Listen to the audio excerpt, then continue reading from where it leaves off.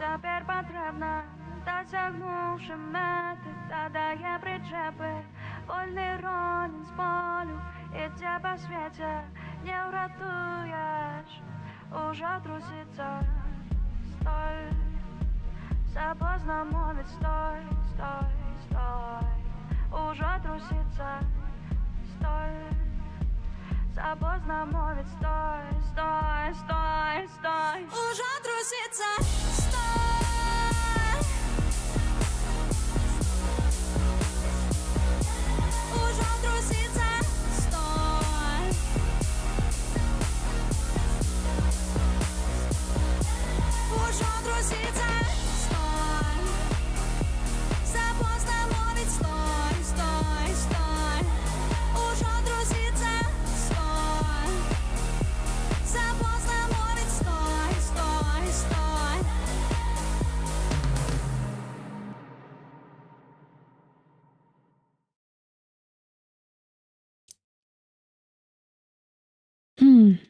Вітаю всех. Зноў мы тут з вами сабраліся. Другі дзень Геймскома 26-го году. І сёння у нас плануецца Xbox, так, амаль Xcom не сказала. Вось. І Future Game Show. Вось. На Xbox я чакаю насамрэч больш усяго, хаця там стрым будзе больш працяглы і больш такі, наколькі мне падаецца, будзе больш аля як нінтэндаўскі Treehouse, то бок там будзе інтэрв'ю з распрацоўшчыкамі, але я не ўпэўнена. Але сёння ўжо быў стрым ад CD Projekt Red, вельмі працяглы, і вось нарэзачка геймплея дадатку да Вядзьмара, Songs of the Past. І я думаю, пакуль мы чакаем Xbox, можна гэта паглядзець. Я буквально хвіліну, літаральна хвіліну тут глядзела, і ўсё. Beginning of Bulletin, well, end of Bulletin, but the day after. Вітаю, Волчара. Так. As you can see, the party was wild. Зараз чатики себе выведу. Is Geralt hangover? О, а я Can he не. get hangover? I mean, No, he can not get really. Я tired. зараз буду He can be глядзець. tired. Вітаю, But Алексеевич. in classic form, you lose a friend on a big night out.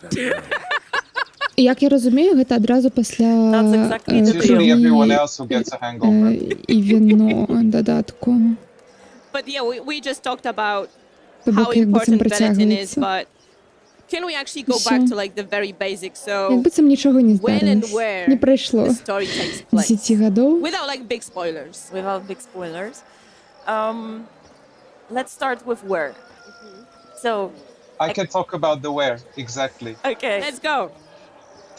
So it's the whole thing plays out in Letten, which is the birthplace of Dandelion. It's in the north, somewhere halfway between COVID and Cageman for all you map nerds out there. Хозяйцы If you go згубили. to the Gulf of Praxida and take the Buina River Ну, to the я east думаю, and take я a ride on the Nimnar забуду River, уже всё. on the other southern shore of the Nimnar, you will Ну, все find равно, this до речі, lovely треба place буде that you, перепроходити, хоча я не веду. get to have a beautiful Тримається у мене glimpse about. перепройти Вядзьмара But it's in the north if you want the третього, shorts, the увогуле з LDR version. першого лепей. Не ведаю. So I guess we can now go to when. І гэта, до речі, ўжо графіка ремайстера. The І фізика, і паркур. events of third expansion unravel. After О, конвульсії Geralt дерева hoped to убрали. А retire ні, я не at трошечки ще там but then yet another в adventure этих unveils. дригаюсь So this is what I немного. would share now. And then of course he has Really great vision elements that we want to cater to, but also enable the player side of exploration, not just the story side of exploration. So we are an open world RPG, and we are going to stay true to that in Songs of the Past as well. And we want to make sure that you are enabled to explore, but guided gently towards elements of the story, so you can still experience it as we sort of intend, but in your own pace, if you understand what I'm saying. So it's directed, but gently, and lets you engage in open world activities while you're already invested in a greater storyline unfolding. So it's still up to you, but nicely framed. And this, I think, was one of the biggest challenges still, which was the biggest challenge in the original game as well. And I guess on that, Peter, what, as players are sort of taking in the world and the architecture and all the work that the team has done, what's something that you really hope that they'll get to see and immerse themselves in, and maybe like the finer details?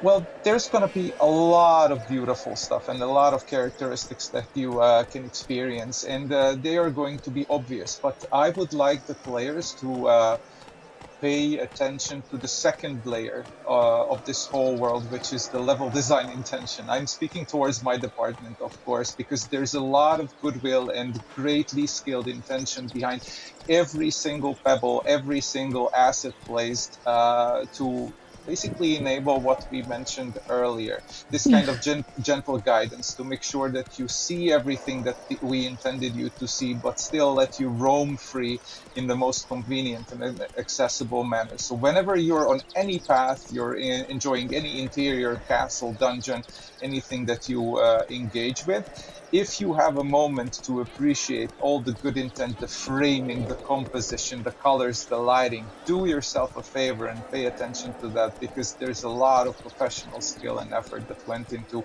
every square centimeter of this new world. Yeah, I think while we traverse through Latin, could you tell us more about the inspiration? Because I already see in comments that it looks like Italy, it looks different than what we're used to. So maybe a few words about creation of Latin. Right, so we still wanted to keep this character of Latin that Ладно, is не. very Мы не close to укорвивим. our fond childhood memories Але of ладно. holidays spent at Latin grandma and grandpa in the поместье. countryside. So when exploring Маёнток. Latin, when entering Latin, you should feel that from the get-go, right? This is a very calm land, an idyllic land, a rich one, but also mornings are fresh, right? You can see the crisp light traveling on all the vegetation and like shining on you through the leaves, and you can actually feel it that it's peaceful, it's there. So it's familiar for the Polish countryside, I would say, but also, as we can see right now, Я we also всё ж took таки some просто, inspirations from Гульня British Isles when it 2015 comes to года architecture, отрымливая and додаток it has сюжетный a further великий connection to the lore, у to the story of this 27 place, because годе. Dandelion, who is Это whose family просто is the owner of the штосьці land, they are counts, з right? чимсьці So для as we мяне. were looking for something connected with the title, Xbox ще не and it has почався. many rooms and corridors, so there is a lot of explore and many secrets. Okay, so far we showed you a little bit of the sunny Latin, but it also has woods, Oh yes. dark woods. Lots of it, yes. Lots of dark woods. Can we maybe talk about how you guys Сиділи approach представлені designing четвертої частки. this Мені contrast подається, between гэта super было sunny ще, village ну, and then dark forest with like рашэнне fog аб and гэтым all DLC that было mystery прынята around. альбо Yeah, this разам was з чацвёртай an часткай, exceptionally tricky thing to альбо, pull ну, off, то бок and I bet недзелі яе it's the trickiest part прасоўвання. of every Ну, game that я не ведаю, tries to гэта illustrate маё values through contrast адчуванне. is how to blend Што like one extreme into the other extreme.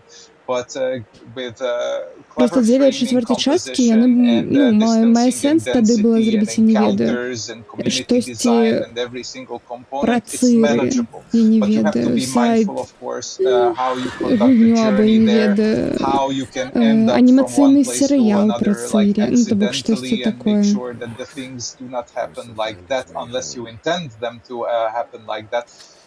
So it is kind of tricky, but it requires a lot of testing and a lot of iteration, of course, and subtle play До with речі, я все colors ще не and, губляю of course, надії expectations, how you set up a побачить certain mood Alien with Isolation 2. shapes that bleed Мабуть, out на into the Future Game surrounding Show. environment a little bit sooner, just to like set the Ось, mind хоча in мені that kind of подається, mood earlier with the smooth transition, so everything Alien happens Isolation 2 in узяли good б у rhythm and головне patience. шоу, ну, вже в Кілі би узяв, тому що, ну, це ж Alien Isolation 2.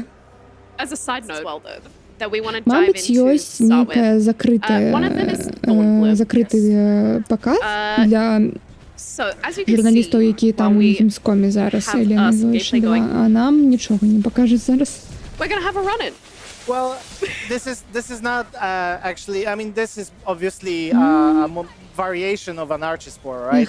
Ну, But as you can see on during шкода, his що не attacks, тримався this is not Січ. your regular different. archispore. Yeah, this is something that has been born in the Garden of Thorns, so you know it has to be special.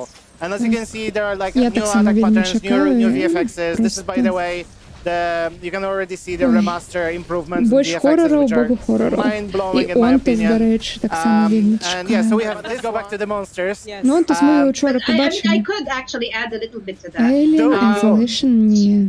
Yeah, basically our Sure. reference for this one was based Different on combats. So I would say depending on Boyka. what your playstyle is, but our main, main focus in creating a boss fight is to always create a challenge Сварміон. for you. So yeah. We have a little glimpse of О, Swarmions again. нове зброя. Getting beheaded, that's my favorite finisher right there. More Як хук Swarmions. ніякі. I don't think I'm gonna like those Мабуть, guys. хтось і зробив білорусизатор Alien Well, Isolation, але не ти, так? It is in the name, Swarmions, they swarm you, right? So there's gonna be a lot of them. Too in-depth, got something that you're just cannot wait for people to experience? I Ой, mean, ой. Kuba Заховані. stole my answer. Like, No, I Різанули didn't, много I didn't там. steal it. Have It's and just these beautiful patterns that are sort of so intricately stitched into the clothing.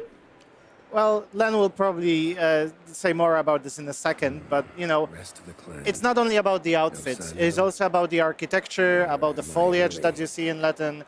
We were trying to create a land that is very consistent in how it looks and how it feels, but also a very distinctive part of the world, that you can feel that this is a very distinctive part of the world. And things that you see on their clothing, Та ні, але ти when увогуле you play the game, you will перекладаєш see гэтай that прузі those are не гэта. deeply connected to Нічого their не говорю. traditions and to their folklore Просто in що. this particular area.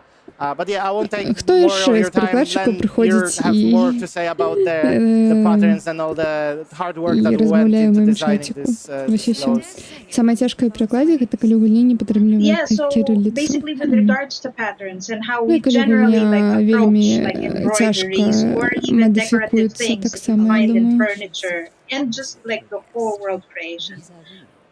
If you look back to several different cultures, they usually reference stuff that they see, whether it's in nature, whether it's in their trade, and reflect it into their art.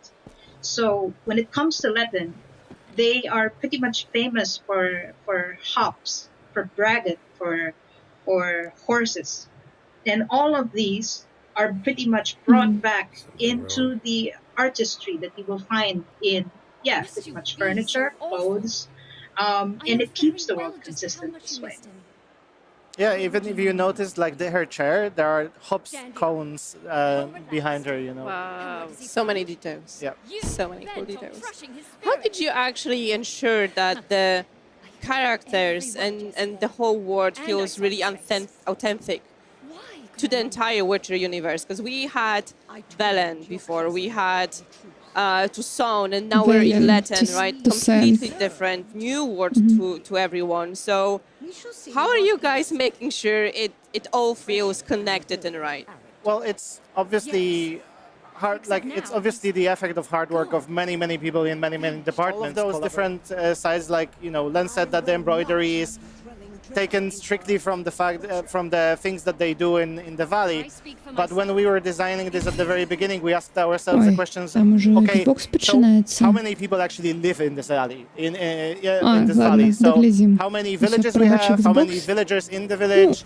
Уступок Xbox How big is the пропустим, але я brewery? думаю, How там many нічого horses не do they буде breed? такого. Like how many sheep you need to breed to keep everybody fed and still have sheep to sell?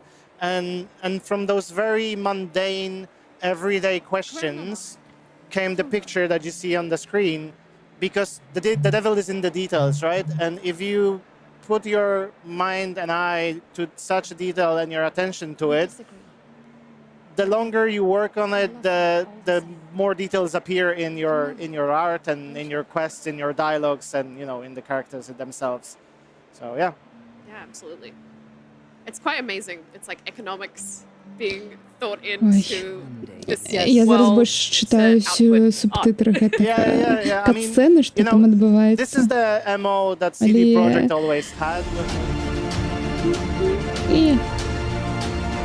Але у гэтым няма сэнсу, таму што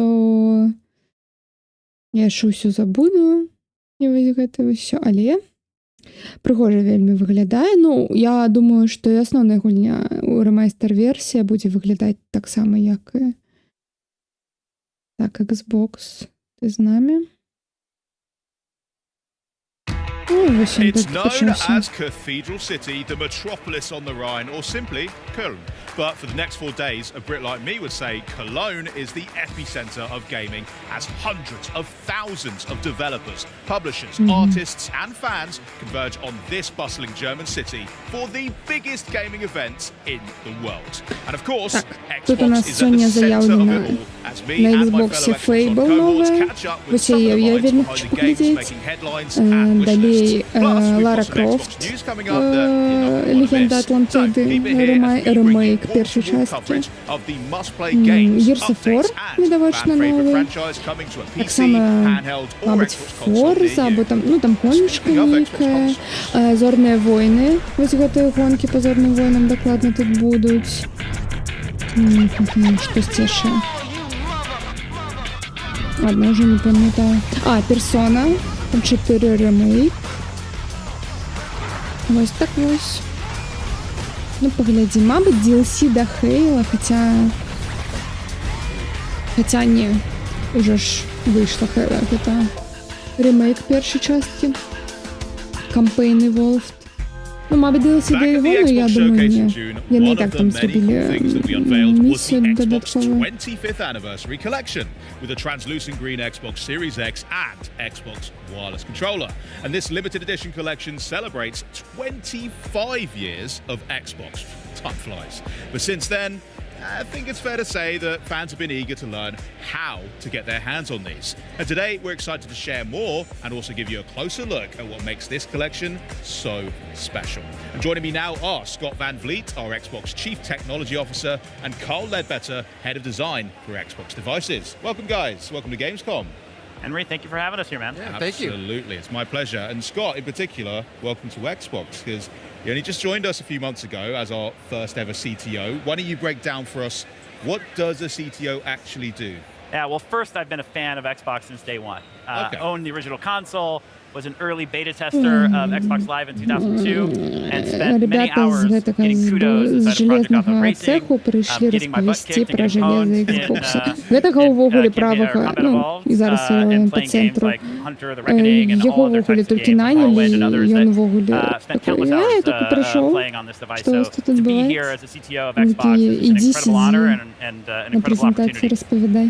Now, in that role, I'm really a maker, if you think about it. I started my career as a software engineer and a builder of devices, but really I'm focused on making and building great experiences for our players. And so that includes building the hardware that Xbox produces, as well as the software that runs on our devices, the developer ecosystem and the platforms that developers use to publish their games and their technology on our platform. So really kind of the end-to-end system that helps bring value to players. Amazing. Yeah, so very much a connective kind of tissue that helps all the teams communicate with each other and just deliver great games on great devices. For That's right. everyone. Awesome. Carl, you've been here a little bit longer, right? I've been here a little while, yes. Yeah. You come with the furniture now, I think. I know. Yeah, I think I need my own Levin, anniversary edition. But I will say one of the things that, having been at Xbox since the beginning, like one of the first products I worked on was the design of the controller S. And this was in response to the Duke. Час поесть кавуна. The Duke is awesome. I know many of you out there love the Duke. It's very endearing. I got big hands, it's perfect for me. Bingo. So the first challenge we had was how do we get the controller to fit in more hands? So the response to that was designing the controller S.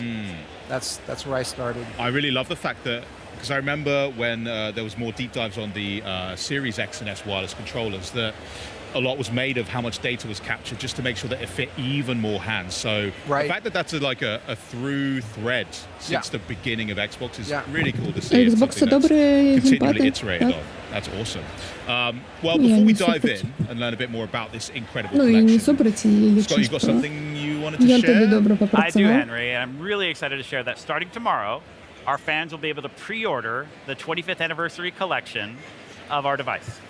Amazing. Let's go. Okay. Ну, ось Very такой nice. лімітований Very nice. Xbox But до there's one 25-годия Well, Xbox. there's a little bit additional details. Завтра In addition to the предзаказ pre-order будет tomorrow, some of our most отчинено. loyal fans would have already received an email this morning with early access to pre-order starting today. No way. Where was my email? Але фанати you should check. отримали Oh, email okay. Later. We'll уже do that сёння later. предзаказать That's его. amazing news. So check your За emails as well at $800. home. Maybe you're one of the lucky ones, А but вы if not, больше. check back Ну, with us да. tomorrow and you can get your own one of these, which, yeah, I'm going to have to do that. Is there anything else as well that is particularly exciting about this collection for people there's- that are pre-ordering? There's one more fact to share, Henry. In addition to the console and the controller being included in the collection, pre-orders will include a copy of Halo Campaign Evolved in the box. Yes, back where it all began. I mean, I love И Halo Halo. I love the положить. controller too. Is it Campaign possible for someone Evolved. to be able to purchase just Да, the controller on its ну, own? Absolutely. Вы Again, видели starting всё today, дома? customers and our players can choose to pre-order that device, the 25th anniversary special edition controller, starting today. Nice. I think I will have to because I want a second one to go along with the console itself. геймпад Unbelievable. Okay. можно будет особенно Everybody clear набить так calendars само. for tomorrow. Лимитованный. To get your Окей. pre-orders locked in, you don't want to miss it. But why don't we talk a bit more about this just stunning hardware? Like, well done, guys, by the way. First, Scott, why don't you tell me a little bit about what were the inspirations behind the anniversary collection? Well, there's a lot that went into designing this box, and actually, I'll hand it over to Carl, the team who actually worked on it and built it. All right, thanks, Scott. So we put our heart and soul into this design. I mean, going back 25 years, it's a pretty special moment. We wanted to create a product that was reflective of the journey we've been on with players over the past 2.5 decades. And so we started with the material. So the Xbox, the original Xbox limited edition console was in this exact same translucent green resin. And so we worked with the engineering team, we matched the resin, and we found a way to actually mold it on the console, the Series X25. And we've never done that before. No So we're way. kind of, Cool. building new product muscle with this one. So it's an exact color match. It's an exact match. Wow. And so we're really proud of being able to do that. There's also a number of Easter eggs on this product. I'm not going to give any of them away. Come on. Fine. That's up for you at home to, once you get this, just explore. You'll find some really special things. But I will say for the people who are at Gamescom here, we have a special exploded view display of the Xbox Series X25. And on that one, you can see around the fan shroud, Master Chief's helmet. He's molded in. It's special. Do not do this at home. That's right. Do not Take our explode your word for device. it. Yeah, It's definitely there. Do not open the device. Do not open the device. But for those of you at the show here, you can check it out. We also did a few other things. And so you'll see on Говорите, the вы front of так и the не console, побачите, it але has там the внутри branding, the шлема Xbox Стичифа 25. On the controller, we выгравирован, also have 10 там на that. We also плате. did something that we've Або never done не веду на before. платке. So I'm going to turn this on. And you'll see that the Xbox button, we lit up the X shape in green. Nice. So this is a true homage to the original branding for the Xbox. And that's just something that every time you turn on the console, is going to remind you of where we've come from Where we began. and the journey we've been on together. Друзі, гэта кансоль для фанатаў Can I talk a зелёнага little bit колеру. about the controller? Please do. Потому что вось там нават Yeah, the не team just белым went all out. So, we talked earlier логатып about the controller S design, гарыць, how to make it more зелёным, comfortable. як арыгінальны Well, that першы Xbox. was a lot of inspiration there. So on the controller, you'll see the ABXY colors are the same: red, blue, green, and yellow. It has the branding, the Xbox 25.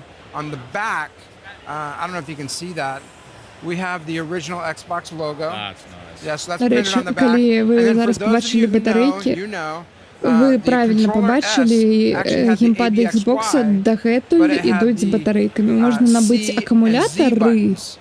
They ну, were white або там and один black, and акумулятор і those вставити later in туди life on замість the Xbox батарейок. Але 360 звичайний, ось became такої the з коробки ви bumpers. набудете So what ось we do, гэтий we made the bumpers in that same 25, black ну, and white лімітований Pulling on my геймбокс вам heartstrings. приведе Bringing me back геймпад 25 years. з батарейками Oh, so wonderful. звичайними. So that's just some of the Ось. design details that we did. We actually did one more thing, Oh.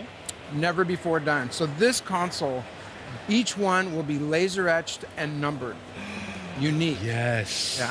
That's sick. Oh my goodness. I can imagine already. People are going to be Так як looking. це Who got the лімітована 25? консоль, That's right. Who got the 117? у кожної консолі буде свій That's going to номер. be a real chase for collectors. I love it. Love Вигравірований. serialized. And you've absolutely nailed the design. As someone who's been playing from the OG Xbox, I didn't have a translucent green one. I had the black one. So this is a nice chance for me to own something that's a piece of gaming history and also just looks so sick. So congrats, guys. You've really, really done a great job. And if you are at Gamescom, definitely check out the exploded view. Super cool. I'm kind of intrigued if I could get one like that and then maybe just put it together myself, because I'm a bit of a tinkerer sometimes, but you know, yeah, I'll let you know. Well, it's been an absolute pleasure having you here, guys. Thank you so much for sharing all those details about the Xbox Series X 25 and of course the Xbox 25th anniversary controller as well. I'm not kidding. Get that reminder in your calendar so you don't miss the pre-order window. But hey, maybe check if you're one of our most loyal gamers and you got that early access email as well. But coming up, the Crazy Taxi World Tour continues with a jaunt through Germany unlike any other. But then we swap the pickaxe for a Зараз sword буде with an Crazy all-new game demo Taxi. for Minecraft Dungeons 2. But Або Minecraft Minecraft Dungeons 2 isn't Dungeons. the only big game coming to Xbox, with Gears of War E-Day, NBA 2K27, Call of Duty Modern Warfare 4 and Grand Theft Auto 6 all on the way. Xbox is truly the best place to play. But first, you're a raccoon leading a gang of trash pandas in all-out mischief and mayhem. Yeah, it's our first world premiere of the day. Enjoy! А, ні. Секретная прем'єра. Про єнотика.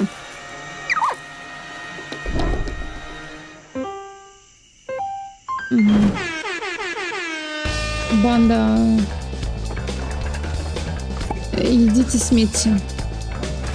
Уламывайтесь у домы. Воруйте. Крадите все, что бачите. Короче, Payday, только не няшный. Экстерминаторы. Ну, бежите. Отбивайтесь. Дозволяйтесь, бро.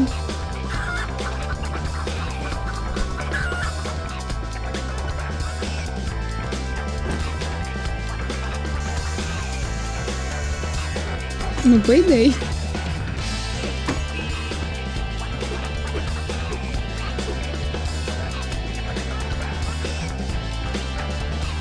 Бежите.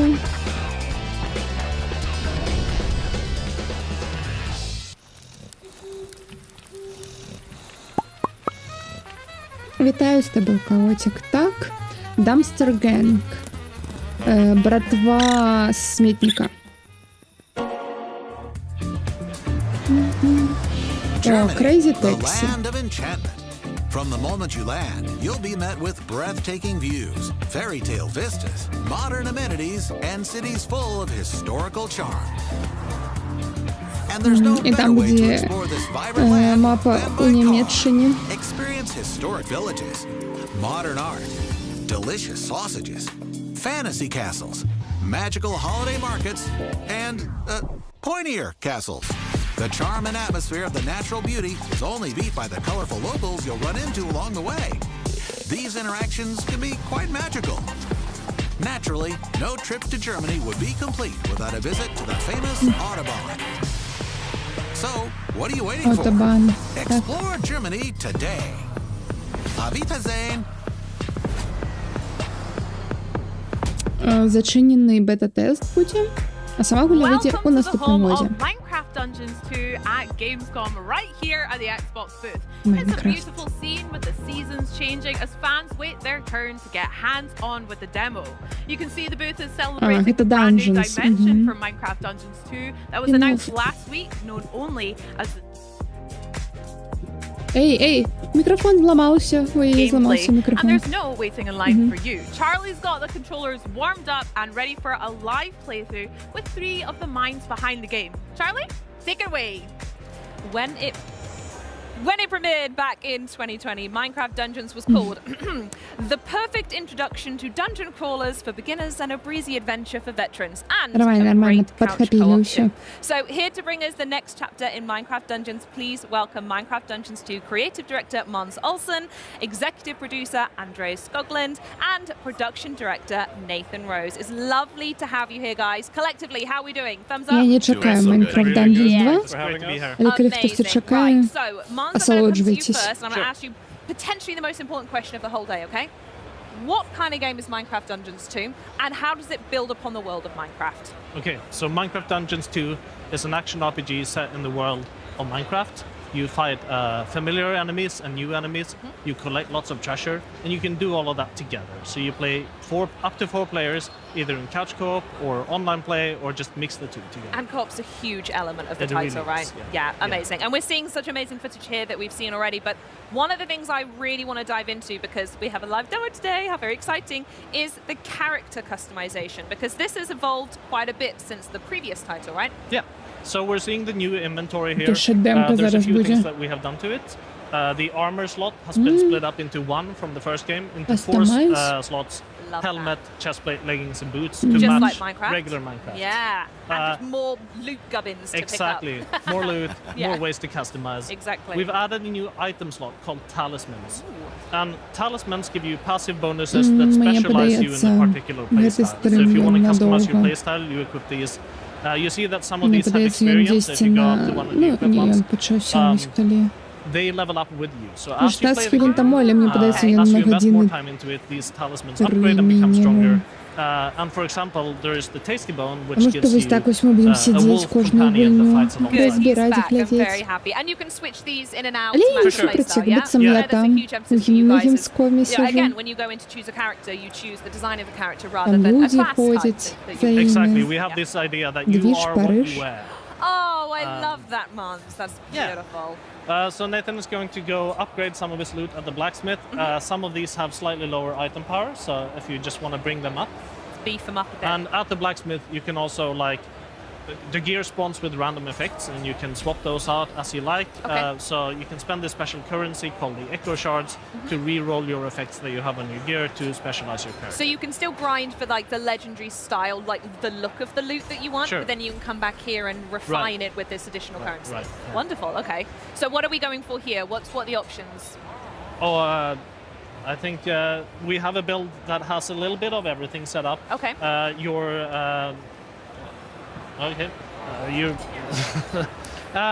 So the melee weapon here is unique. It's a very powerful item that has additional melee boosts of different kinds. You have a set of feet that buff companions, so things like the wolf. Yeah. Do you want to go look at some enchantments, Nathan? Ooh, yes, definitely. So talk us through the enchantments. If there's anyone who hasn't played the first one, how does that work in the world of Minecraft and Minecraft Dungeons? Right. So to further specialize your gear, you can put enchantments on it. So you collect enchantment books out in the world. This is a change from the first game. Of course, yeah. Where you had enchantments built into your gear. And now instead, you collect these books and you can apply them as many times as you like to whatever gear that you like. So, wonderful. Nathan, take your pick. Okay, I'm going to go with Inner Mines on my main hand weapon. And what does that do? Weapon attacks deploy 2 mines that explode in proximity. Ooh, that does sound very good. Great ag control on that. And so now, whenever he does jump attacks, also new to the game, okay. or combo attacks, swing multiple times, Ooh, that looks awesome. then you'll see these enemies pop up. And as a personal favorite, I could also see on the bar at the bottom that the firework arrows are back, right? They are indeed. They are my favorite thing. So I played this game obsessively with my family. It was the first game really that my daughter got into. With the couch co-op really came to us here. We even gave it a nickname. If you guys are interested in hearing a little, maybe you can rebrand it. We called it Minicraft Dungeons. Oh. Let me know if it sticks in the office. No, I imagine it doesn't. But yeah, I loved it. And should we head out into the world and if we get can a few make more my dreams players in? come true, All right, play let's it, join. that'd be great. So we're gonna travel to an outpost in the forest area here, and then I'll start. I'm gonna choose this guy. Beautiful. Okay, and me. Charlie. Here we go. I'm going to go for you. Lovely. And I'm going to pick a character as well. Beautiful. And here we go. Very quickly, that map was an interesting thing. Instead of going onto a specific place, the table, choosing a mission and moving over, this interconnected world is brand new, right? Right. Yes. Yeah, Andreas, actually, do you want to talk us through any of the other new elements that are coming along?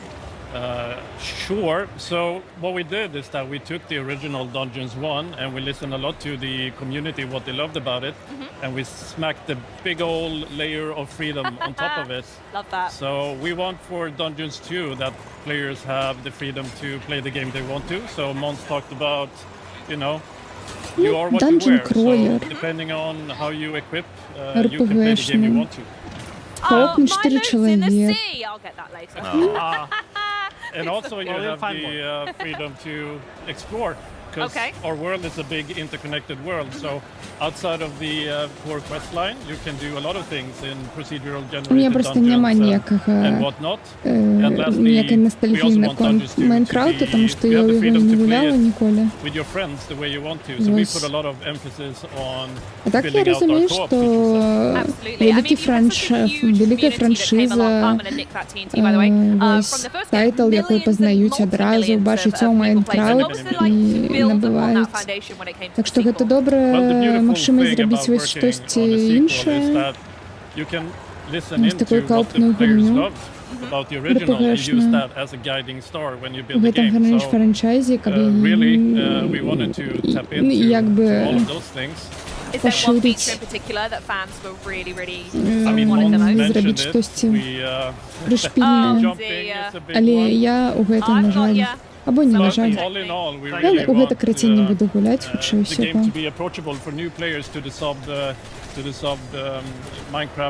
Genre here, but also have a lot of depth to returning players. We have actually the mini inventory that we could show off. The which mini is, inventory. Oh, look at that! So hold on, what do I press to get that? The D-pad up button. The D-pad up. Yeah. So in the first game, you had to inventory management. You had to like take it one in at a turns. time. Yeah. And that was some feedback from the community that we really took to heart. Now we have this mini inventory so everyone can manage the gear at the same time. Oh, yeah, we would rock, paper, scissors in our house as to who got to go first to look through the loot after a fight. That's incredible. I love that. That's really good. We also have this guiding line. If you're ever lost in the world, you can just press the button here. Really accessible. accessible. Know where to go. Yeah. So we're going to go over to... Oh, you're hitting me with TNT. Oh, that was me. No. Okay. Well, that's another fan favorite. Yeah. It's usually a Mons move. And another improvement in this game is if multiple people revive at once, you revive faster. So that was something we were doing there. That's really cool. I also wanted to ask as well, so I'm looking at what I've got equipped down here. What's this candle? That's the creeper candle. The creeper candle. So, like a creeper, it explodes. So you put it down, and then after a little while, it explodes, and it takes a bunch of enemies with it. Okay, perfect. Right, I'm going to test that up on the next adventure that we have. In fact, I'll tell you what. While I'm waiting for some poor innocent fool to put my creeper candle on, let's talk a little bit more about discovery and exploration and what makes this game as fantastic as it does. What's it like to expand this world even further for fans, Mons? So we just walked past this doorway. We didn't enter it, but that leads to a randomly generated dungeon. Oh, okay. And so you can enter those to find special currency, these echo shards that we use for enchanting and for upgrading the merchants in town. You can also get that currency by defeating soul corrupted mobs, one of which we see up here. Oh, it's this guy. Yeah, I'm definitely dropping a candle there. Watch out, lads. Extra tough enemy, but once we get it, we should be seeing some of the special currency pop up. Oh, what are you doing? Collecting it. Great work. This is wonderful. Okay, and so we're just gonna walk up this tower and find the... Who's going to be up here? Well, let's see. Okay, all right then. Nathan, I wanted to ask you about the evolved co-op experience as well. We've spoke about it a little bit, and obviously we can see it on display here, but we mentioned it at the top. Co-op is such an integral experience to Minecraft Dungeons 2. Can you speak a little bit more about what that's like to bring it together and what it means for the title? Yeah, absolutely. A big change that was made between Dungeons and Dungeons 2 around couch co-op is the ability to join a online multiplayer game within a couch co-op group. So say if you're at home playing with your family, and you have an open spot for another player, you can matchmake and grab another player from the internet to join your couch co-op party. Wonderful. It was a big change that was really necessary and something that our fans have been asking for. Yeah, I can imagine. All right, kill all them idiots. All right. Oh, this looks like what? Oh, the weather's not good either. No. Oh, dear. Well, I think we have one of those infamous demo bugs here, but oh, no. This is supposed to be a big boss fight. And you've robbed me from it. That's fine. I will have to wait and see it when it comes out. Nathan, do you want to take us to the forest and we can play some of the forest there? Yes. Oh, yeah, absolutely. So, yeah, let's talk a little bit about how we're going to get to the forest, the map, the world, how it all connects together while we're setting that up, please, Mons. This stunning, by the way. Yeah, so we have this lovely map. There is things to do all over it. As you can see, there's like little indicators of side quests. Okay. In fact, actually, I think I've just been told that we can't see it here, but everyone, there we go. We do have a clip. We had a little practice on the boss fight. So actually, we can just talk over the footage and how good I am. I don't think, So talk us through. Who are we seeing here? Right, so this is the Copper Monstrosity. It's a really big boss fight that you encounter as part of the story. You're looking for somebody else, somebody called the Supreme Evoker. Okay. But actually, as you get here, you instead encounter this giant monstrosity to fight. And it's actually quite a challenging fight. This video is making it look easy. Because we're so good, right? But yeah, like it takes a beating. Yeah, I mean, it was a great fight. It was really, really fun. Yeah. And I felt like everyone, you're missing out. We had some great call-outs as well, everyone looking after each other. I've thrown the TNT and everything. So again, the co-op comes perfectly into there. So do we want to touch on where we've landed here? So back into the regular, or are we going to... Let's have a look at where this goes, actually. This was really interesting when we I think it's an interesting cutscene too. Yeah, talk to us about what we're about to see then. Right, so this is right after the fight. And we're seeing some of that quirky Minecraft humor in this cutscene. Yes, love that. I'm so glad you've kept that in. Yeah, we're picking up a note block, which is important to the story. We'll go into more details on that later, but as you can see, it's that easy to just... Laughing at him in the background. Is there any symbolism with the music box? Oh, there is. Yeah? Yeah, but we'll get into it at a future date. All right then. Well, on that note, talking of a future date, Minecraft Dungeons 2 does launch next month. Ой, it's not that вітаю, far, guys. I пан. hope we're all excited. Are there any last thoughts you Рано, want to share with players before we wrap up? Тому що Xbox тут зараз 3 години буде ось так ось сидіти, довго розмовляти з розпасовщиками Вітуси. Так. Правда, що ремастер Вядзьмара 3 вже робить? Правда, і він вийде у вересні, праз місяць ровно. І він буде безплатним для усіх, хто набув оригінального Вядзьмара. І так само усіх, хто набув оригінального Вядзьмара, їм яшчэ не толькі да ремастера падымуць гульню, і дадуць бесплатна 2 першых DLC, Кроў і віно і каменныя сэрца. Прабачце, ну я тут просто носом заклевала, тому что... Потому что мне цікаво Minecraft Dungeons 2. Ой, у нас яшчэ сусветная прэм'ера. У нас уже были еноты пейдеевские.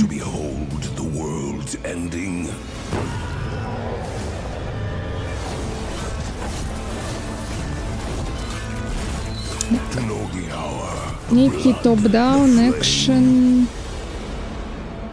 Рогалик? Odin is waiting in Asgard. You shall be my final wager.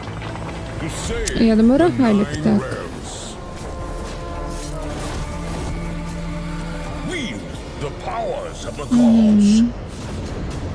Якраз DLC нема, только базовая хуйня чморить. О, ну, віншую патата. Спешно стриме, ну, так. Кавун могу есть, могу спать. Чекаєш і майстер цудовний. Цікаво, правда, змогуть ли наші мод білоруські зробити, вони ж якраз зараз перекладають, ну, фанатський переклад робить третього Вядзьмара з усіми DLC. І сьогодні ще показали немного геймплею нового DLC до Вядзьмара, який вийде у наступному годі. Songs of the Past, пісні минулого. Ось. Як так.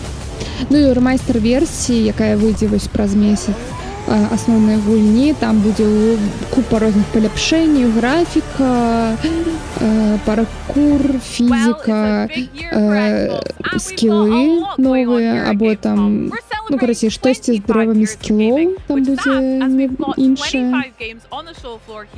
And more than 40 games in this show for all of you at home to enjoy.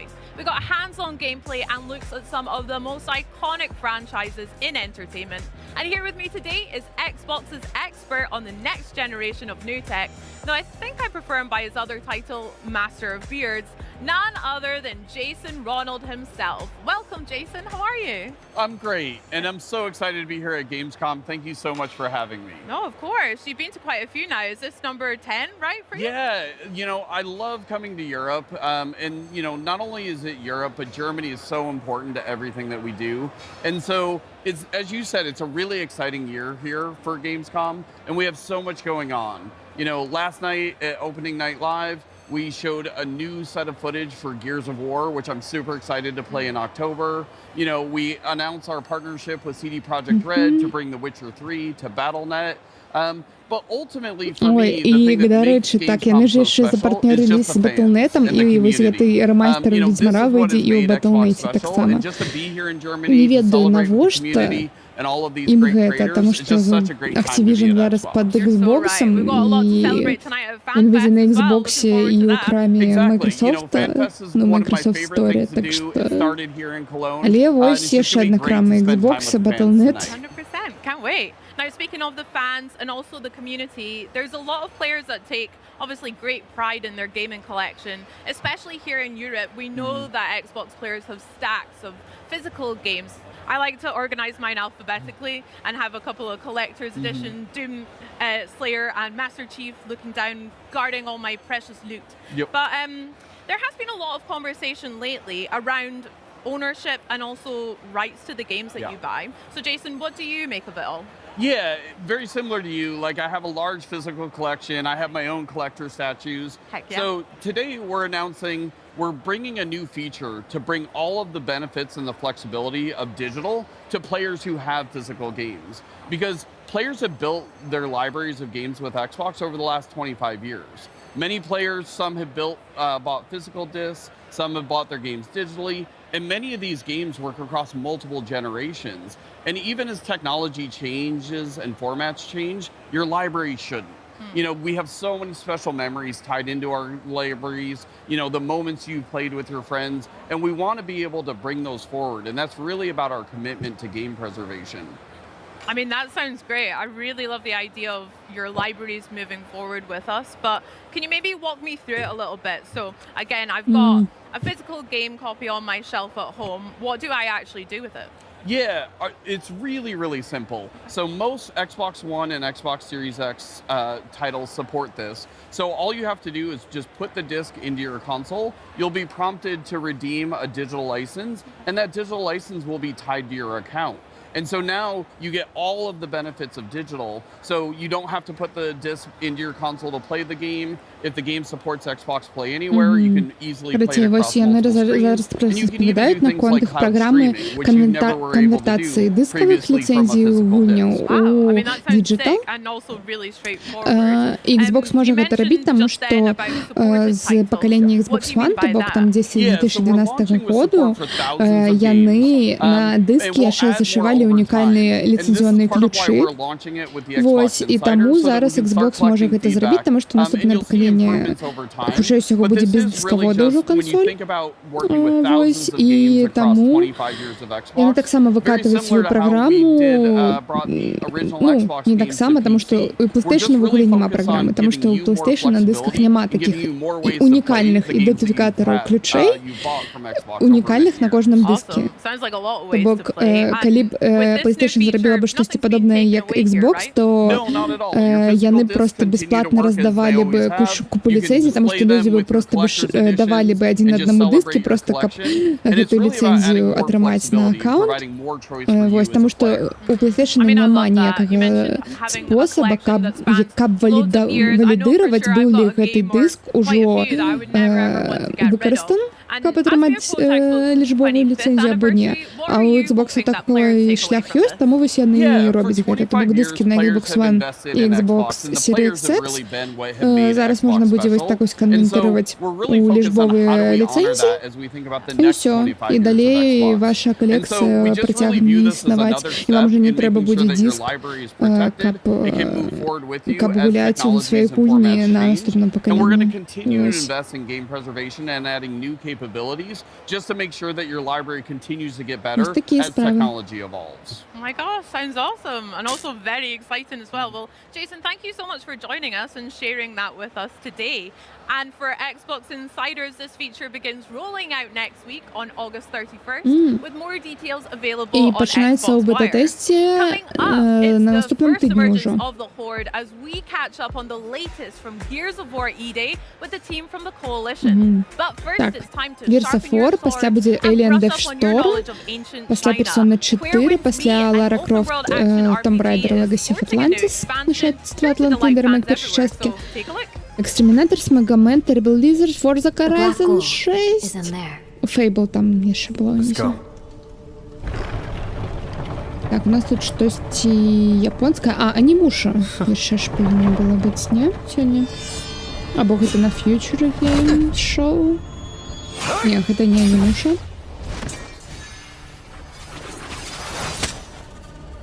At last, I've got you. It seems those fools let you slip away.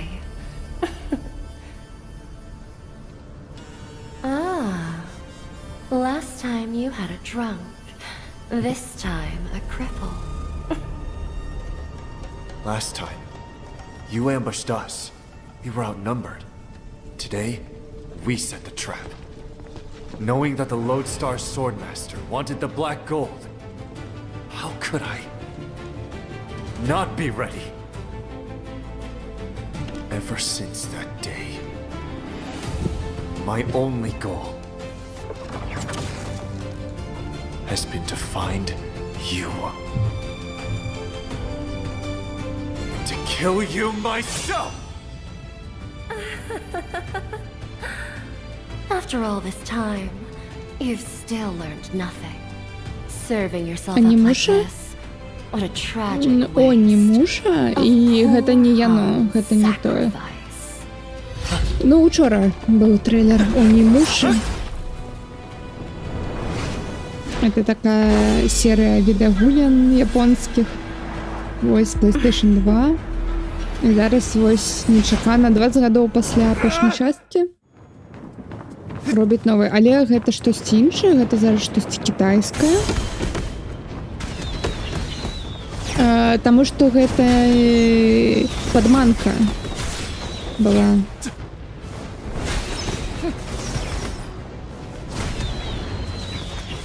Выглядае як з PlayStation 3 гульня.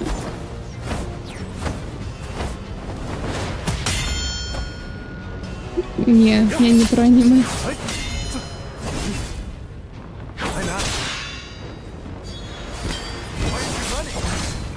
Ну, сапраўды, і фреймрейт 30 кадраў, ну, камон.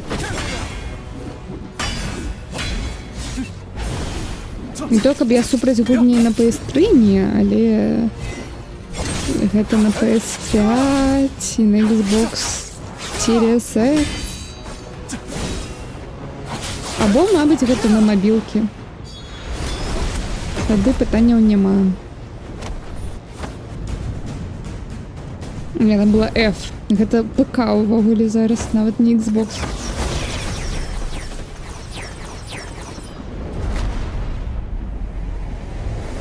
Ой, ад першай асобы. Ну, у часы PS3 такое любілі. Ой, мабыць, музычку нейкую наклалі, трейлер зрабілі. Ай, дзе там гітаецца Annihilation, яна хоць прывабней выглядала.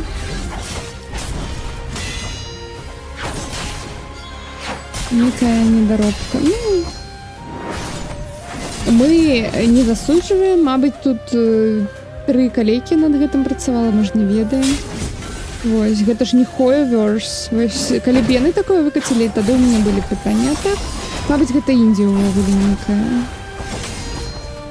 Тады пытанняў няма.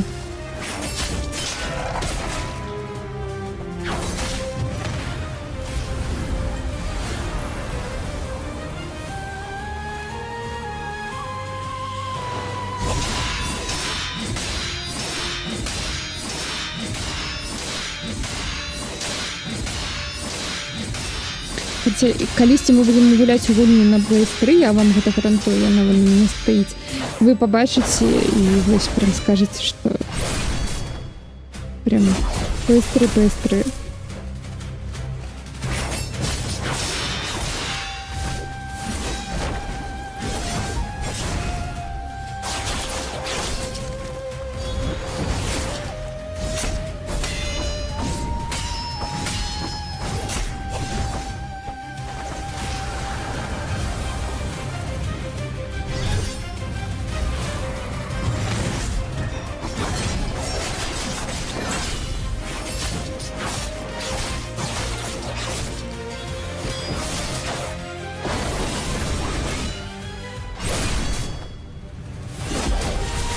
Ну, ён уже паўтарае одно і то ж комбо 2 разы. О, штосьці пачалось. Угу.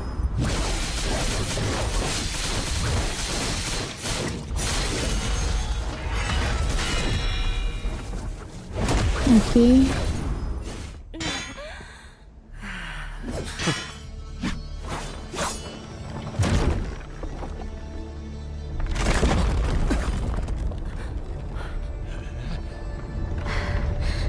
Skyward City is moving. Artificers, what do you want? Huh? I see now.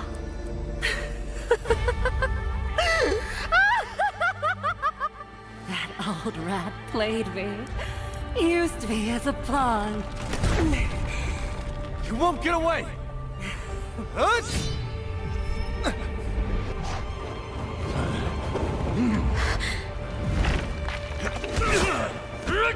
If we take flight, the black gold will destroy the city. Ой, гэта слоумо жудасна. Вы гэта бачылі?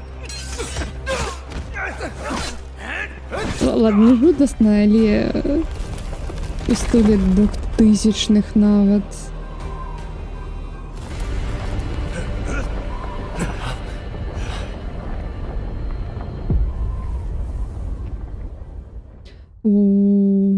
Worldwide play... Where Winds Meet. Gears of War fans have been eagerly anticipating Gears of War E-Day since it was announced in 2024. And here to chat a little bit about everything they've got going on at Gamescom this week from the Coalition, please welcome Studio Creative Director Matt Cersei and Studio Art Director Arian Hambeck. Guys, welcome. Thanks for coming and joining us. Thank you. Our pleasure. Now, you obviously had opening night live last night, had an incredible story trailer. Can you tell us a little bit about that? Yeah, that story trailer, obviously, when we craft trailers, it's a bit of a love letter to the game, to the fans. And with that story trailer, we really wanted to show off some new elements from the campaign we haven't been able to share yet. Obviously, Vrak at the beginning, but also our story is about, the origin story of Dom and Marcus and Bravo Squad. But there's so many more characters in our story, and they all have character arcs as well. So we got to show a bunch of people that are there fighting alongside you. Now, you mentioned Vrak, right? Can you tell us a little bit about him? Because he looks mean. Yeah, he definitely is. Yeah. So Vrak is a Locust commander, in the Locust army. If you look closely, you can see that he's got a lot of shit going on his face. He's missing an eye. He's got burns on his arm. So all that happened during the Mambet Wars. So he's seasoned. He has kind of a private army that follows him around called the Scorched Legion. Yeah. So they're, into self-mutilation. There's lots of really dark, kind of nasty stuff that they do to themselves and to the citizens of Sarah. And I think overall, Vrak just represents, he's like the personification of the brutality and the actions that they do. They just want to kill everything they see, including the squad. Yeah, honestly, when he was just pouring that emulsion over people, I'm just there like, that's horrible. Yeah. But also, some of the weaponry and stuff that comes from that squad looks so fun to use. Absolutely, yeah. Now, campaign is a huge focus here at Gamescom. We've got it on the booth over here. Can you tell us a little bit about what people are going to be able to play when they come and play on the booth? Yeah, for sure. So we have a little bit of our beginning of Act 2. So it kind of starts the morning after E-Day. The squad has just come together, armored up, and they get sent on their first mission. So we get to play a bit of that. It's got this classical kind of gears. You're supporting another squad, going toe-to-toe with the Locust. And it's actually a subsection of the campaign preview that we just got to see get released online. A bunch of video and press coverage of that came out, which is a little bit larger. That goes a little bit past what we've got on the show floor, but everybody here gets to get their hands on it. They get to hang out with the squad and some fun new characters as well. I actually had a lot of fun this morning watching people like Shadows and Hollow who were playing early, and I was like, it looks so good. But all through the background of this mission, we can see a lot of the kind of details of the city of Kelowna. Can you tell us a bit about what people are going to be able to see around the world to kind of really help build that environment? Yeah, absolutely. So for the first time ever, you're playing a Gears game in a city that is alive. Yeah. Every other game has been destroyed. Everything's been destroyed. So that provides some really interesting opportunities and challenges. We really need to think about what was happening in the place when this event happened and life just got suspended, in one shot. So I think fans, when they play the game, they're going to be able to... there's lots of storytelling, from something simple as a piece of paper on the ground, what's written on it, to what's, there's a meal that someone was eating when the Locust came out of the ground, to more complex set pieces where there's a bunch of dead bodies and maybe they got dragged somewhere. So I think, it does pay to slow down just a little bit while you're playing the game and look around and just really take in all the detail that we've really loved putting into the game. You can also see in shots like that where you get glimpses of this whole city, which we built. We built the whole city, which is really cool. And there's this battle going on everywhere, right? So you see helicopters go by, you crisscross with other squads, which is what's happening in this mission. Just this kind of vibe that there's always a battle sort of raging across the city and you're just weaving your way through it. Yeah.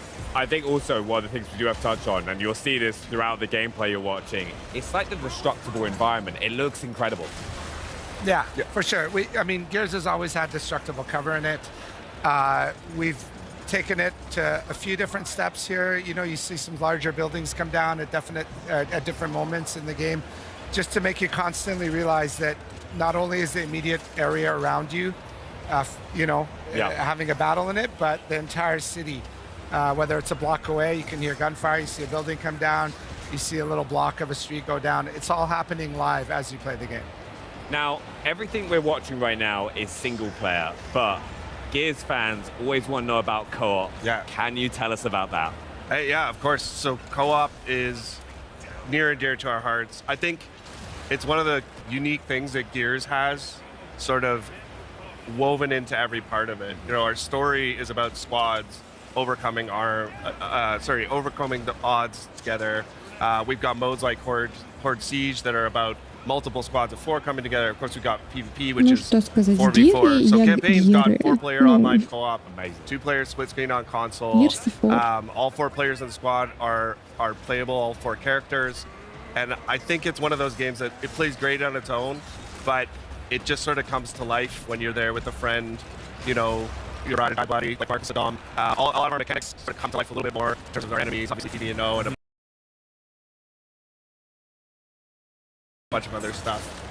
It's a great experience. Yeah, you see it a few times, like if you get downs, like Dom coming to save you and stuff like that. Yeah, different kinds of it, right? We have the rusher enemy that'll pin you, and he'll be on top of you so your buddy can come and stab him in the neck, or if you're playing with someone real, they can shoot him from far away.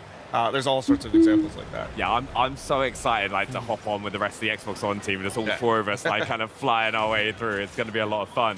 But one of the other things in what I really like about Gears is there are multiple ways that you can approach scenarios. Like this is a bit more of a linear mission that you've said in the past, but what ways are people going to be able to approach different like situations they're going to come across?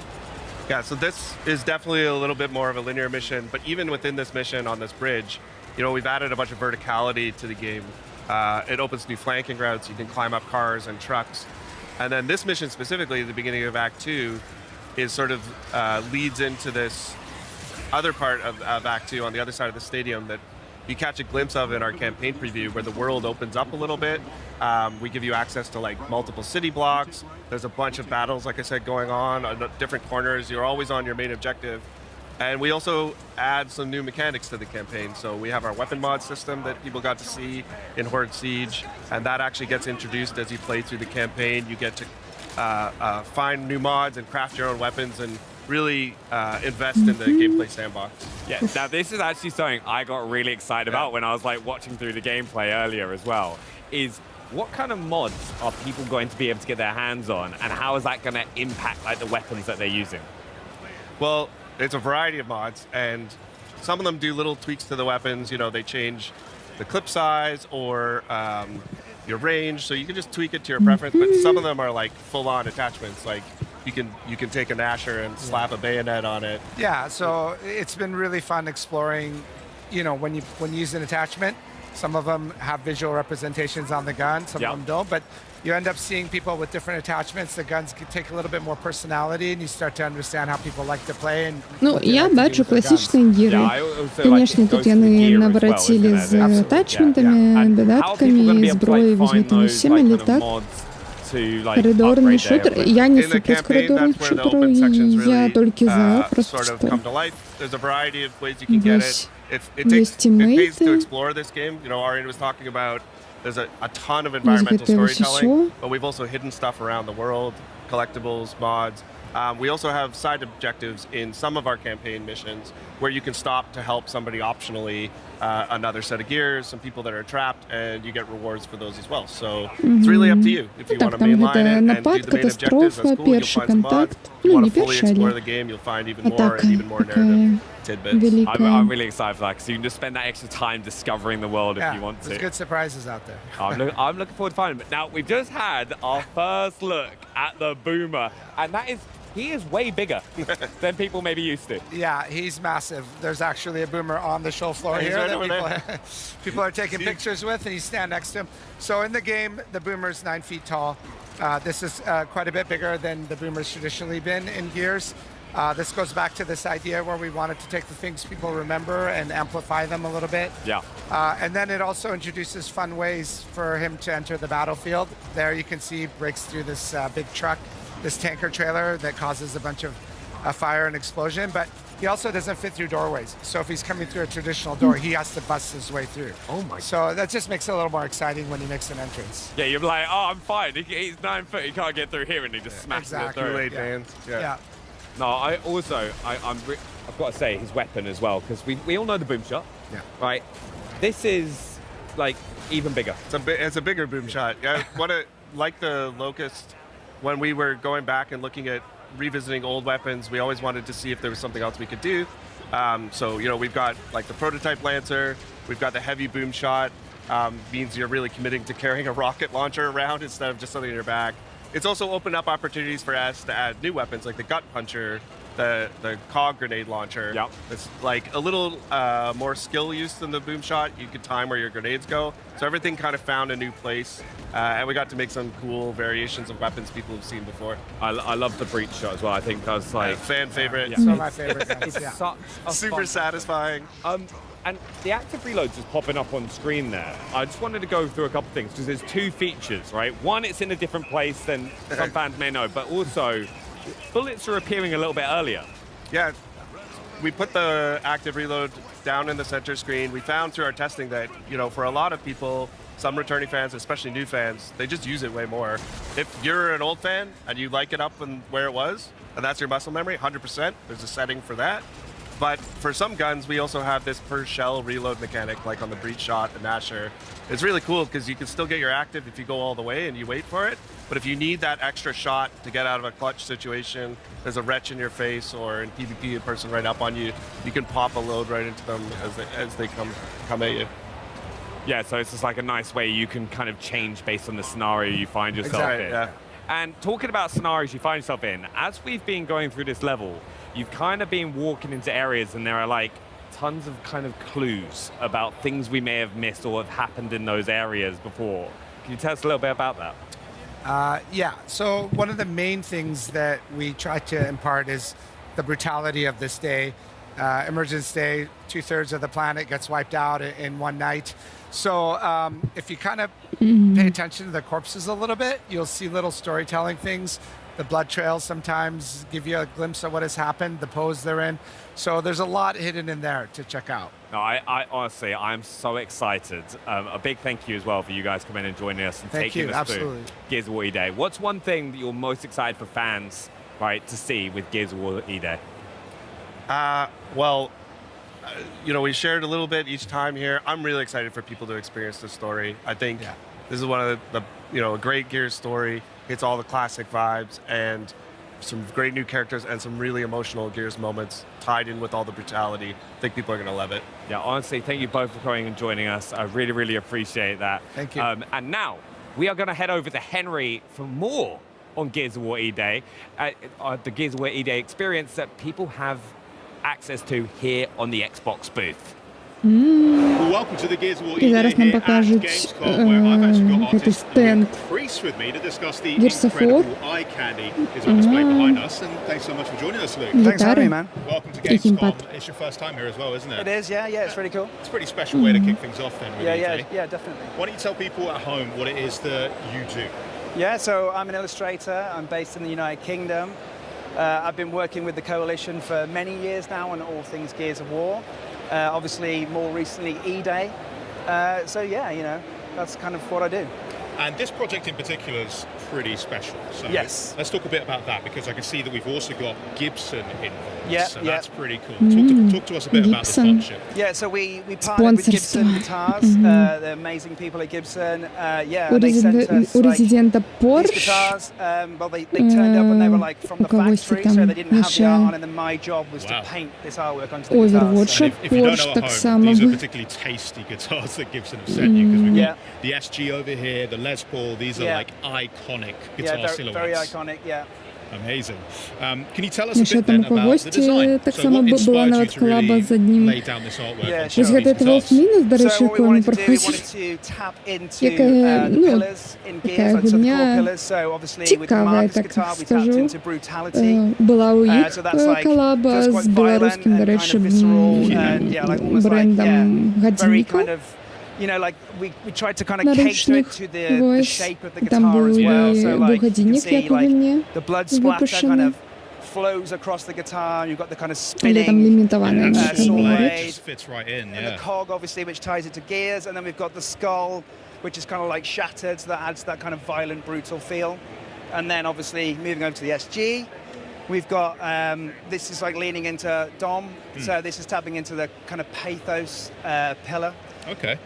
Which is like sort of more like kind of sad vibes and yeah, you know, so it's just like, and then we've got the angel wings, which is like the nod to kind of like the kind of Maria tattoo, and then that kind of flows to the shape of the SG. Yeah, it really like fits and forms into the horns there, which is such a nice detail. I mean, how long was this project end to end? Each guitar probably took about 40 hours from start to finish, so everything's obviously hand painted. Yeah. Гэта ўсё ручная праца. And honestly, like, it was just such an honor to work on this stuff. Like Gibson, like super iconic. I play guitar myself.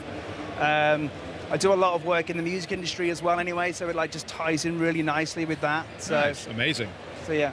But beyond the guitars themselves, and we'll get to the controller in a sec, I do want to tell people it's not just for show, because you can actually get your hands on either one of these amazing guitars if you head over to the Gibson Instagram page and you check out their announced post for more details on how you could potentially win one of these. And people here can also scan the QR code if you come down to the Xbox booth if you want to learn how to win one of these incredible, just beautiful pieces. You have brought something else along for us because there is something else going on in the middle there. So what? Oh, you've got another one. Yeah, nice. So yes, this is a controller that I worked on. So I worked with the Xbox Design Lab on this. This is fully customizable as well. Sick. So you can like switch out the buttons and the sticks and stuff and make it your own. And this is tapping again into the brutality pillar. Yeah, I'm getting that brutality so vibe it's straight the away. vibe, you know. Ну, это похожий контроллер.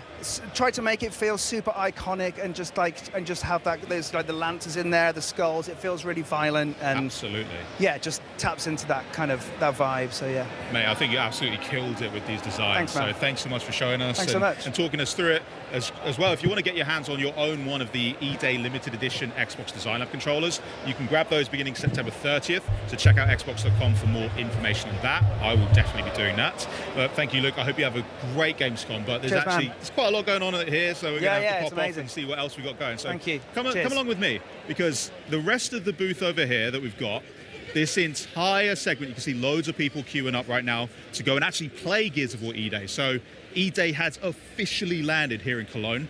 This is particularly cool. We've got a custom PC built in partnership with NVIDIA GeForce RTX. We've got the nice club logo there on the cooler. I mean, it just looks unreal. So if you're in town, come and check everything out. And then what you're going to want to see, Benny was not kidding when he said the boomers are huge, but besides the boomers, we've got a couple of other buddies that we want to be talking to, because joining me in front of this incredible statue and one of the many photo ops that we have on the Xbox booth is Senior Product Manager at the Coalition, Noah Benish, and GeForce Evangelist, Jacob from NVIDIA, to chat with us about Gears on PC. So, hello guys, how's it going, welcome to Gamescom. Is this your first Gamescom, or are you veterans at this point? Second Gamescom for me. Second? For me? Зараз нам будуть probably third or розповідати fourth, maybe? про Gears of War на ПК, что там будет за фичи. Повторюсь, некий много не We can видно. do that, yeah, definitely. Okay, yeah, we'll get to that in a sec. Now, we should talk shop though, because Gears on PC is... Oh, someone's getting in. That's cool. That thing's really awesome. That is. I would Can love I to be take able that to, home? Yeah, I was going to say, I don't think it will fit. I don't think it'll fit in your carry-on. No, we'll make it work. But yeah, tell me a little bit then about Gears on PC, because everyone here is checking out the game. Absolutely. We have Xbox players who are really excited. It's another console exclusive, but on PC, we've got some pretty cool features to talk about. So what exactly have you been working on that is exciting for PC players? Well, Henry, I think broadly the most important thing to know is that Gears of War E-Day is a game that is for PC players, built by PC players. So for us at the Coalition, at a bare minimum, that means supporting all the features you'd expect from a title like this, such as 32:9 and 21:9 ultra-wide support, including 21:9 cinematics in the campaign, extensive mouse and keyboard rebinding options, variable refresh rate, uncapped frames, and so much more that's hard to list off and mention here. But beyond those sort of baseline features, we wanted to take the experience a little bit further for our PC players with advanced graphics technologies. And that's why last night we were so excited to announce that in partnership with NVIDIA, we've integrated deeply mega geometry into our game. Mega geometry, okay. So I'm going to need you to run through what exactly we're talking about with that. Yeah, RTX mega geometry. I am super excited about RTX RTX mega geometry. Gears of War E-Day supports nanites, so you'll get really detailed environments, objects. And with RTX mega geometry, we can actually add ray tracing on all of the nanite geometry. So you'll get much better looking Теперь буде рейтрейсинг на усі геометрії одноніта. You know, you get 50 to 100 times the geometric detail with RTX Mega Geometry enabled. It's pretty amazing. That is intense. So like, just to break it down, you've got geometry, shapes, yeah, right, yeah. Mega, pretty freaking sick. Yeah. Okay, cool. Everyone's on board now. Great.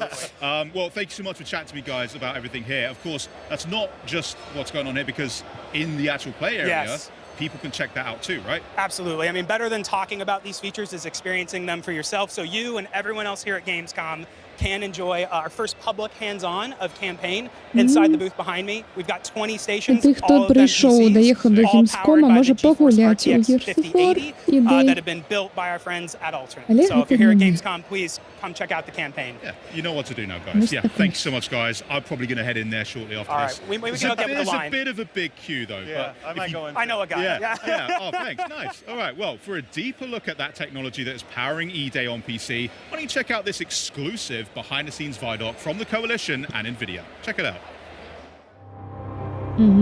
Тепер ад NVIDIA яшчэ будзе ролик эксклюзивный об фичах. Gears of War E-Day is the next game in the Gears of War franchise. It's the story of Emergence Day. It's going back to the beginning, when the Locusts first come out of the ground and start attacking. It is also a game that has been built from the ground up on Unreal Engine 5 with all new art and all new systems to push visual fidelity to a level we've never achieved before. Gears of War is probably best known as an Xbox franchise, but the PC has always been a very important platform that we're using to bring the most we possibly can to the game. The PC community is incredibly important to us. I, myself, am a PC gamer. I've been making PC games for my entire career, and we've built this game with a PC mindset. We're trying to push a lot of technology, high detail geometry, heavily using nanite and lumen. We're going to be one of the first titles to use mega lights. Gears of War supports hardware, ray trace, lighting, shadows, and reflections. This shows up in so many different ways. A great example is our pay and save. This is an environment that has TVs that have dynamic lighting coming off them and bouncing off the scene. There's a lot of dynamic elements to the game. I think one of my favorite things is tickers, watching them run through the level. You have this little glowing creature casting dynamic shadows all over the world, casting real-time global illumination, but don't watch them too long, they'll blow up on you. It's really noticeable on the Я вже уявляю, як яны зараз будуть говорити, і ви можете з гэтымі з RTX побачити відблики від його, яшчэ калі ён там ідзе за кутком, і вось гэта вось усё. Ну, гэтая маленькая дыранька выбухае. Real-time reflections is something that's very cool for us. We have some really cool elements in the game that are nice and shiny. As you shoot glass and see real-time ray-traced reflections and translucency, all of that is dynamic in real time, which of course you wouldn't have with traditional baked lighting techniques. All in all, ray-traced lighting brings the dark, gritty vibe that we want to life in the game and really adds a level of realism and cohesiveness that's never been possible for us before. And on our ultra spec or our ludicrous spec PC settings, we push ray tracing even farther with higher ray trace samples, more rays, but also RTX Mega Geometry. We're going to be the first Unreal Engine title to show RTX Mega Geometry in our game. This is really exciting because we're a very nanite-heavy title, but there's always been a bit of a discrepancy between what's available for us to happen at raster and what's available for us to happen when we're ray tracing. Mega Geometry allows us to use the same level of detail that we're using for nanite as our ray tracing basis. It pushes the visual ray trace scene to a higher level than we can achieve with Unreal Engine's technologies out of the box. You see some of the examples of foliage or shadow detail that is just crisper and has more fine detail in that shadow. You definitely get a lot more detail in a lot of the rock surfaces. They look just a lot sharper and a lot more correct. And as well, things like barbed wire, things that were just not possible to represent with the amount of triangles that we had available to us, all of a sudden look really nice. Our environments are incredibly dense. We have 100 times the geometric detail in our game than anywhere else. And being able to work with NVIDIA and bring Mega Geometry to this game really is going to show what games are going to look like in the future. DLSS and other super sampling techniques really allow us as a developer to perform more advanced graphics techniques that just wouldn't be possible to do if we were working at full resolution. It's something that allows you to take a lower res image and then using machine learning is able to upsample that to a larger image without really sacrificing the quality. We also support dynamic multi-frame generation, allowing you to push to the highest frame rates possible. And it's so important that we tie this with Reflex. Reflex lowers latency and improves the responsiveness of our game. It's something we think is very important, especially in a multiplayer environment. We're a very competitive game. You want to make sure that you have your enemy in focus and your reticle over them at all times. We want a nice, smooth frame rate, and we want that ultra-responsive input latency. Customization is a huge part of why I play games on PC, and it's part of what we wanted to make sure we're delivering for E-Day players.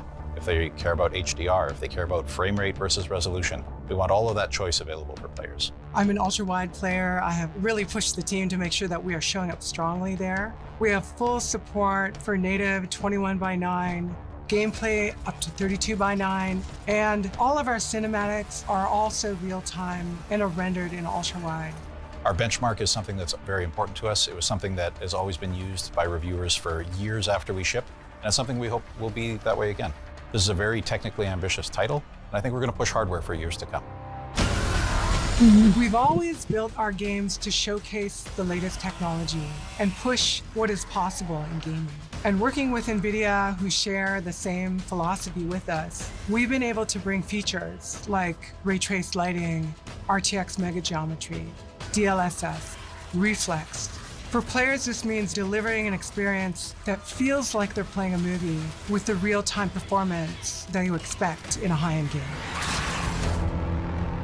Гея 6 кастричника.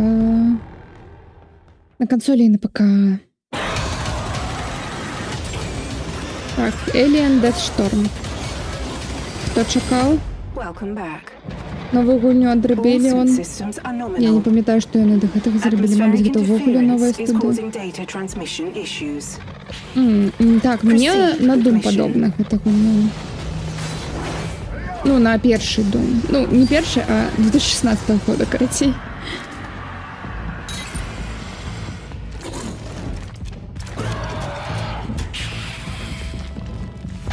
Яшчэ да ўсіх гэтых дабл-джампов, платформингов.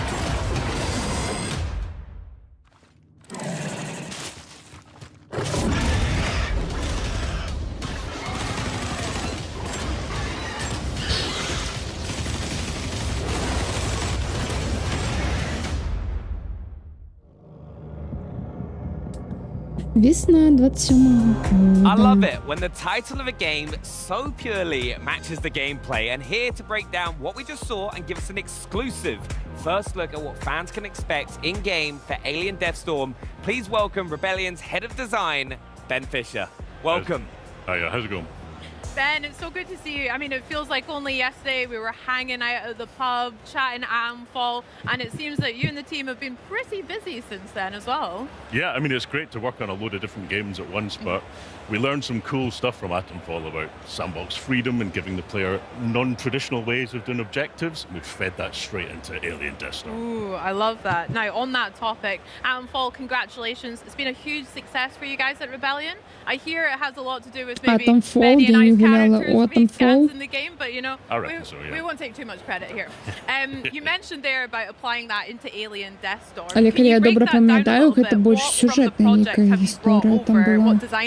Або такая So the main thing is that for all Rebellion games, we value giving the player a clear objective and then sandbox freedom and how to achieve it.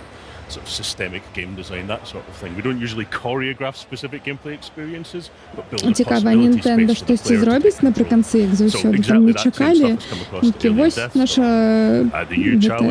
трансляція. Або на наступному тижні. Вони так люблять робити. But I think we found a secret formula that really makes it happen procedurally. It's very exciting. Secret sauce, very exciting. Nice. No, I'm really excited to see it, so should we get started? Wait a minute. Right, now I'm ready. What the heck is that? You'll find out very soon. A little hint in the trailer, but should we hop into and check some gameplay out as well? Let's do it. Let's do it. Oh, hold on. It will come up. Ah, here we go. Now, this is the Megastorm in full swing. What are we doing here? So you play as an engineer who's been called into an off-world colony. The colony's gone dark, there's no signals coming from it. You think you're there to do a repair job to help sort the colony out, and as you explore, you discover that people have gone missing, the situation's getting worse. You're trapped there, and it's a desperate fight for survival. Now, the game balances, like I said, the combat intensity of like a sort of horror shooter with investigation and discovery. So you're, as an engineer, you're kind of exploring the situation, finding out what's happening. And as you do so, и ты инженер, тебе треба доведаться, что здарилось, ну, короче, классичный Dead Space.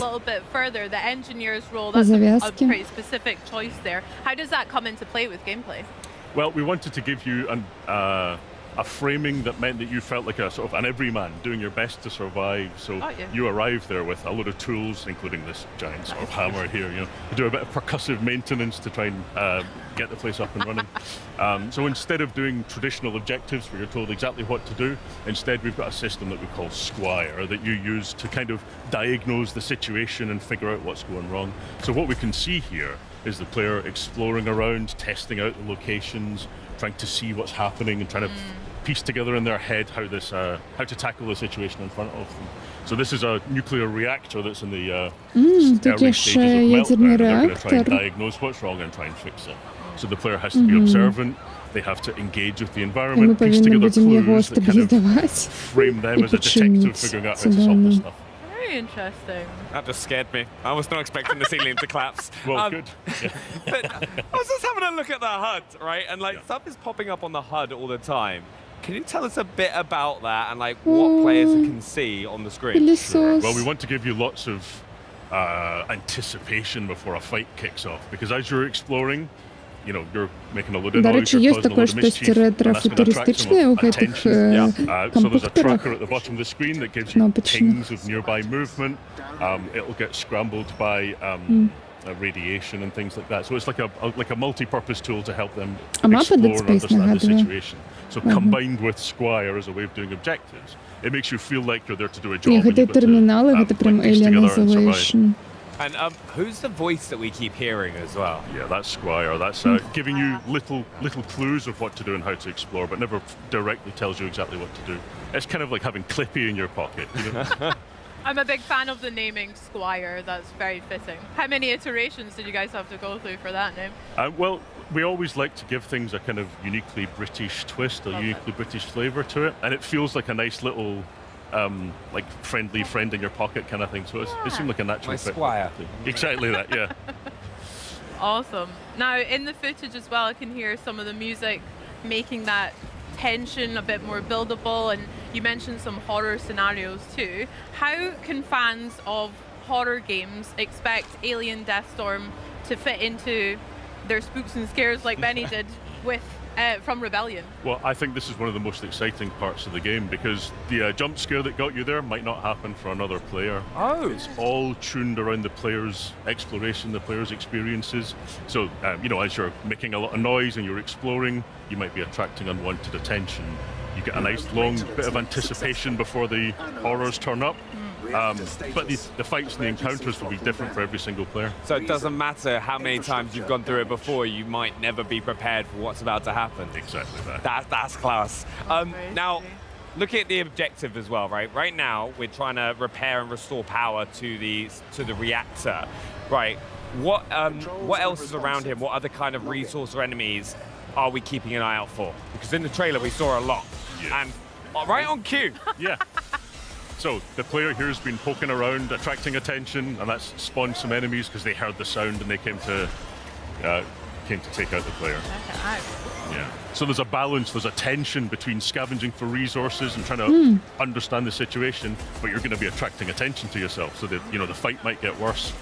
Is that risk versus reward all the time? You're like, actually, do I have enough, or should I just go straight for the objective? Exactly that, yeah. We saw a couple of different skinny-looking guys there as well. Have they got different names? What kind of different enemy types do we expect? So there is a range of aliens throughout the game. In this demo here, you'll see scuttlers there, you'll see other ones called soldiers, but there's a load more that sort of unlock over the course of the game.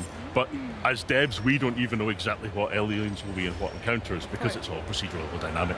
Wow, that's very exciting. And to defeat these aliens, right, we're gonna need weapons, just like what you've got on the desk. what weapons are players going to have in Alien Deathstorm? Yeah, so there's a good range of weapons. You'll only see, I think, 3 of them in this demo.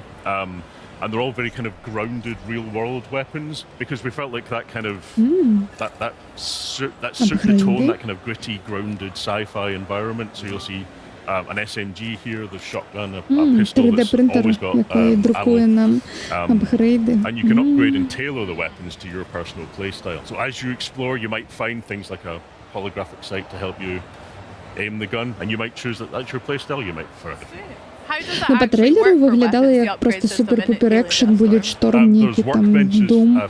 А тут по геймплею я так ляжу, так більш такий, як атмосферний шутер, такий повольний. З дослідженням локацій, тобто не просто на тебе валяться хвалі ворогу, ні. Great reputation for like exploration, discovering and looking around, find new attachments. How does Alien Deathstorm encourage players to venture off the beaten path, especially if you're going to be like potentially running into more aliens for doing so? Yeah, well, we strongly believe in player freedom, and like part of the fun of it is finding your route through the environment and choosing how to engage with it. So there is that risk reward, that balance of trying to find those resources and survive, but watching out for threats. So one of the ways that we tackle that is we try and make each environment you explore have a kind of internal logic to it. So this is like a space reactor, and I don't know about you, but I've never been to a space reactor myself. But we try and make sure it's got a kind of, you know, clear signposting, clear exploration, so that you can either explore everywhere for resources, or you can sort of get a quick understanding of how you're supposed to explore. У одной з цих скринь буде ворог, і він такой на тебе... going on exploring, because it's like an atom ball. I spent so long trying to search for Morris's hairline, which is just, I can't, my character was made bald as bald can be. I don't know, it's pretty accurate. Sorry, that was hard. I mean, we've got aliens, we've got nice alien guts to look forward to as well, but what other challenges, like that one, can our players look forward to? О, флешбеки з метро. Мені только что были. So, you saw that there, but also if you're out in the storm getting pelted by the elements, you might have to wipe to be able to see what you're doing as well, which can lead to some really tense, exciting gunfights where you're trying to juggle visibility while shooting the aliens and trying to survive. So it's all about that kind of immersive, gritty, make you feel like you're really in the suit. Я думаю, добре гульня буде, треба буде вкинути там каточку, як мінімум. Especially for me, it feels like that. So having to deal with a lot of nuisance you would normally in real life or in video games. Very good, Ben. It's also very helpful for putting together a cool trailer as well. Вирішаєш. The perfect transition. Yeah, nice. Ну, як Dead Space, тільки від першої особи. Ось які у мене асоціації.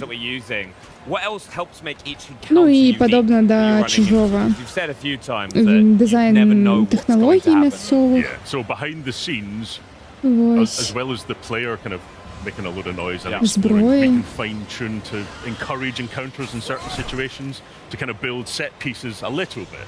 You know, there's a balance between dynamic and making sure that you'll have those high points. But we absolutely don't know with each time what encounter you're going to hit. All of the spaces are designed so that no matter what kind of encounter you get in them, it's going to be an interesting fight. And as you blend different kinds of aliens at once, your strategy has to become much more complicated. I bet that must be quite a challenge when there are a variety of them around like this, swapping weapons or tactics, etc. Yeah, so a lot of the fun in the game comes from splitting the player's attention between trying to solve the puzzle of the environment and then having to deal with unpredictable aliens coming from every direction. Can we get into a little bit as well, like some of the equipment that you have access to? Because we just did a stim there as well.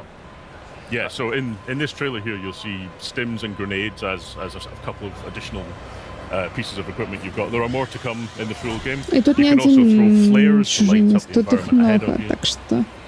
Nice, and like kind of what are kind of the, so right now, as we're kind of making our way through the level, what else should players be looking out for? Але у Aliens 2 же, яны ж стріляли, то бок тут больше як не перший чужие, а ось як другой.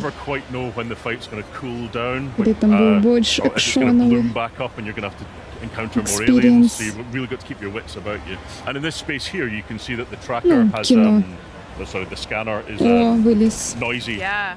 So because you're near a reactor, it's messing with your equipment, so you lose a little bit of health. Yeah. So you're going to be unaware, like, exactly where aliens are going to be coming from. Also, with these big fights kicking off, what are some of the most effective tactics that players could kind of use to get those situations? Because you obviously want to kind of thin the horde down at times, so you can then go back to exploring the area. Yeah. So a lot of the time, like this encounter here, you can see that there's a fight has kicked off in this space, but the player can still do a runner if they choose to. So you've always got the opportunity to reposition and choose a best place to defend yourself. And you hear the aliens coming with a lot of notice before they actually arrive, before they start climbing down the walls and piling out of the air vents. So you've got lots of time to choose a spot that you think's defensible. Doesn't always work. That's very smart. Oh. Wow. That looked pretty busy there, with lots of enemies swarming us at once. You mentioned some tactics, but I don't know if I would maybe be up to it on my own. Would it be okay to ask Benny to give me a hand finishing those aliens off? Or? Well, one of the great things about all of the fights being dynamic is that if you play through with another player, you'll get a completely different experience again. Yeah, just Bex to just be making loads of noise, attracting all the aliens, and then I'd be having to clean up. It's a disaster. That's crazy. Egregious. We'll see how that goes, I bet. It'll happen on stream. Ben, thank you so much for sharing that with us. It was always a pleasure as well. Yeah, and remember, Alien Deathstorm drops spring 2027 as well for players. Lots to look forward to. Весною Well, enjoy Gamescom, Ben. And for us here, this year marks 25 years of Xbox. Ну і по фреймрейту все добре, і по графіки, я думаю, я виглядаю готовий. My first ever console was the OG Xbox that I got for Christmas. Back in 2003, I had Kung Fu Chaos, Project Gotham Racing, and Rayman 3.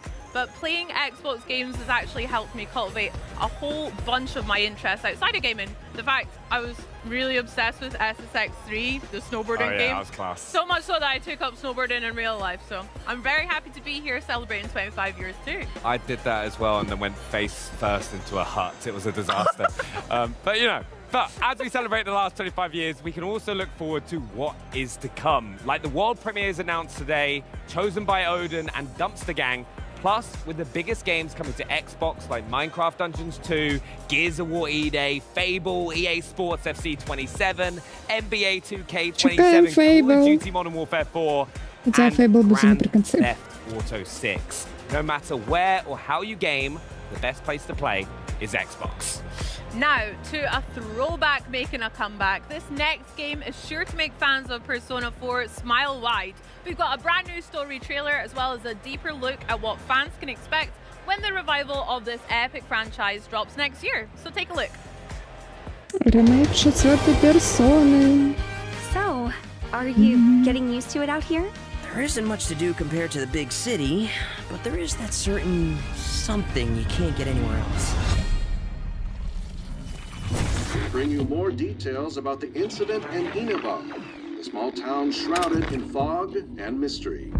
The nicest thing about this town has been the peace and quiet, and now we're gonna be the center of attention. Police are treating this as part of a serial murder case. You ever heard of the Midnight Channel? On a rainy night, you look into a TV that's turned off. When the clock strikes 12, someone else will appear on screen. Really? An urban legend. Not even a kid would believe something that stupid. The time has come to open thine eyes. Call upon power within. No.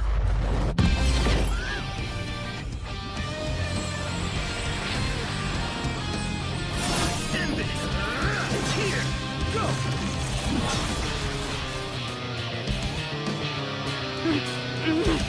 No! Who are you? I'm your shadow, and there's nothing about you that I don't know. I don't believe you. You're not me! Does it seem like that world in the TV has to be related to Senpai and Yamano's deaths? Столько вспомина.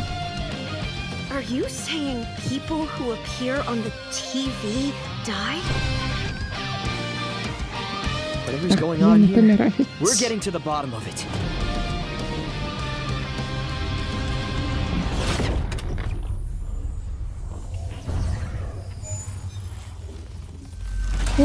У лютому 27-го. 皆さんこんにちは。ペルソナスタジオゼネラルプロデューサーの和田和久です。先ほどご覧いただいたストーリートレーラーではペルソナ4リバイバルの新たな姿をご紹介しました。 оригінал вийшов там у 2005-2006, і там якраз гэты супер-пупер вайбы, тады тэлек усе глядзелі, то бок інтэрнэт тады толькі быў такі як нішавая больш рэч. Вось, у всех былі яшчэ кнопачныя тэлефоны.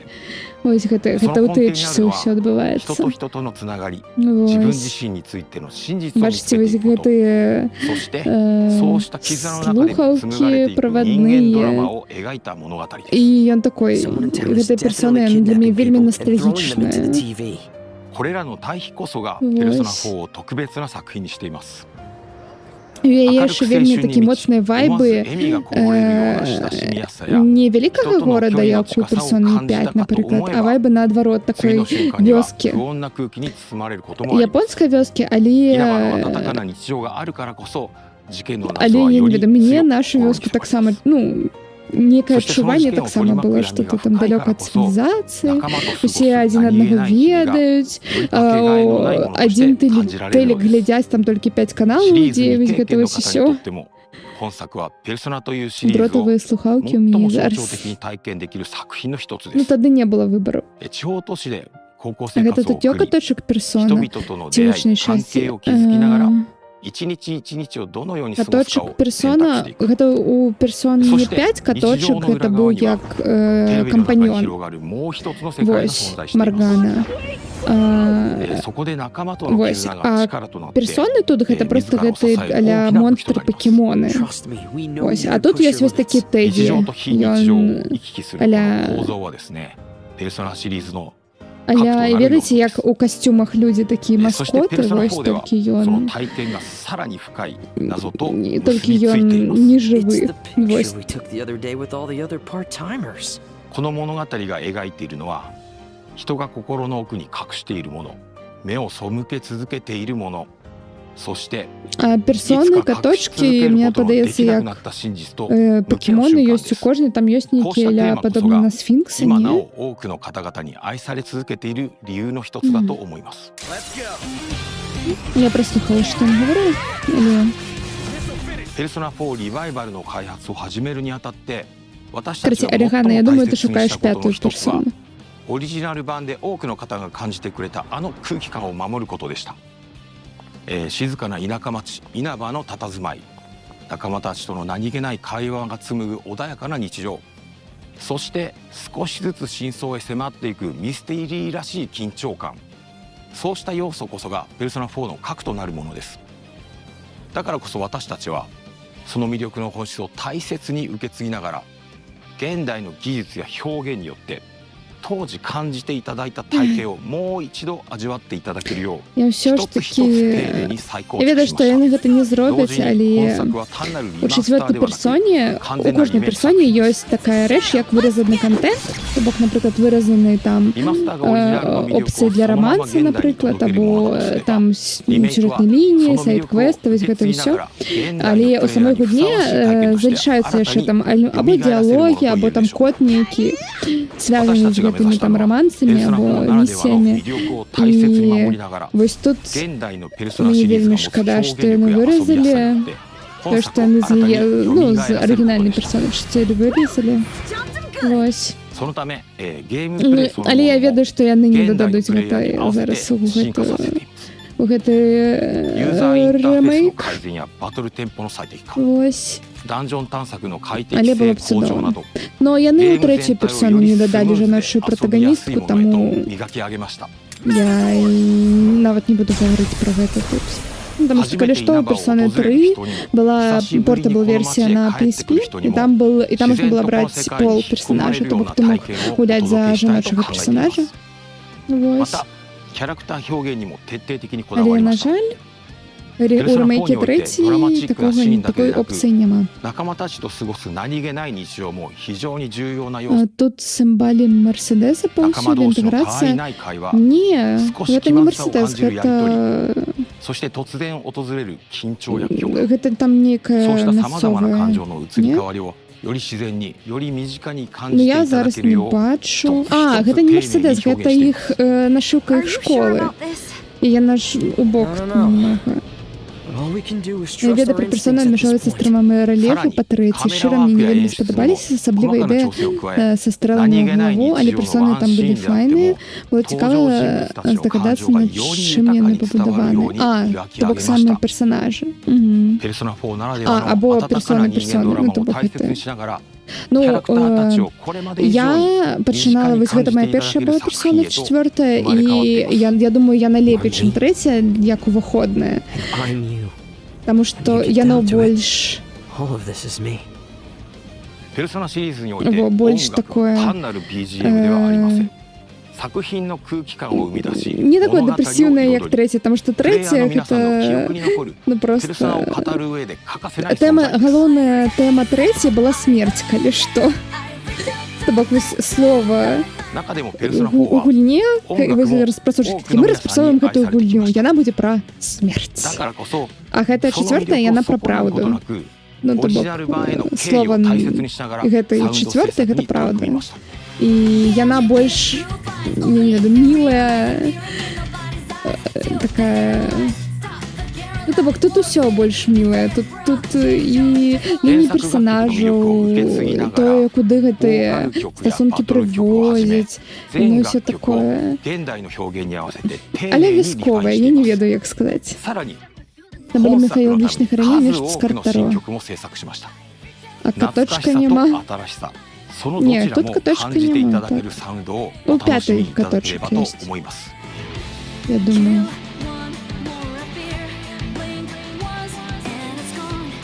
Хаця тут яны насамрэч паўторваюцца, то бок тут персоны могуць быць і новыя, і старыя таксама.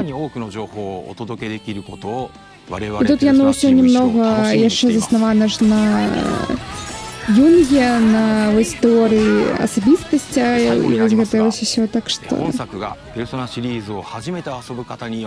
日常と非日常が交錯するペルソナならではの魅力を余すことなく体験していただけると思っています。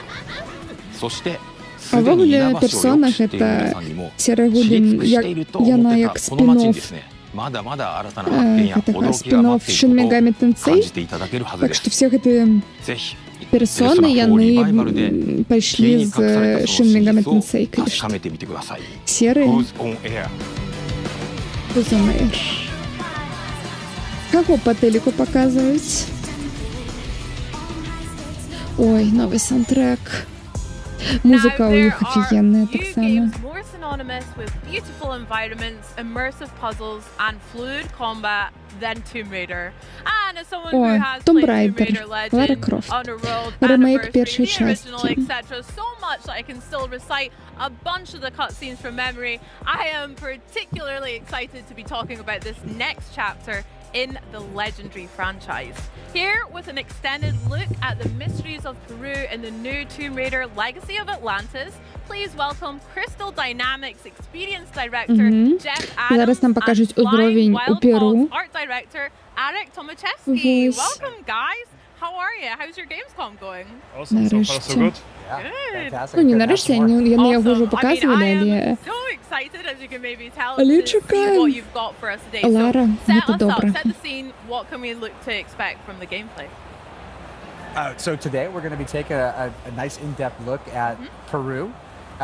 This is Lara when she is on the hunt for the tomb of Qualapec, and so she has to engage with this iconic location, but it really shows how we are putting reimagining at the forefront to make sure we're preserving familiarity, but at the same time introducing new challenge. Yeah. Now, Jeff, you literally just said reimagining versus like a remake or remaster. Can you tell me a little bit about what that means to your team as well as for the players? Absolutely. In a nutshell, reimagining means preserving the things that make those iconic locations recognizable We want to make sure that we're preserving that core DNA, but we also want to make sure that we're finding new ways to introduce new challenge, new surprise, new delight for our players.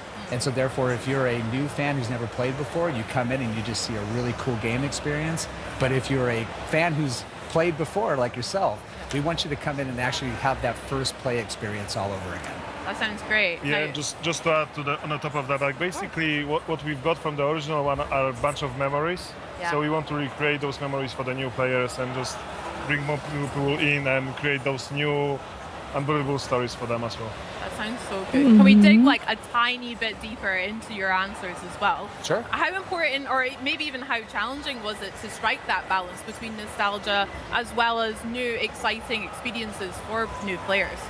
It's a delicate balance, and I like to say it's a combination of an exciting opportunity to get a chance to get under the hood and really kind of see what we can do, but it's also an incredible responsibility because we know that there are people that have so many strong memories. Like Lara's become so part of people's personas in a lot of ways that we want to make sure that we're really making sure that those fans are seen, but at the same time we're also giving them a chance to actually experience something new with the character. And so we take it very seriously, and everything we change or everything we modify, we do because we feel like it's basically what the original developers of the game probably were getting at, but they were just constrained by the tools of their time. That's beautiful. Have you found the same experience, Eric, as well? The design looks incredible. Yeah, I mean, what we wanted to do, for example, with art, we wanted to bring back the same color palette. So like when you squeeze your eyes, you can see that, you know, the original game, and just bring this subconscious idea throughout the game. But also we want to keep the key elements from the original one. So we're trying to be, like Jeff said, being super respectful to the OG, but then bring our own flavor to it as well. Okay, I can't wait to spin my eyes then and look at the game. That's so smart. I never thought about that before. Well, can we take a wee look and see what it's all about then? What you guys have been up to? We will allow it. Thank you. Праця резюме також, що не говорили. Ми хотіли уявити, що хотіли сказати розпрацовщики тоді, у 90-х, і доробити гэта з нашими тулами, то бок магчыма, яны хотели так зрабіць, але у іх не было магчымасці, і вось мы зараз гэта зробім. І каб нават старым фанатам было цікава яе гуляць, і бла-бла-бла, і бла-бла-бла.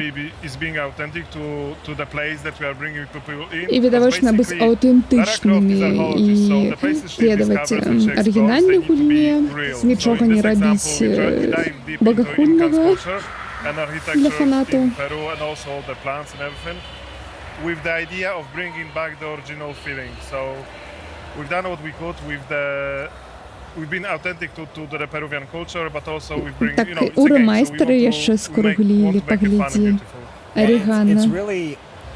When we dove into it, we're like, okay, the cog puzzle is such an iconic part of that game. I'm going to say iconic a lot because we are dealing with an icon. Yeah. So, but let's say there are memorable water cooler moments that people remember so well. Я упевнена, до речі, у Tomb Raider'ах нових була ж гэты скін з квадратнымі грудзямі. Ён глупо выглядаў, але ён існаваў. Мне падаецца, тут таксама будзе пасля праходжання цябе дадуць скін, дзе арыгінальная Лара, і яна будзе сапраўды там 3 полігоны. Вось. І будзе смешна. Нас надобку гэта канон. We get it on screen and we hopefully make people happy. Yeah, but also when you look at the cog puzzle, like, we wanted to make a sense why it's there. So we created the whole narration around it. Like we created this culture that has the ceremony of bringing the cogs together to open a А для когось уже не Лара, не Індіана, а Нейтан Дрейк, наприклад. Для мяне насамрэч Індана Джонс гэта больш пра кіно была, а Лара гэта была больш пра гульні. Бок я нават не памятаю, я, мабыць, і глядзела старыя фільмы з гэтай з Анджелінай Джолі, але я іх не памятаю ўвогуле. А кіно я адразу думаю аб Індіане Джонсе. Пачачацца перазапуску дакладна бачыла прыкутнікі. Ну, я памятаю, былі ў нейкай частцы гэтыя скіны смешныя, прыкутныя. And I don't want to break this immersion, so I wanted to build everything with the logic. So everything, all the mechanisms, all the puzzles, they need to be there for a reason. And me and our team, like, we really work really hard to make sure that every single puzzle, every single obstacle that Lara meets, it makes sense. So, like, when you dive deep into the environment, into the world that we are Люблю playing, старі it's квести there because someone built it, про Індіану. not because Перших the game спробую requires 3D Індіана Джонс і Інферно машин. І нове вельми сподобалося, тільки свято прийшла. О, новий Індіана Джонс чудовний. Просто. There's a lost city, lost to time that we are discovering. And as a result, we have the opportunity to kind of do some storytelling tricks where we can actually say, hey, this is a culture that Що він добре продався, але цікаво зараз буде ли Microsoft робити протяг або ні. Є чутки, що уже, але я не могли його зараз закенселити, тому що їх зараз вже була ця хваля зачинення студій і адміни гульня, тому поглядім. Але Wolfenstein 3 я чула уже докладно вийде. Тільки шкода, що не пішли у першу особу. She's not a delicate flower. She looks good, but she is going to get her hands dirty. She's going to dig in.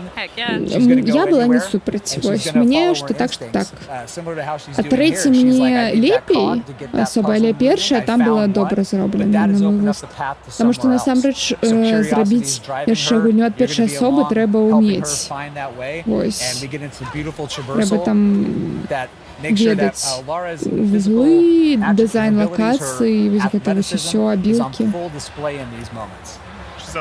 Самоголівний індіанець. Вона виглядає сучасно норм. Так, і бачно, що вони взяли досвід ось гэтых ребута у Tomb Raider, то бок бачно, што вось гэты зараз гэта быў не даблджамп, а яна як быццам падстрыблівае, хапаецца за сцяну і можа яшчэ далей падстрыбніць ад сцяны. Гэта з ребутаў, гэты ледакол таксама з ребутаў. Яе вось анімацыі таго, як яна вось гэтым ледаколам робіць усё, гэта анімацыі з ребутаў. То бок гэта не супер штосьці новае. Яны ўзялі гэтай тэхналогіі, але выкарысталі іх зараз у іншым нямнога сеттынгу. Не ў такім прям супер-пупер сур'ёзным.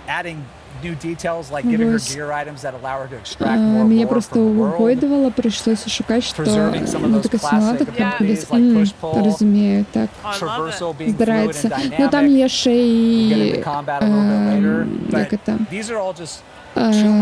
шырина агляду, вось. Гэта таксама залежыць. Ну і моушн гэты вось малады, як яго, прасучкі камеры карцей. It gives you clues if you want to. If you don't want to, you can just play it your way. Yeah.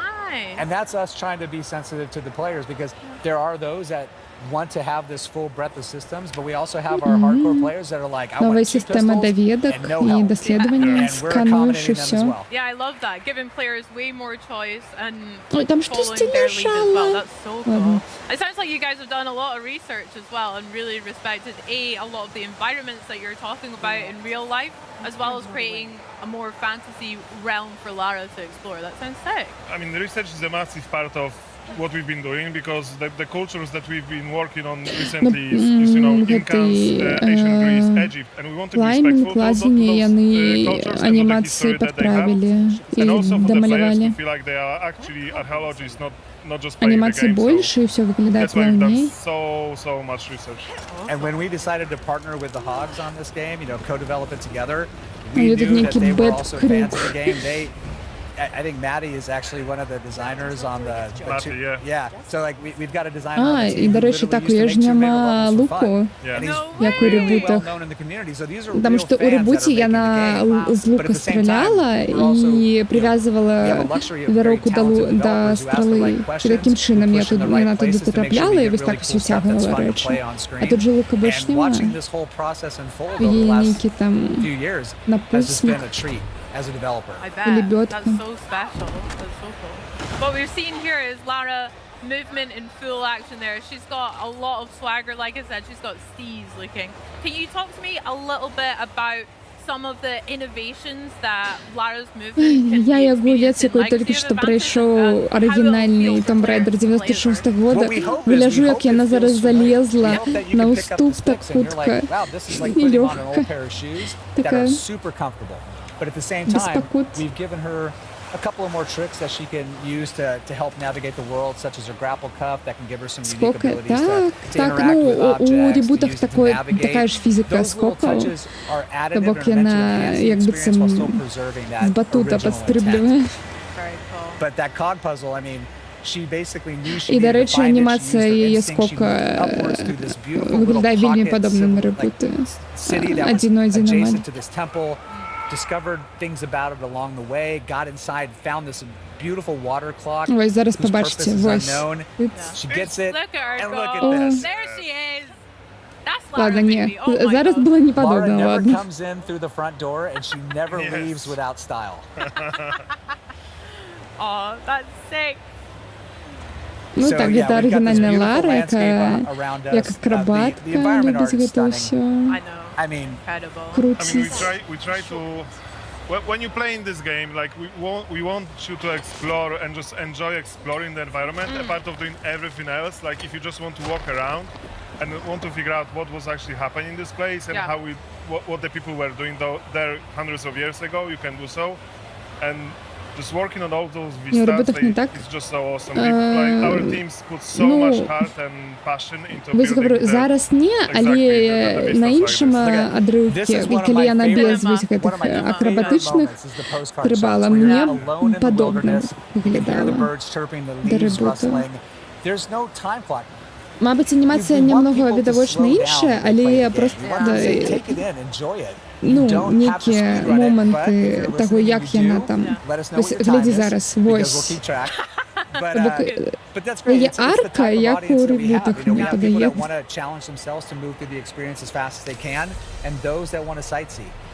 And the game just is welcoming to all. I'll be sightseeing for sure. I've got tears in my eyes. I'm not even joking. That is absolutely incredible. Wow. I wanted to go back a little bit and talk a little bit more about Lara's toolkit and how that's evolved here. So we have mentioned her grapple hook, we saw the scanner in action as well. How is that really going to affect the gameplay for players and what? Це вельми небезпечно у невідому воду ось так стрибати. Але що? And as Arik mentioned, the scanner has some dual functionality. It can not only give you some hints that are optional if you don't want to engage with it, but it also gives you some world lore. But on top of that, we've got some things under the hood in her PDA that we can use to help give her some slightly different skill attributes if you want to equip her in a certain way to help meet challenges as you face them. We've got our crafting system because we want to make sure that, you know, finding med packs in the middle of the jungle. It's cool. A little bit old school, in a tomb 10,000 years old, has lucky that there's a first aid kit here. What do you mean? They're not there all the time? No, What the heck? so we were like, how do we make this still feel like Tomb Raider, but at the same time, like, not break immersion? And so that's where like crafting is a perfect add-on addition to it. It lets her scavenge the world for resources, use her knowledge and her ability to craft something useful. And on top of that, she can use recipes to provide certain gameplay buffs that are going to help give her short-term if you want to, you don't have to. And you can just play the old school way, dual pistol all the way through with healing items if you want. If you want to put your heads down and power through it, you can do it, but these things are available to you and we think they're fun to engage with. Amazing. The Tomb of Qualipec waterfall gate is opened. Done it. Now here we're advancing to a little bit later in the game. We're now just on the cusp of a very Теперь мы перескочили немного далей, то бок гэта не тое, што будзе в сапраўднай гульні пасля вось гэтага ўзроўня. You know, early stages of the project, we were like, hey, you know, if we're really going to do this, we want to represent Lara in a way that she's fully recognizable. And part of that is the acrobatics. Lara without the acrobatics is still cool Lara, but not classic Lara. And here, they're on full display, but what I hope people appreciate is that there's more grounding, more believability to it in how she moves. She's still having fun, but... It's synonymous to her, but like you mentioned, the more grounded when she was kicking the cog puzzle, that looked sick. It was so cool, but yeah. Those little interactive moments add a sense of cinematic spectacle time to time, which is nice. It allows the game to still feel like a summer blockbuster. Yeah. Speaking of, hello. Динозавры. Ну вы же не проспойлерите. Really cool arc as well. Brilliant, thank you. I love the addition of the feathers. Ладно, мне подается, нам зараз покажете весь этот момент и проспойлерить его, але ладно.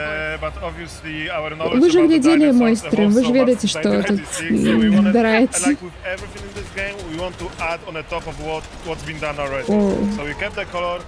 We add our own silhouette designs and we added the feathers to make it unique for the legacy of Atlantis. Nice. And their combat has been like dramatically overhauled. They're no longer just charging at you and just taking bullets. They're thinking, they're evading.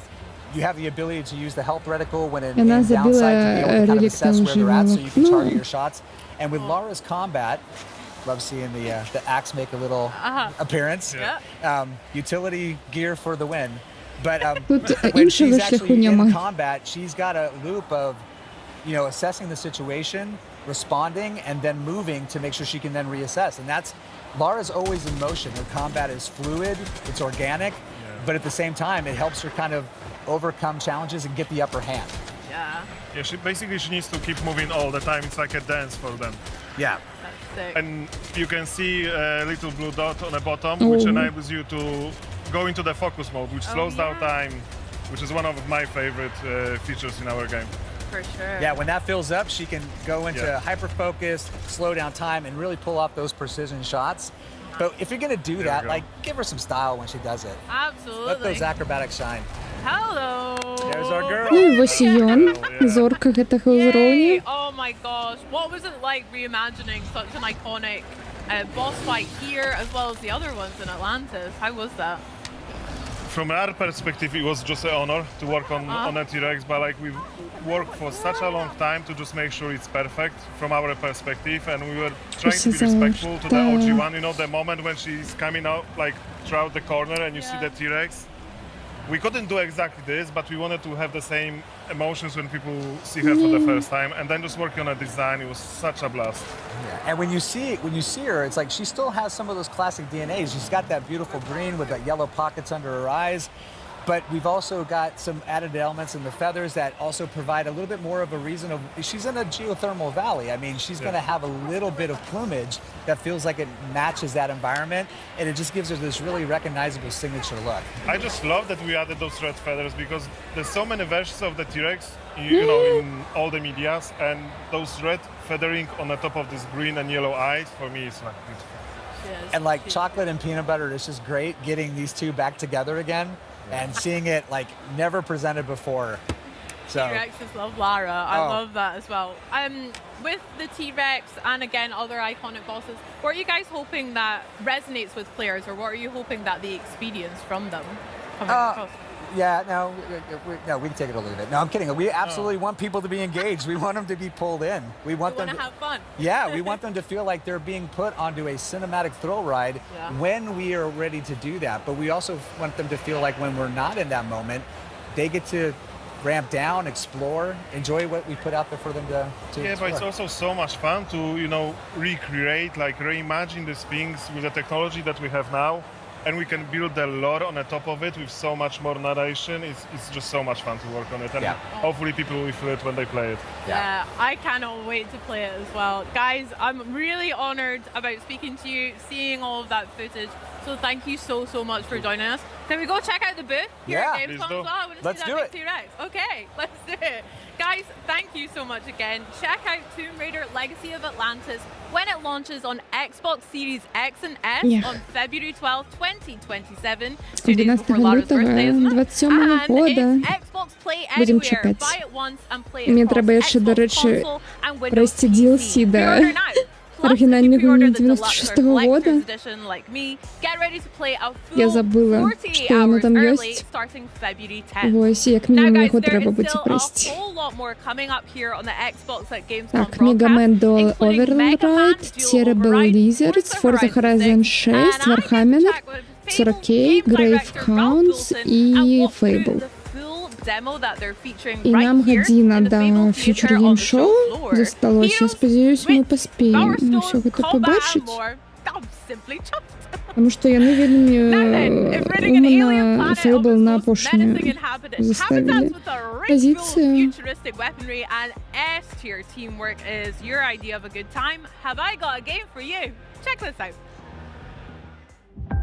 In Exterminats, every contract begins on a frontier that's equal parts breathtaking and barely holding together. You'll gear up aboard the rig, meet your crew, and choose the tools that fit your playstyle. Then it's time to drop in and get to work.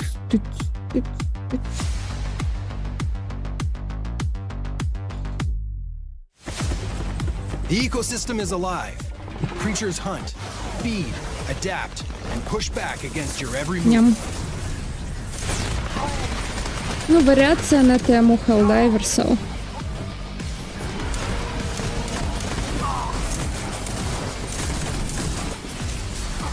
The tools you use do more than deal damage. They're built to create opportunities, reward teamwork, and let your crew shape the battlefield. It's controlled chaos. And when things get heated, cool them down.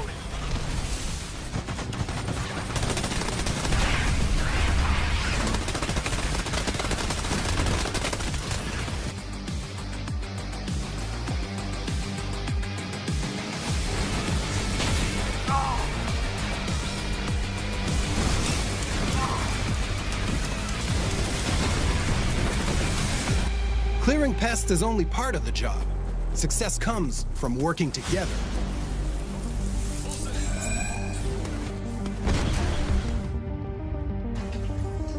While one exterminaut gets the facility back online, the rest of the crew holds the line and keeps the site secure.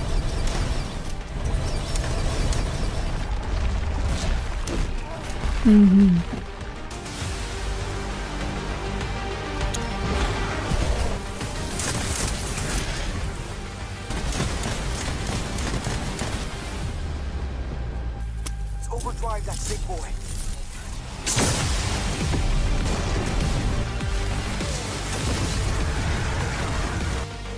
Of course, hard work has a way of attracting the biggest pests around.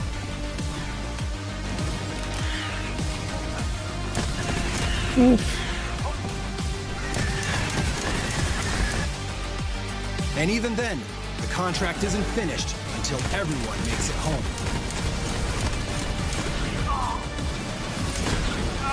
Ну, смішно, я думаю.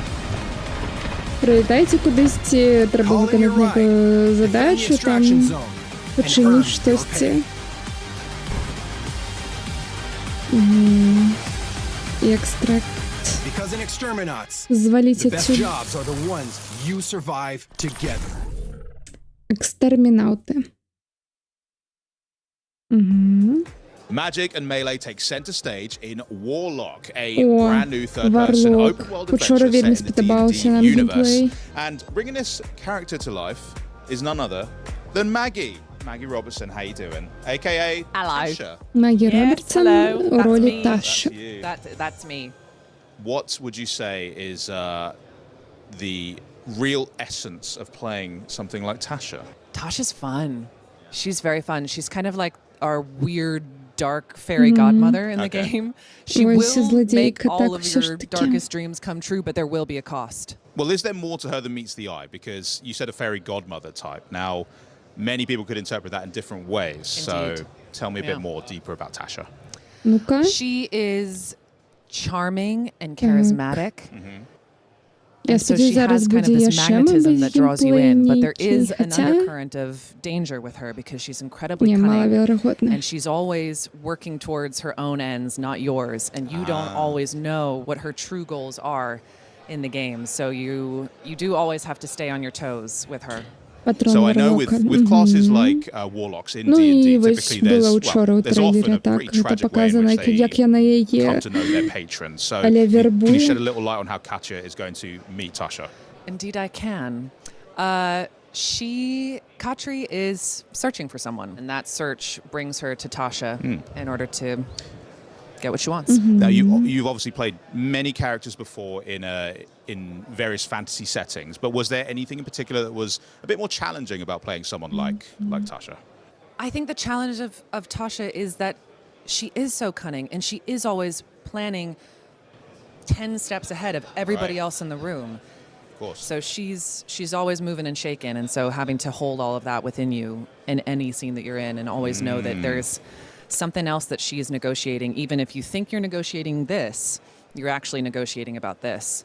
Obviously being a huge fan of D&D as well, right? So, and you've played Orin the Red, incredibly vicious, devious, pretty nasty character. So are there any parallels in that kind of excitement you had when you got to play Orin, and now you get to sort of re-enter the universe now in Warlock? Tons of excitement to re-enter the universe. D&D is so fun because you can be anything you want to be, do anything you want to do. So I genuinely love D&D. I love to play with my friends, and it is a nice home space for me. So then being able to be a part of games that also are in those worlds is incredibly fun. How many times can I say fun in one interview? Fun, fun, fun. Well, it's all fun. It's very fun. What can you say? I don't know if I said that before, but it is in fact quite fun. What was your question? Because I've blacked out and all I'm on is fun. Was the excitement У нас так, тут фіксаваний герой, фіксавана історія, і ввогуле така ля сюжетна екшн-гульня. Немного Гатафор мне нагадала, ну немного совсем. Вось. І я не бачила тут ніяких діалогів, то бок тут катсцени звичайні, і просто весь сюжет, і ти йдеш, фігачишся. Платформінг там є, до речі. Yeah, that's a lot of weight on your shoulder. Yeah, the least I could do is try. Велика концентрована гульня, без не будем говорить. Я згодна просто на 200%. Максимум там які ведеш відчинені локації, але ну не більше. Вось. Мабуть, буде подобно на God of War з елементами Metroidvania, що ти там будеш кудись повертатися, щось нове відчиняти. Так, новая гульня Мегамана.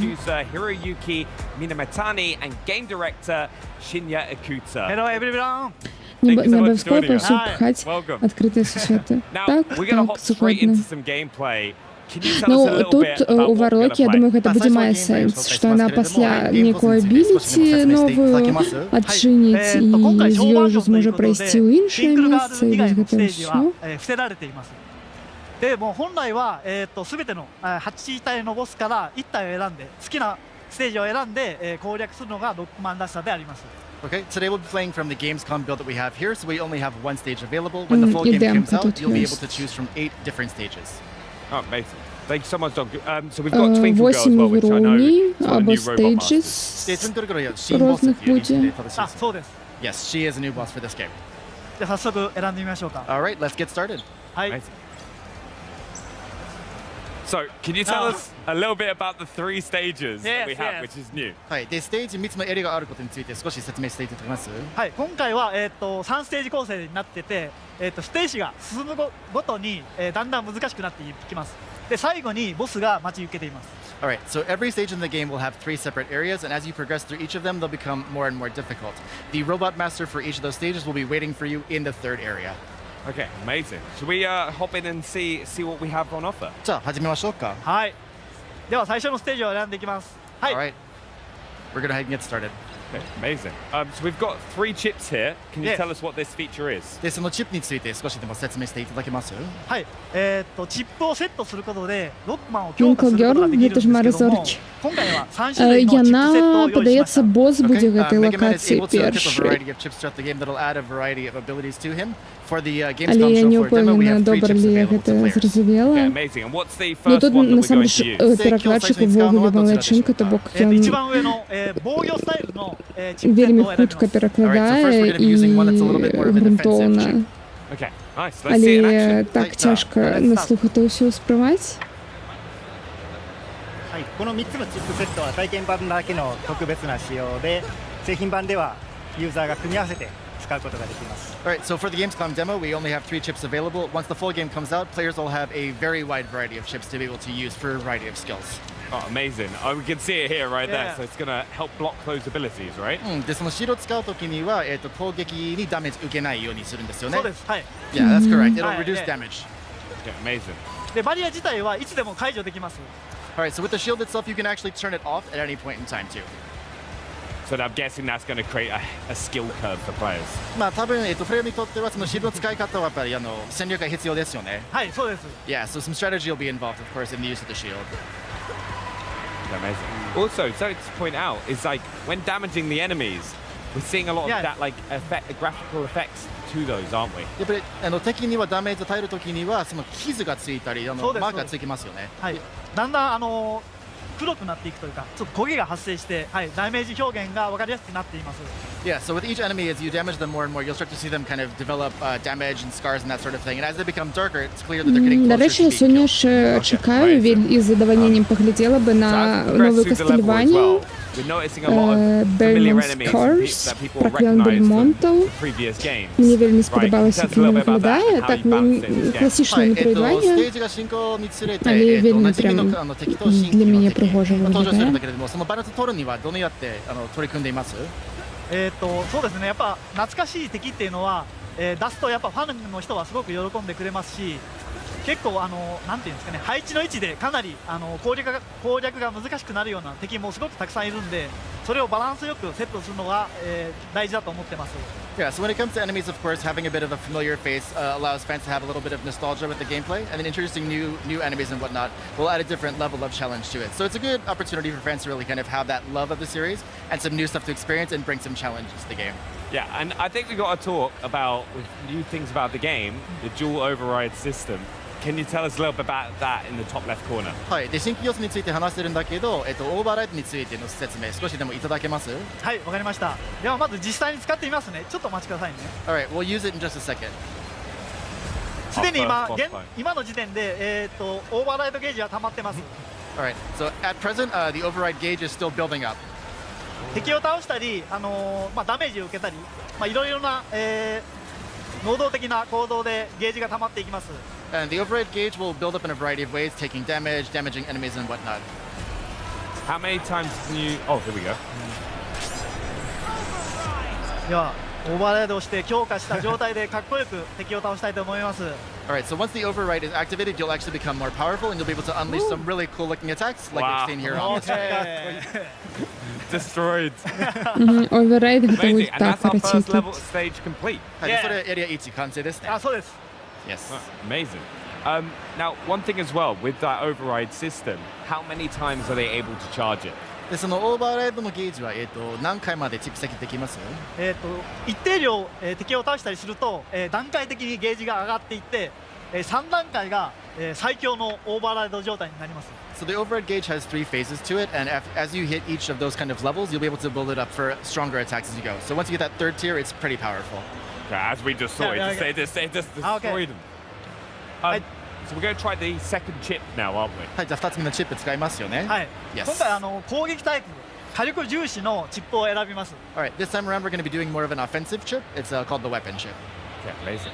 And what is the difference between the weapon chip and the shield chip that we saw in the first area? で、ウェポンチップとシールドチップの違いは何でしょうか？まずこれオート Я толькі што зразумела, што гэта чел, які размаўляе, ён і гуляе ў гэтую дэмку. То бок ён там яшчэ і трындзіць, ну не перакладчык, а японец. І праходзіць. Все. Я разумею, конечно, что он сам распрацоўшчык, і ён 300 разоў у дзень гэта ўсё гуляе, але ўсё ж такі... And like, what might be the, as you just said there, what would be a reason for a player to choose this chip over the defensive chip? Просто спачатку я подумала, што вось трэці чэл, якой сидзіць маўчыць, мабыць, ён гуляе, ну, і ён тут дзеля гэтага, каб гуляць, пакуль яны размаўляюць, але не. Brilliant. じゃあ次は特殊武器をお見せしたいと思います。Also, we're going to do a quick introduction to a special weapon that is available to players in the game. Oh. 特殊武器を使うと敵を吹っ飛ばして画面外に弾き飛ばすこと。So with that special weapon, you can actually cause enemies to go flying off of their platforms and whatnot too. Will players have a lot of other weapons to be able to have access to them? でその水上のロックバスターに加えて、特別な武器いくつかあります。通常のロックバスターに加えてかなりありますよね。あ、そうですね。はい、たくさんあります。Yeah, there will be quite a few other weapons available to players outside of the standard Mega Buster. And how are players going to gain access to those weapons? でその特別の武器を取得するのに何が必要ですかね。Що не так надто засорожена, він не виступне пані. Нормально я виступне, що ти?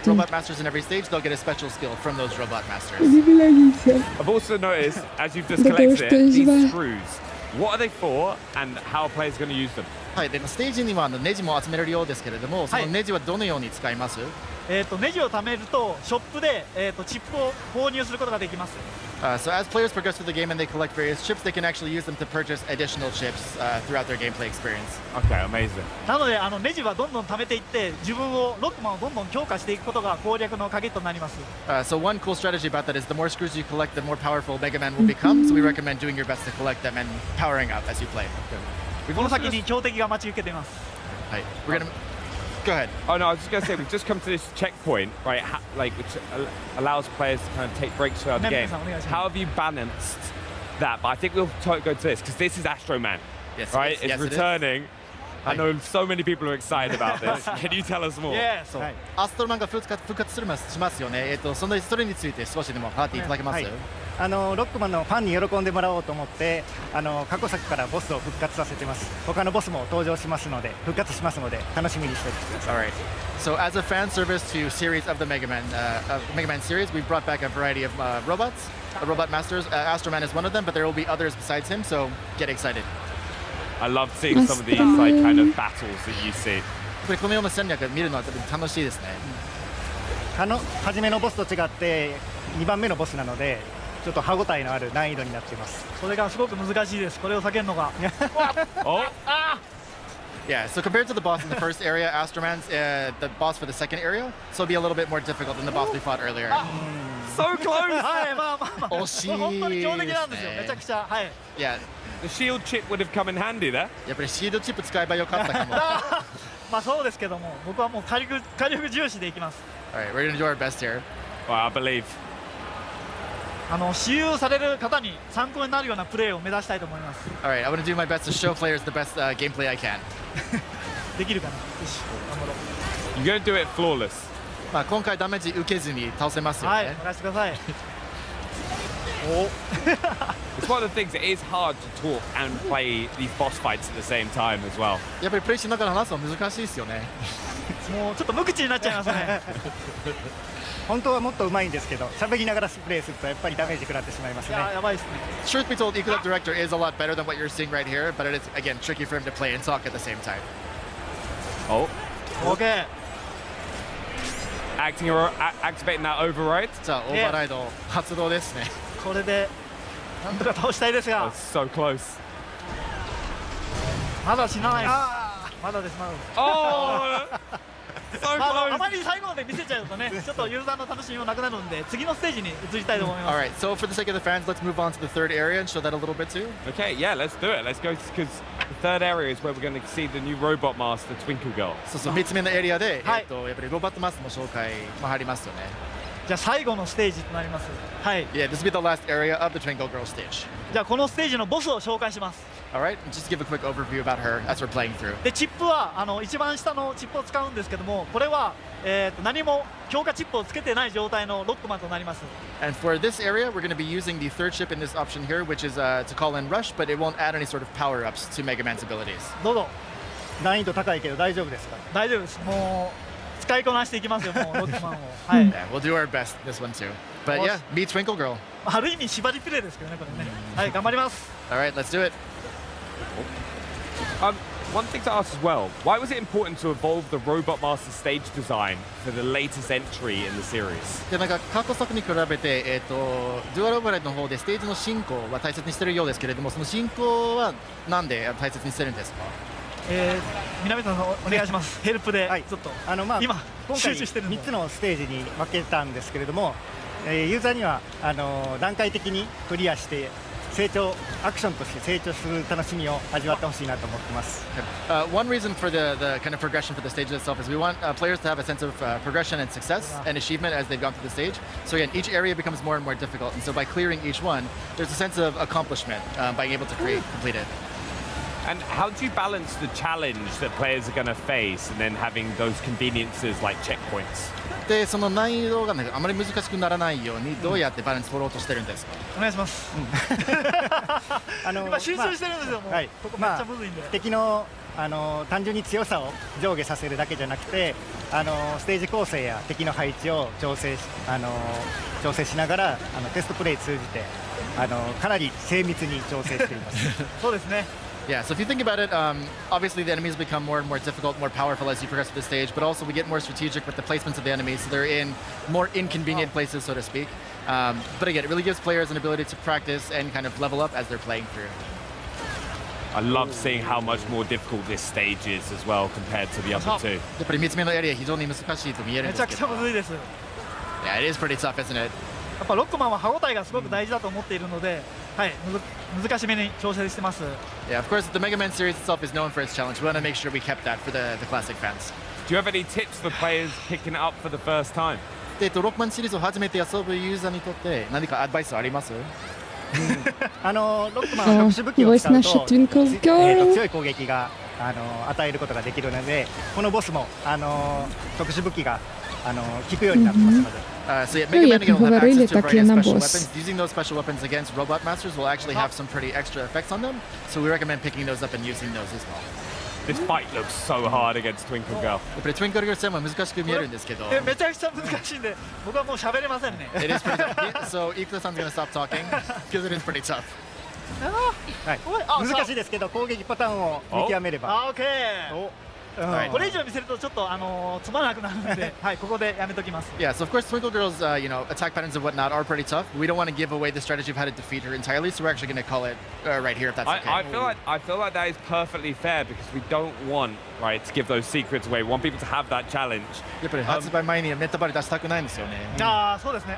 ぜひ私有できる方だけの限定的なプレイだと思うので。Yeah, of course. Again, just think of this as a preview of what's to come. Now, we've seen some great features. We've seen the new override abilities, the new chipsets. What else should fans be excited to see? 今日いろんな新要素を紹介してもらってますけれども、それに加えて一応注目したいこと何かあります？そうですね。8体のボスまだお見せしてませんけども、非常に魅力的なキャラクターをたくさん用意しているのと、そのうちの1体はユーザーから募集をして選抜されたすごくデザインがかっこいいボスが登場しますので、それを楽しみにしてほしいです。Alright, so within the game itself, there are 8 robot masters across the 8 stages that players will have access to. We're only revealed one so far, but one of those robot masters is actually going to be designed by a fan. We held a design contest, so that winning entry will be part of the game as a final boss. That is amazing to see. It's like you've already got such dedicated fans to the franchise, and they're going to be absolutely buzzing to see that. І фанати могли подавати свої ідеї для босів, і переможець гэтага конкурсу яны яго боса зрабілі фінальным босом у гульні. もしかするとね、スタッフロールに名前が載るかもしれませんね。Бачите, як японцы разленились. ボスも特徴的なステージに出ますので、楽しみに発表を待っていただければと思っています。So it's not just that Robot Master design, but the whole stage for that Robot Master will also be themed around that design itself. So it's going to be a really kind of special experience. The staff's really excited to reveal it as well. Не тільки сам бос, але і весь його узровень буде так само натхнений гэтым дизайном. Испытывают фанаты так. Японцы. Thank you so much for joining us. 今日のご紹介誠にありがとうございます。ありがとうございました。Thank you so much. But coming up, straight from the Xbox booth, we're getting nostalgic and celebrating 25 years and showing off some sweet new wheels coming to Forza Horizon 6. But first, a special update on first-person horror platformer coming to Xbox very soon. Come on down today. Your Jurassic Некий хоррор-платформер, який вийде на Xbox. Anyone here? Sorry, kid, but what was your name? Jordan. I'm Stella.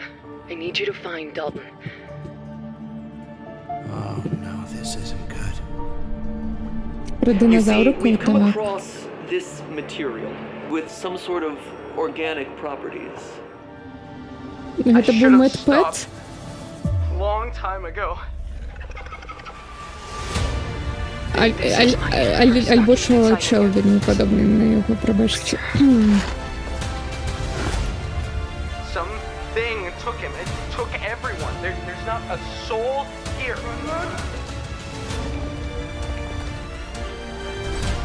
How many of these things are there? There are other areas that can get you back to the surface, but you gotta go. Шмат кусязавру. Ну, сьогодні некий день кусязавру. Suppose the only way Це out правди. is through. Don't look back!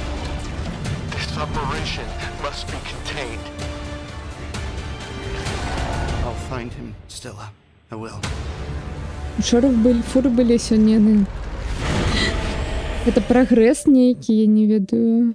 29 кастрычника. It's a partnership made in gaming heaven. IKEA helps create spaces for real life. IKEA. Xbox is where the world plays.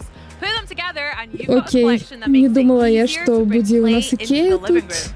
Plus, with a name like Xtabi, it promises to be an unforgettable collaboration. Joining me with more on this new IKEA gaming collection, please welcome back to the show, Carl Ledbetter, head of design for Геймерская Xbox коллекция devices, выходит and product фурнитуры developer Philip Delay для from IKEA. геймера. Hi guys, welcome. How are you? Good to be back. Good to be back. It's great to see you. Now, let's talk Xtabi. Tell me a little bit more about this furniture collection. Yeah, so it's a furniture collection or a home furnishing collection, I would say, because it's furniture and accessories may just enhance the gaming experiences for people in their homes who feel that gaming is an essential part of their everyday. Cool. How did this come about for you guys then? Well, it's pretty interesting when you think about IKEA being the world leader in gaming or home furnishings and products for people at home, and Xbox with our game content and devices for gaming. When you put them together, it really creates the ultimate opportunity to get people immersed into games. So it doesn't stop at the screen or with the controller in your hand. It's about the entire environment that you're working in and playing games in. So that's where I think the magic really happens. Геймерское кресло по инструкции. Now, I hear you had a little inspiration, Там, obviously, где from the controller крыжик here. от Can you Xbox talk на to me a дупе. little bit about how that Ты долго inspired your сидишь, устал. product design for this collection? Тебе он был. Sure, yeah. Well, the controller is very iconic to Xbox. О, That's where и you геймпад interact икеевский with так the само games. буде. And so we took some of the Читаю, Джордж, detailing from великий. the controller, like the thumbstick stool, the Сьогодні нічого D-pad такого cushion, напруженого. and the D-pad Просто platter. глядім, And those are сидім. kind of more О, specific погляді, examples, яка but кушетка. yeah, it's inspiring. Game content Як really стільки. comes alive through the product, so that's what we look Хотя я at. думаю, люди інші нечто можуть подумати, але... Elements of the controller, but also Але like how ладно. people use it. You know, how people store it, how they charge it, and just making sure that we use some of our IKEA smarts to help you organize all the gear you have around the game. Yeah. So, one of the fun things about this Ні, project уявіть, was що IKEA набиває and собі Xbox гетий both новий shared the same Xbox philosophy of лімітований making на products that solve real problems, 25-годдя. Набиває that are геймпад, expressed in a ось way that гетий anybody ось can enjoy them at home. гету And колекцію grounding on that, Ікеї, we все really start to обставляє. unlock new ideas and thoughts, І and it shows up in all of the collections. Є ще 25 годів до Lord knows наступного I need some Xbox. IKEA smarts as well in my gaming at home, so That's it right. sounds great. Hmm. So guys, can I get my hands on this collection maybe Ой, at my local IKEA store і or even стойка online? для телека. Okay, Все how есть. soon maybe? When do you expect to launch? We'll launch launch Rubicon globally не from хапай. October 1st this year. Так. Wow, awesome! Just around the corner, absolutely. Just around the corner, not long to wait at all. I can't wait as well, especially for that D-pad tray. I need that immediately if I can Yep. have it. Or maybe even this delightful little cushion. Can I One of give my this one? favorites. One of your favorites? Yep, Love that it. one's for you. Yay! Okay, sorry.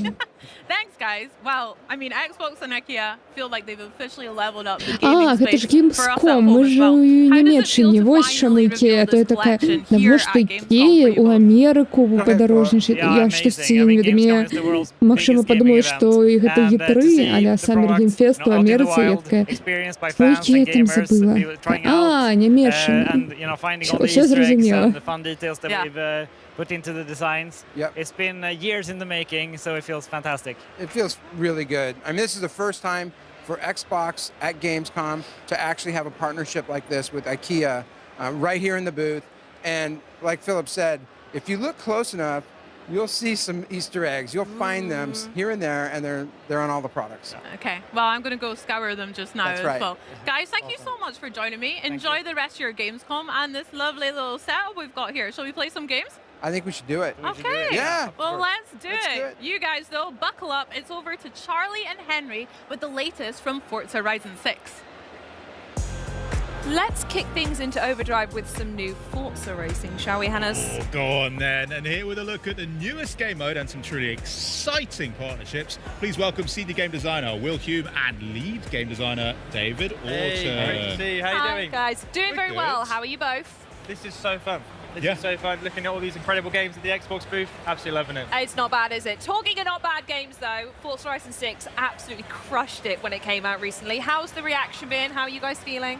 We're feeling great. Yeah, it's been awesome, yeah. Yeah, I mean, launch has been incredible. Game's gone down really well. We've been releasing a bunch of new content, right? We've had new race events, new cars, and now we're introducing a new feature. Yeah, nice. I mean, Charlie and I have been in constant competition to see who can fully complete all the achievements. Я пойду схожу за ежей. I've got one left, There we go. Forza Horizon 6 судонная гульня, я ничего не предпринимаю, просто... But you mentioned a new feature. Просто... So why don't you tell us all about it? И она уже вышла. So we've been blown away by the launch of Horizon 6. We've welcomed millions of players to Horizon Japan. We've added new cars, new rewards, new events. And today we're really excited to give you a first look at a brand new game mode, Это двое which is Drift близнятые. Attack.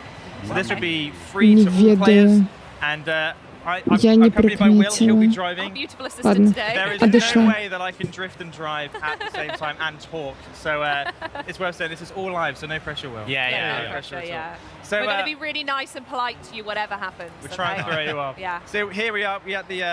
We're at the sort of drift pan circuit. Yep.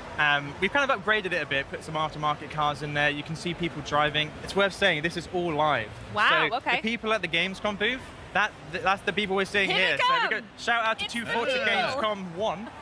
You made the stream. You made the stream. There you go, the dev kit. So to start a drift attack, all we need to do is drive through the gantry and away we go. It's all about setting the highest drift score on one lap and then trying your hardest to beat it every single time. Nice. Okay, so we're going to get our first taste of it right here. Here we go. Oh, yeah, I see the score going up. I see the score going up. And then, okay, first thing we noticed as well is those blue boxes on the floor aren't normally there. What are those? Yeah, so they are clipping zones. Okay. So right now, Will is getting a drift score. And if you're drifting within the sort of blue lanes there, it will actually increase your score. Oh, yes, I can see the multiplier at the bottom. Nice. Yes, you get a times 2 multiplier. The way that works is kind of for 2 reasons. One of them is it's to kind of reward those players who are really good at the game. But also, they've been strategically placed for sort of the best drifting line.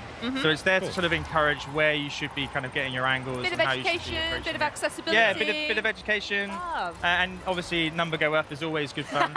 It is. It's always good fun. So right now, Will has locked in a score. What have you got? You got 158,000. Okay. Very is that respectable. Is it respectable? I say it's modest. Modest. Modest. You're going to take that? We can do better. I think we can do better. Okay, let's get another run real quick. Yeah. And I saw as well there was some little pop-ups on the side, on the right. They look like collection journal entries. Ah, yes. So we have actually expanded the campaign with Drift Attack as well, and we'll show that in a bit with our collection that sounds journal. good. Absolutely. I'm excited.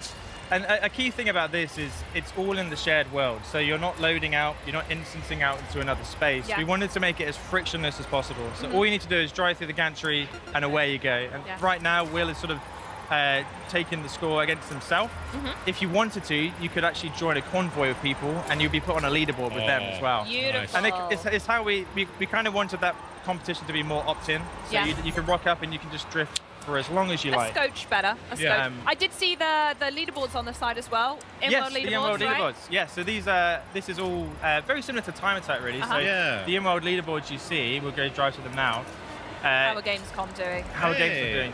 Well, we're not. Okay, so Will. I've got quite a way to go. Oh, darling.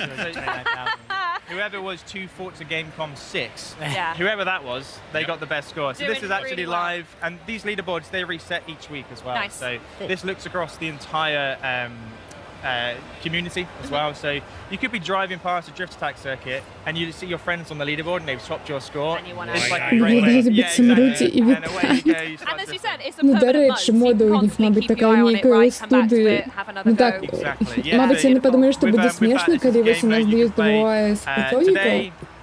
І вони обидва лисі, у окулярах і з такими ось бородками.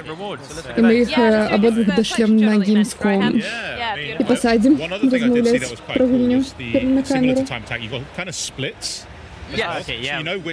Або наоборот, їм сказать, що вони їдуть, і що вони будуть на камеру, і вони такі, слухай, є ідея. Давай весь це зробимо. Поки не такі. Пранкують. Can I just say, by the way, the collection journals, I've not had a chance to speak to you since. I love them.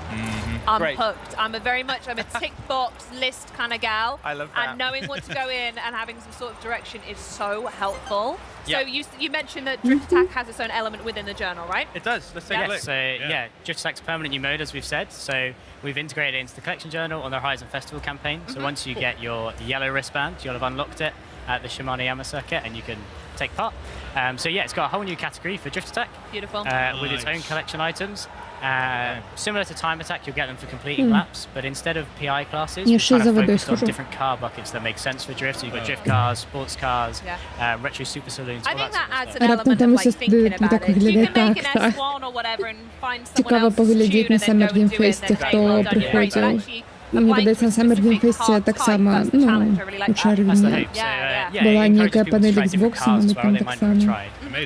But it comes with that as well. Obviously, we have brand new rewards for Так, this category. Future So we've Game got a Drift Show Attack race helmet and suit, which is super cool. People want more of that sort of stuff, so you'll be able to apply that to your character. Then the coolest reward is a brand new Forza Edition, the Jaguar XJS Forza Edition. So this is our first post-launch new Forza Edition, similar to the ones we did for the game's launch. It's a complete kind of rework of the car. You can see what we've been driving throughout the stream, so we can kind of see it in action. Here it is. You've done all right there. Yeah, well done. We'll confirm you've done all right with that. Can we get closer to it? Learn what's so special about it? Let's have a look at it in Forza Vista. Yeah, because one of my favourite things is just how wildly detailed the Forza editions are. Like, I look at my Mazda and I'm like, oh, hell yeah. Engine block. Love that. Yeah. Look at the Terreno and like when you're looking at it in first person, there's the coffee cup and it's the details unreal. So let's see what the details are on the Jaguar. Yeah, absolutely. The vehicle art team and handling team are incredible at Playground, and they've kind of knocked it out of the park again with this car. So this was inspired by kind of grassroots drift scene. So they wanted to build something that felt like someone had built it themselves and kind of had that personality to it. So they've got these amazing decals like this, the unit cat who's on the windows of the car. We've got stuff like, you can see like they've taken out the side windows to reduce weight on the car, and they've taken off the door handles as well and put kind of little clips in there you can see. If we go to the rear of the car and take the back kind of boot off, we'll see the inside as well, where they've got these massive kind of air vents for the drift internals so that to keep the car cool when it's hitting the limiter all the time. And even like the detail, you can see these kind of metal blocks at the edges, which is where the rear wing mounts onto. So it's kind of like that attention to detail again there.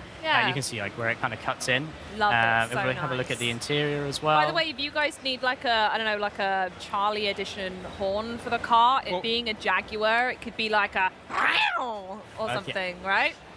Yeah, maybe. Should we try and get it in? Stunt Maybe. silence is a great reaction to. We'll need everyone to be quiet for a sec while we record it, but sure. We might be able to sample that and get it in. All right, let's get some big wigs on that, See what we can do.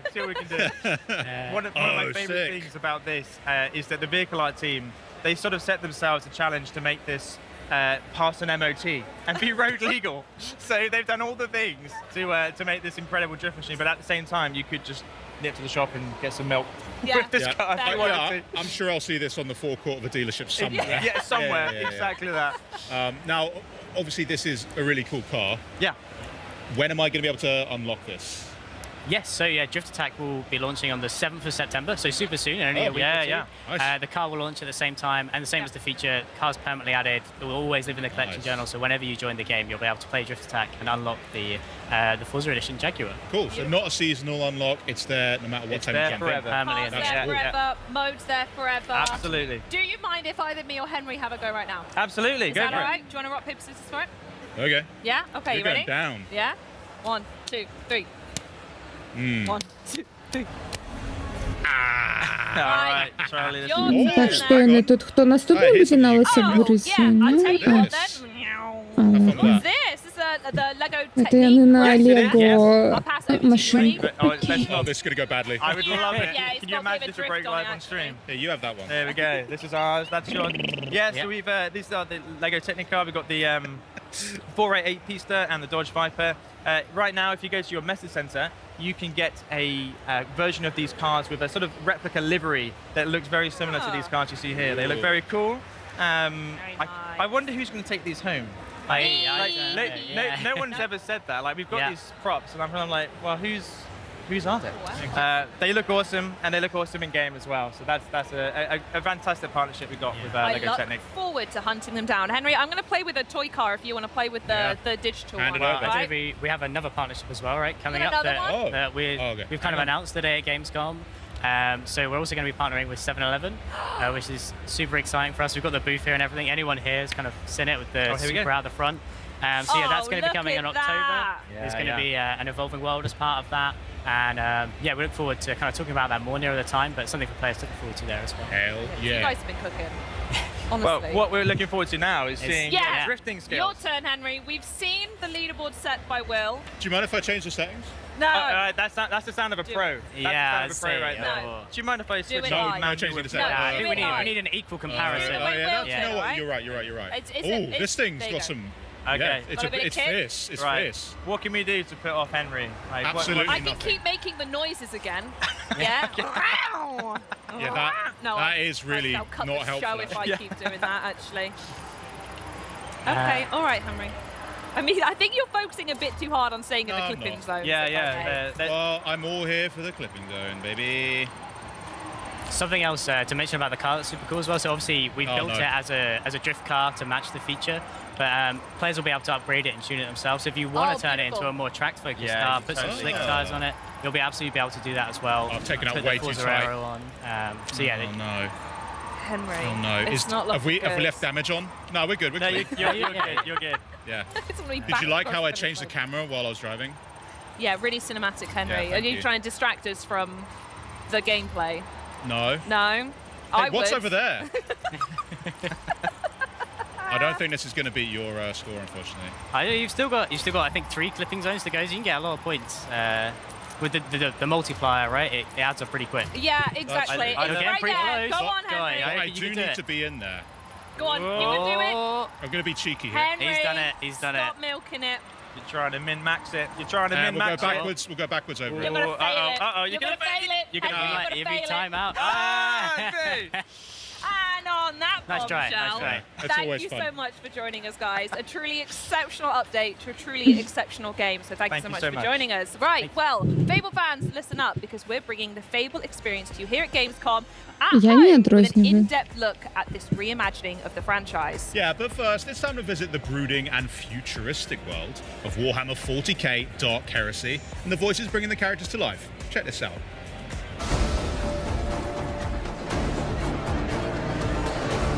Фанаты Вахи. Новая Ваха. I'm used to killing Xenos, not talking to them.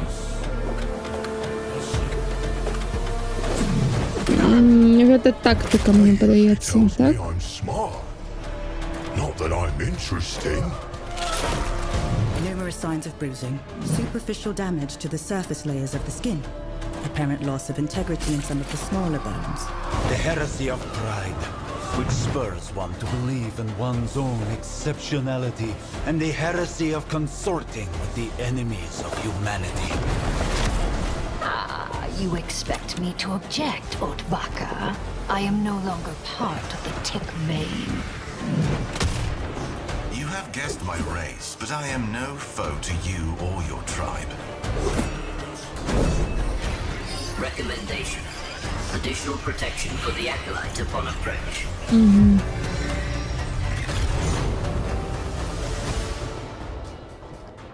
Warhammer Dark Heresy. Ой, гэта фуры з учора. From Octopus Panic, and I'm here to give you a closer look at our game, Grabhounds. Космічныя фуры, ну так. GravHounds is a 1 to 4 player co-op action builder starring a crew of blue-collar working dogs who are lost in space and trying to find their way home. Each shift starts aboard the mining ship, where the crew gathers before heading out. From here, we'll pick a job and launch the mission. Oh yeah, here we go. Once we're planetside, everything starts from the collector. This is our dropship, and it's the center of our operation. To begin, we'll lay out some pipeline, which is the power network that allows us to expand across the planet. Там была, мне подается, корги. With the pipeline in place, the first thing we want to build is the fabricator. This is a factory in a box that allows us to produce build kits for our turrets and other infrastructure. Every GravHound is equipped with a grav beam. This can be used to collect resources, build defensive infrastructure, and even manage the local wildlife. Some resources are extremely volatile, which can come in handy if used correctly. Collecting resources earns us build credits, which can be spent to expand our operation. Okay, with defenses in place, we can move on to our main job. An excavator has been dropped from orbit near a buried artifact. It needs power to work, so we'll push the pipeline across the planet, set up some defenses around the site, Я гляжу на гэта, сколько працы. And then connect it. Это все будаўніцтва, это ощущение. Дякую, не для меня. Here they come. Each GravHound has a booster rig that lets them move quickly and fluidly around the environment. As the pressure rises, so does our power. Our turrets earn experience in combat, and they can be promoted to more powerful, specialized variants. Дякую. Throughout each session, we earn reward pods, which Сподіваюся, у вас contain там так само randomized щось rewards є that increase смачне. our combat effectiveness. And if somebody misses a beat, they get a second chance, assuming their friends Так, cooperate. ну что, Фейбл тут повинна быть, так?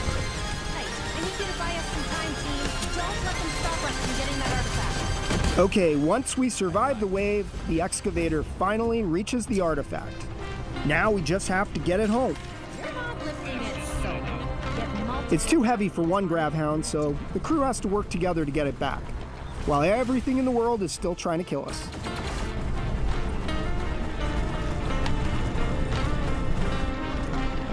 Once we secured the artifact, we can prep the ship for launch. Take too long. This won't go unnoticed. And this is it. This is when everything that we've built, everything that we've upgraded throughout the session, all of that really matters. Because now we need to hold out for one final wave until the collector is ready to launch. Ну і апошняе гэта вось. Треба выжыць до запуску.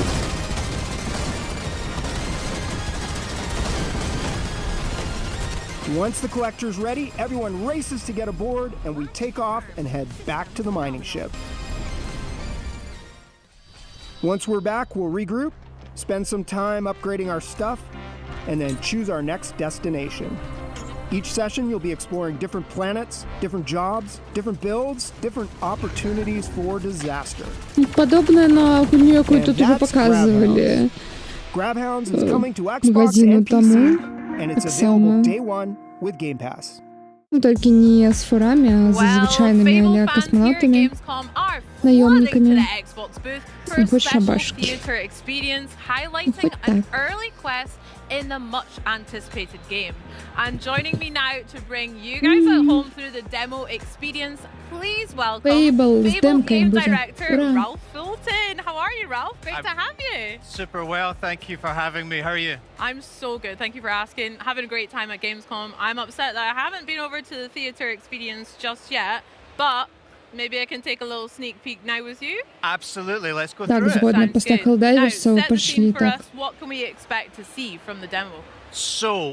До речі, я так здивлена була летом, на початку лета Summer Play Fest, коли був, тому що Xbox на своїй конфі показав трейлер коротенький, ось Fable, ну ладно, коротенький, там і 3 хвилини, але все одно. А після виложив у сетіла просто там 15-хвилинний геймплей, і я така, капець, чому ви 5 хвилин геймплею навіть не показали, ну такого, тому що він офігенний був. You're going to see choices and consequences. You're going to see combat. That's another big thing that we're talking about here this week, and giving some folks hands-on with at Gamescom. And it is all set against the backdrop of the magnificent capital city of Bowerstone. Wow. So we are arriving in Bowerstone, not quite for the first time, but certainly early in the game, and taking in its sights. Oh, blimey, governor. Xbox знакомитий своїх звичайним людям логіки. Так. Насамрэч, глядзячи на гэту гульню, ну гэта капец. Тут з кожним можна паразмаўляць, кожнага можна зарекруціць, зарамансіць. Літаральна кожнага. Тут у кожнага NPC є свої падабайкі, непадабайкі, гісторыя, то бок гэта NPC, напрыклад, вось яна там не ведаю. Працавала там-то, і таму яна не любіць банкіраў, таму што яны зачынілі яе там краму, дзе яна працавала, і вось гэта ўсё. Яна прыбегла паўз курыцы. Ну, таму толькі ў наступным годзе трэба яшчэ дапрацоўваць. What they think about the things you've done. Yeah, Philippa just there, mouthing off again. Classic. They are not backwards and coming forwards when it's about, you know, telling you what they think about the things you've done. They are very opinionated indeed. Wow. This guy is actually my husband. That's Elliot. So I've been to Burstone before, and we got married. This is where we live. This is a house. All the buildings in the city, and indeed the game. Цікавить, це будуть каточки, ці можна буде пошукати ці шабашки. Каточки 100% будуть, я їх тут уже бачила, і почухати, мені подається, докладно можна. І шабашок так само. Congratulations. Thank you very much. Oh.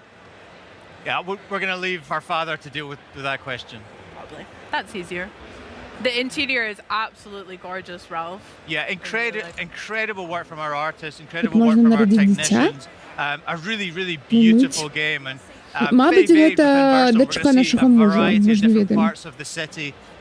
Which will all reflect the different statuses of the people who live here. Gorgeous. Wow. So whereabouts are we headed off to? What is our hero up to on this journey? Great. Well, quick story recap. What has brought us here is obviously that terrible event that happened at the start of the game.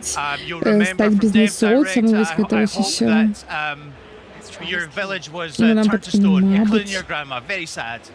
You grew up, you have left the village, and you're now looking for the help of the legendary heroes of the Heroes Guild, because grandma said that if you're ever in trouble, that's where you should go to get some help. We couldn't quite get into the Heroes Guild earlier. We went and got a key from our brother Connor, and now we have used that key to access the Heroes Guild. We're looking for Humphrey the Golden, who you might remember from a trailer we did a couple of years ago. Yeah. We believe he's the guy that can help us save our grandma and our village, and we're about to meet him right now. Let's find out. Poor grandma. Indeed.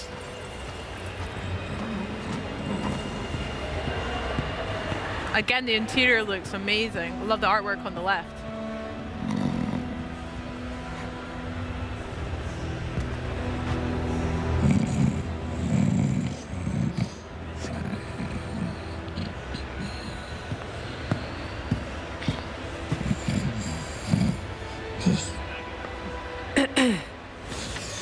Mother?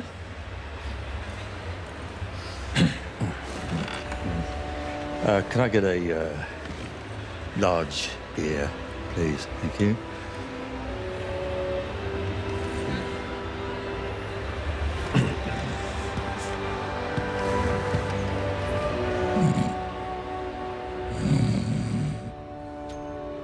A large beer. Right.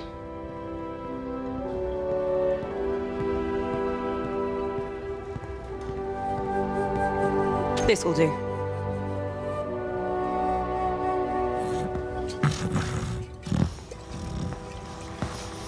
Мінус у карму не варта замінаць спаць людзям. Ну, ён не спаў.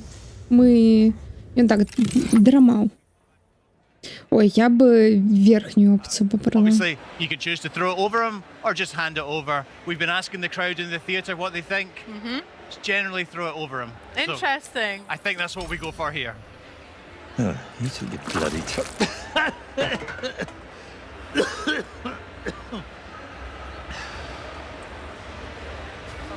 All right. Hero. Yeah, of course you are. I need your help. Now I'm finished. Guild's closed. My nan used to tell stories about you. She Your said... nan? If you're some kind of mega fan, I think I've still got some merch out the back. Got shields with my face on. Sort of tabard things. She's trapped. They all are. My whole village. There was a woman in red. She could have been a hero. Or... You're a hero. Не цікаво, яны motion caption робили для катсцен, і коли так, яны кожную катсцену двойчы записывали з дзяўчынкай і з хлопцам героем. Don't like to talk about that. I reached out to a local sculptor in town, commissioned him to capture my image in a raw and marble. Anyway, I don't know what I did wrong, but мужику подобно, а вы wouldn't pay me in the end. I did what anyone would do, and ну просто навряд ли мужик один просто там сцены гулял. It's fine. I'll get it back. And your gold. You're not listening. Або яны просто далі то бок записывалась толькі дзяўчынка або толькі хлопец, альбо і указания былі просто максимально нейтральныя позы абіраць, то бок там ведаеш не жаночыя, не мужчынскія, такія роўныя, якія будуць пасаваць і хлопцы, і дзяўчыны. Yeah. So we saw a choice there. Obviously, that's not a massive choice in the scheme of things, but it does result in a reputation. Humphrey now thinks you're an arsehole. What can you do? It's fair. Yeah, you throw a beer. You will have millions of little choices like that, and they will scale up in importance and repercussions throughout the game, culminating right at the end of the game in some really earth-shattering, permanent decisions you'll have to make, which will change the face of the world forever. Okay, wow. I don't know if I'm ready for those. I take a lot of time deciding if I want tea or coffee, so we'll find out about how I get on there. Going back a wee bit of the cutscene we've just seen and the trailer that you mentioned when we introduced Humphrey, where did this idea of the cutaways and the talking heads come from for the interviews within the gameplay? It's so interesting and gives us like a real insight into some of the more important characters. Катсцен, як би це гэта а-ля ком'юніті, we're super familiar with it, I guess, from like TV. You know, The Office did it, and Parks and Recreation did it. Lots of great shows like that have done it. The interesting thing about this is it actually stems way back from our pre-production phase. When we were trying to figure out how to go and shoot cinematics like that, you know, from directing our actors and doing the performance capture and the rendering that's required for hair and eyes and all that kind of good stuff. Really just to prove out that pipeline, we recorded two speeches by two of our actors, which they did to camera, really just because we wanted to study the face and see how it moved and all that kind of good stuff. And we really loved the effect that it had, that sort of almost mock interview effect. And it does exactly what you observed there. It gives you an opportunity to see into the mind of the character. They can give some motivation in a much simpler, clearer way than they would in a dialogue normally. And we liked it so much, we asked the question, how can we get this into our game? And we do it in exactly that way, a sort of cutaway within a cinematic, and it just gives you a little more insight, a little more humour from the character. We hope folks will really enjoy it. Yeah, I certainly will as well, but that's so interesting how it came about, rather than being such a conscious decision from the start.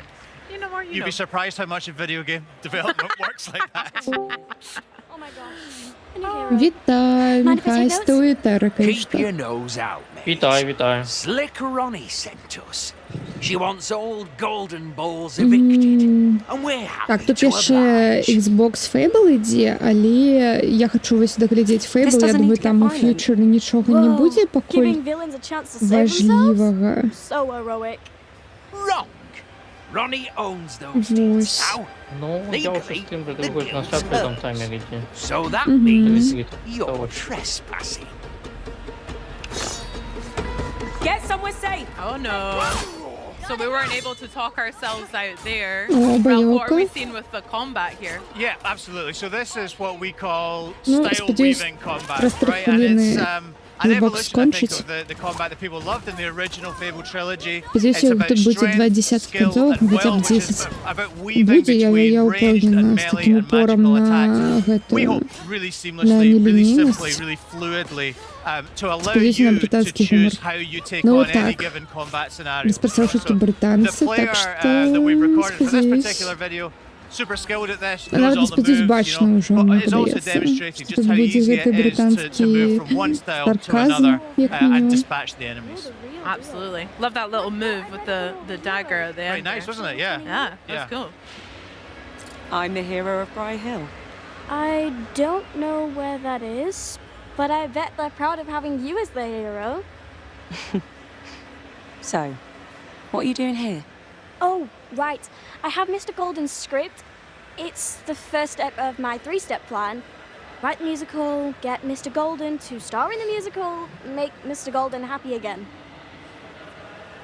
So this character, this adorable little child called Billy, Best of luck with that. is we're describing her as a part-time playwright, full-time orphan.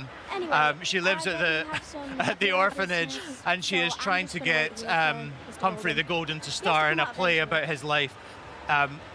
The point of showing this quest is to show people exactly what it's going to be like to play a quest, but all our quests are super varied. In the quest after this one, you'll actually take part in that very same musical. So we'll meet Billy again. That's for another day, but something that people can look forward to when they play the game in February when we come out. What we're seeing right now, though, is a very quick glimpse at our skill tree. We're spending a skill point we earned from that last combat encounter on a new spell called Blades, which is great for crowd control, but I'm sure people will be freeze framing and screen capping that screen just to see Enjoy that. what else might be contained within. Yeah, can you give me some tips maybe about how I should build my hero, or what should players focus on with their talents and skills? So that's a great question. I think honestly the answer that we would always go to is we want you to be the hero you want to be, right? And we've set up this combat system, the way progression works, the way that you'll build skills and new moves and upgrade your weapons.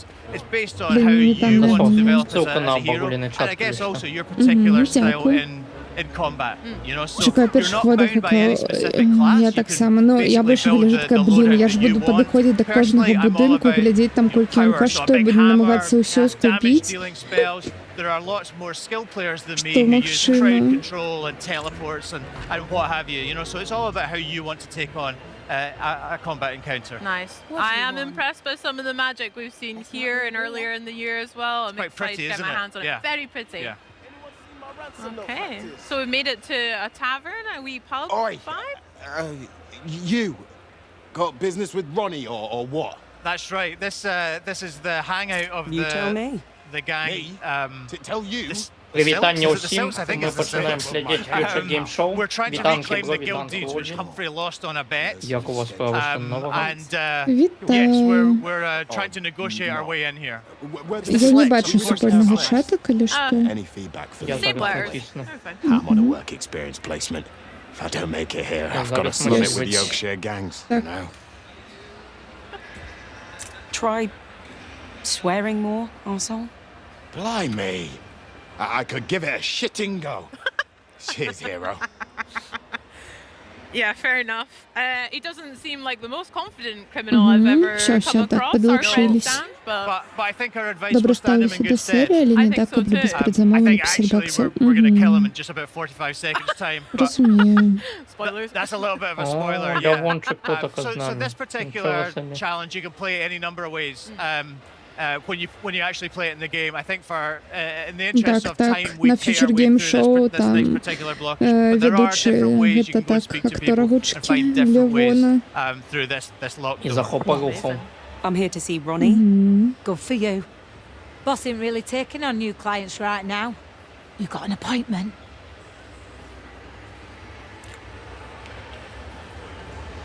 So yeah, we're cash rich, so we're just going to pay the $2.5 grand. Easy way. There you go. Can't you look the other way? Уже договоришь по теме ремеди, покуль I'll look хочешь. whichever way you tell me to, mate. Why don't you go Кому не through отдала? it? Make yourself at home, but not too at home. No touching the Не boss's усешь stuff. отдавать. She'll be with you shortly. Капком так дупо говорили, как Sarney, мы love her хорошо name as несли. well. Was someone called Big Bath as well? Столько Yeah, хуйня I think that's выпустили. another member of the gang. Ah. Yeah. Ну, тут еще залежить от заробка у людей. Could be worse. So we're looking for the guild deeds, and I guess the likelihood is that they're behind this locked door. But you know, our hero is resourceful. We're gonna pick this lock. She did give us a wee clue to have a look about. Well, tell us not to, but what are you going to do in this scenario? Not open the locked door? Exactly. Грейс. I love all the trinkets we've got around here. Yeah, and we don't do it in this video, but there's a lot more to rummage through in this particular room. But yeah, in the interest of time, we're just going to grab the guild deeds and go. Yeah, Ralph, I'm really jelly for that. I'm checking every nook and cranny. Я услышу, как я ляжу Playbook или что? Me too. Thank you. Vindication. I like that. Had a few too many pints, actually. You smug git. That's quite funny. I tell you what, though, it takes stones robbing from me in my own poorhouse.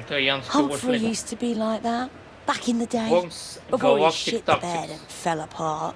Not that I haven't enjoyed watching the guild slowly bleed out.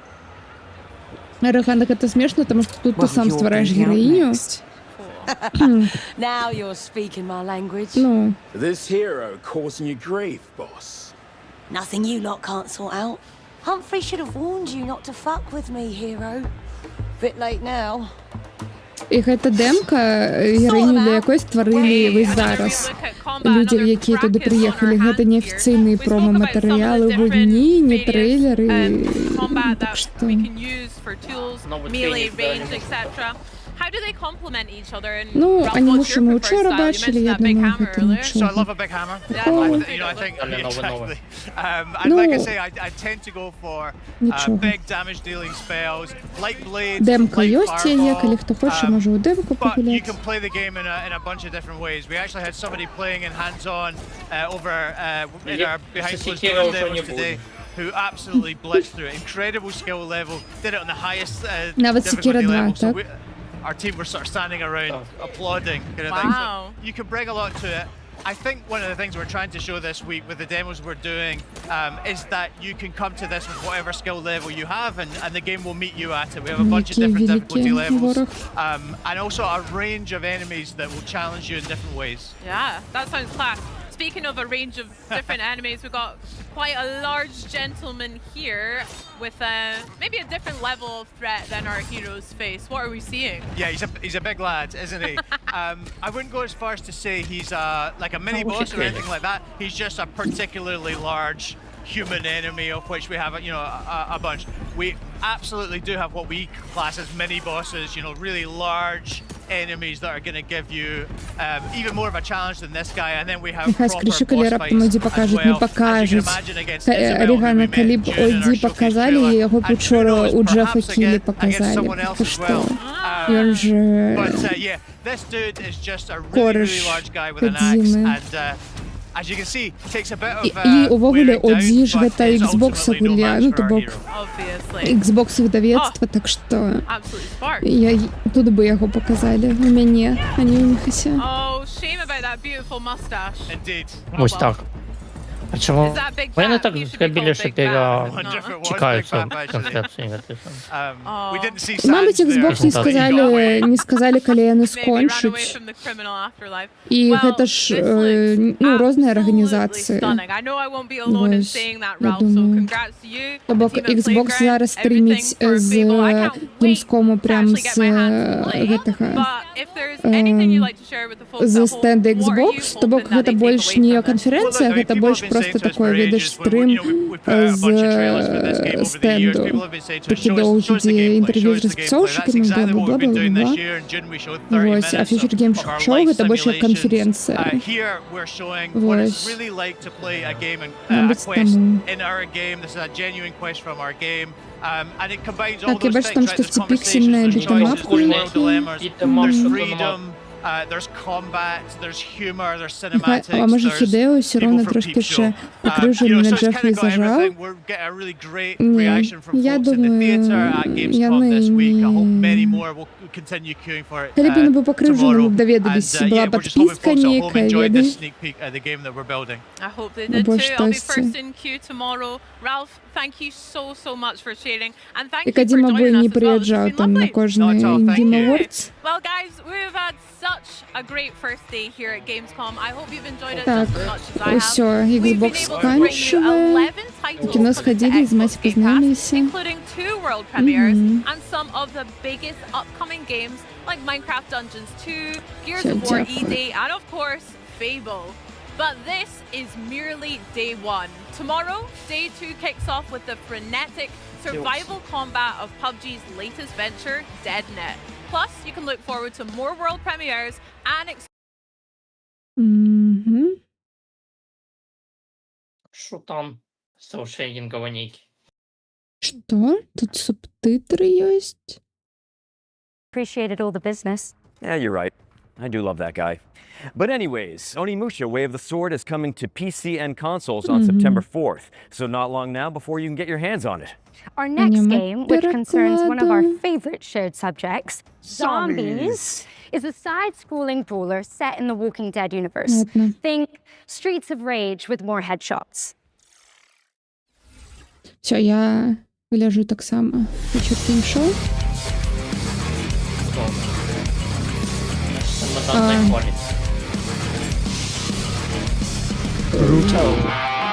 У меня тут щось знову пішло піксель. Це у телефоні вже не я. Так, гэта трансляція з затримкою. Я не буду її глядіти. А, тут нема субтитрів. Ну, будемо тоді без субтитру, але без затримки.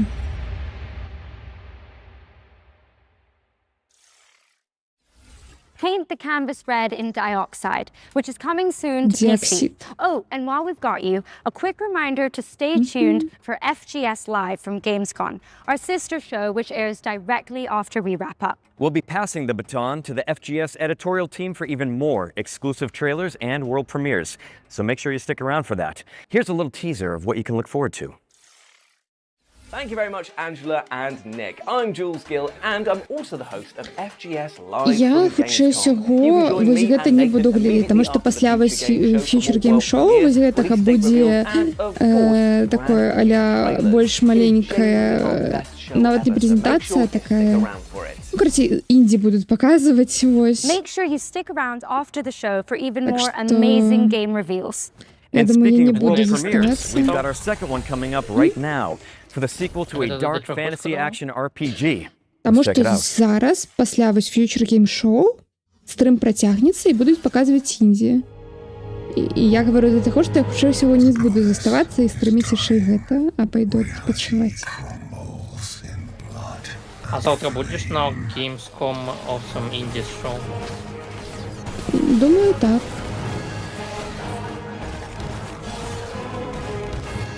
Буду.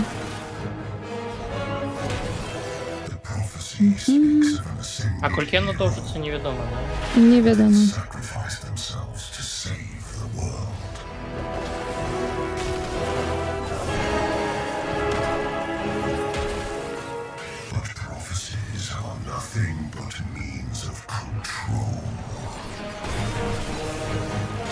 Некая поя, чи що тут?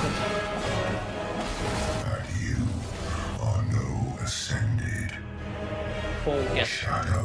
Два.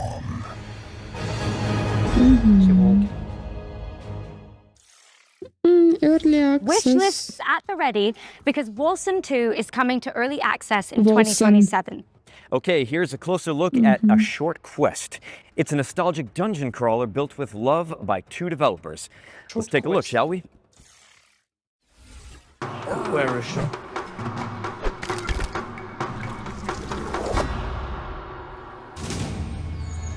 Awaken, child. I have a task of great importance.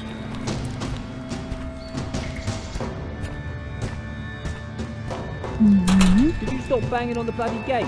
Please, fuckface. А, ну гэта трейлер 720p, окей.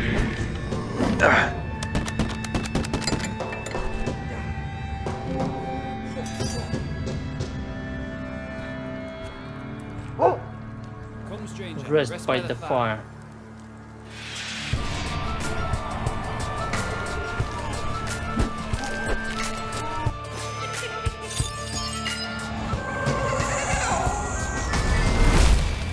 Take this note to the king. Short quest.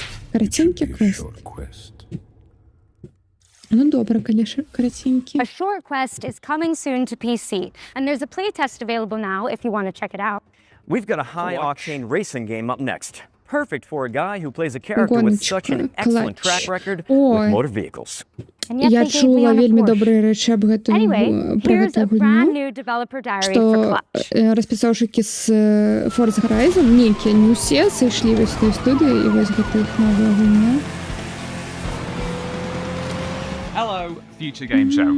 I'm Mike Brown, Давелі creative director here невялікая at Maverick прыцягнасць гульні стала плюсам. Clutch is a cinematic open-world driving game where you І will take тут on the role of сюжет Theo прям and будзе, Cass, бачыце, з a pair of катсценамі, з sibling усім. racing prodigies who are leading a double life Головне, of каб хотя pro б була racing больше driver by 2 day, години. underground street racer by night, Телефон зробить.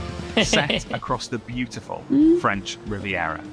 We wanted to take players to the French Riviera as well Можна as і менш, Monaco тому що коли because it's гульня a супер-пупер beautiful, добра, то і менш inspirational за 2 location години, я that's думаю, also home to люди some не of the будуть world's рефандити, тому що вона і там на best це driving дивиться, roads. мабуть. And it's also a part of the Ну, і world коли that's вона just steeped in добре, car маю на culture увазі, as я well навіть as пройду, то motoring такі, and ой, ну це було motorsport добре, не буду history. рефандити. Мабуть, я Our ще story перепройду is a колись. grand, action-packed adventure with really high stakes. But ultimately, it's a story about our characters, who are flawed, sometimes infuriating, but always lovable. And it's about how these characters find their place in the world and the importance of family. And the biggest impact of a story like this is the greater context, importance, and meaning it gives to the activities that you'll be taking part in throughout the game. So when you're finishing a race, that's not just ticking off a piece of content. Because of the story, it really matters. In terms of vehicle handling, it's my belief that we need an authentic handling model that has enough depth and edge to it that it will punish you if you drive too hard. You need that ability to mess up, otherwise it can't feel good when you nail it. And in a model like this, it has a really high skill ceiling, so the more you play, the more you're going to feel your skills getting better and better. And that's where the real satisfaction lies in this kind of game. In Clutch, every car feels weighty, authentically mechanical, and they each have a distinct feel and personality. Clutch has a rich and detailed open world where there are new things to see and discover around every bend in the road. In our recreation of Monaco, we have at least represented every road that exists in real-life Monaco. And as you're out exploring these streets, note that the buildings aren't cookie cutters. We Ми haven't made бачили на the presets Саммерном and then Фесті, repeated що the був buildings трейлер, over and over. така Every мила, building in мультяшна Monaco is uniquely сайт-скролер built by our artists. тубок збоку. And as you're out driving Віп, through this beautiful ну open ось, world, хлопчик know that іде it's з a world that's оленем, full of challenges і and там collectibles to reward you аля for all of така that мила exploration. історія. Олень магічний. Ось. Ну, спочатку гэта оленяня маленькое такое. Ну, по трейлеру бачно, що там расце, ось гэта все. And for more information, follow us on all of our social channels or check out На the Maverick некоторі Games один YouTube приємний. channel for our podcast. Thank you very much. У Goodbye. мене ляжить Planet of Lana набите. Ось. І, о боже, на Far Changing Tides. Ну, типу, друга частка Far так само. Clutch is coming to PC and consoles in spring 2027. чекають своєго And what's up часу. next? Well, let's change the lighting again. Because it's time Клач for добре, another до world речі, premiere. чекаю її. And this one is a Я sequel to an отримається atmospheric гулять на puzzle релізі, castle. але... Ніщо, знову код хуєвікс? Ні, інше. Нове щось. Кооперативне метроїдвання.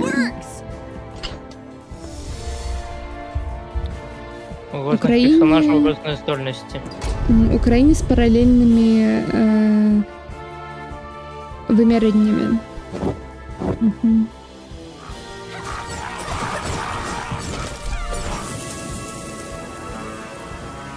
Ой, я уяўляю, калі там вораг будзе, адзін павінен там, я не ведаю, трымаць нейкую магію, каб вораг быў, ну, можна было яго пашкодзіць, а другой павінен шкодзіць. І як гэты першы не будзе гэта трымаць доўга, і ты такой, не, чого ты не трымаеш? О, 3D-босс.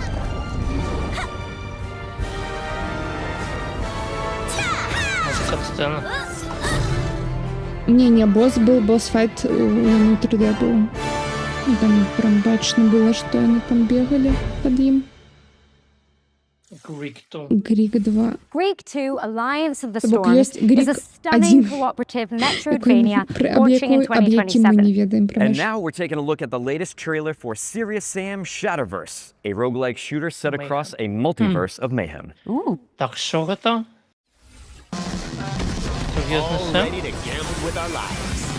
А, когда показывали, да. Это может быть файная гуля для мультиплеера.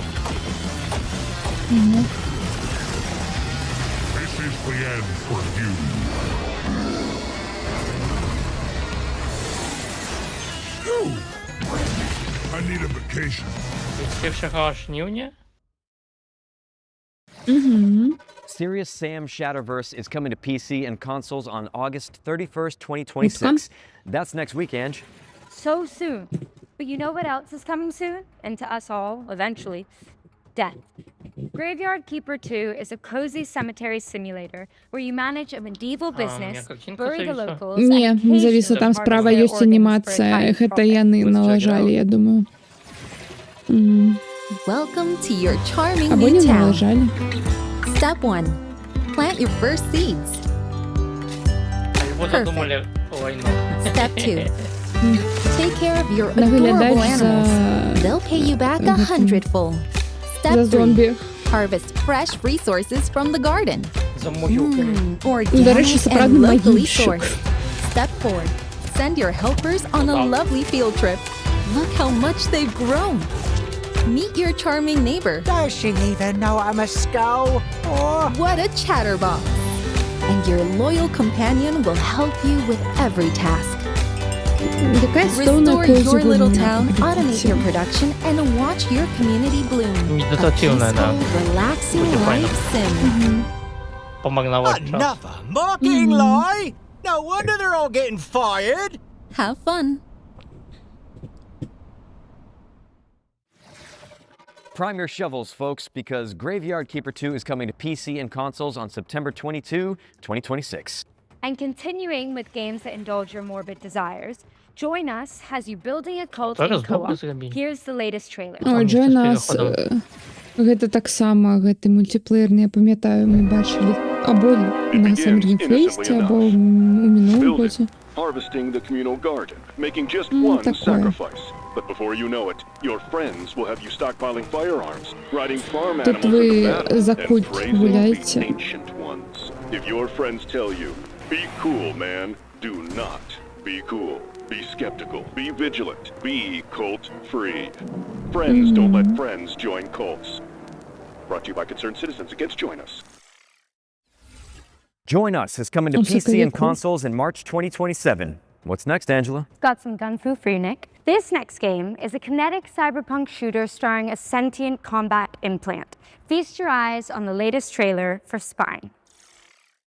Spine, бачила я його, мені подається. Анонс ми, мабуть, бачили на якій геймаворці, мабуть. I used to believe that. But I learned better. Tensor calculates, gangs execute. And people like me, we pay the price. Their strongest weapon is called Spine. Combat mode activated. Too bad I stole one. They think they've got it all under control. But every system has exceptions. I'm one of them.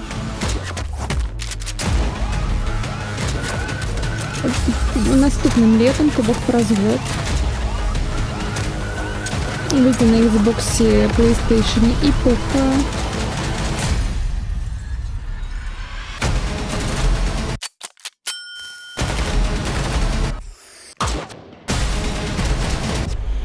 Ну, вельмі активно, бодренько виглядає.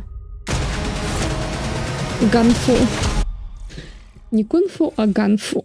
Damn, that kind of made me want to do a roundhouse kick. Oh, are you sure? Without warming up? Good call. Wouldn't want to throw out my spine. Which is coming to PC and consoles in 2027. Well, that, the trailer, not Nick's comment, was totally worth a wish list, right? I'm here all day, guys. Yes, yes you are. Anyway, let's shift gears with our first Ones to Watch deep dive, where we go deep on the game the internet is raving about. Galactic Racer. Мне чомусь подавалось, що під час Xbox його повинні були показати, але ладно. Натхняюсь еквілібріумом. Хоночки. Махчима. Так, Позорні войни. На Татуїні. Угу. І не тільки на Татуїні. Не тільки на Татуїні.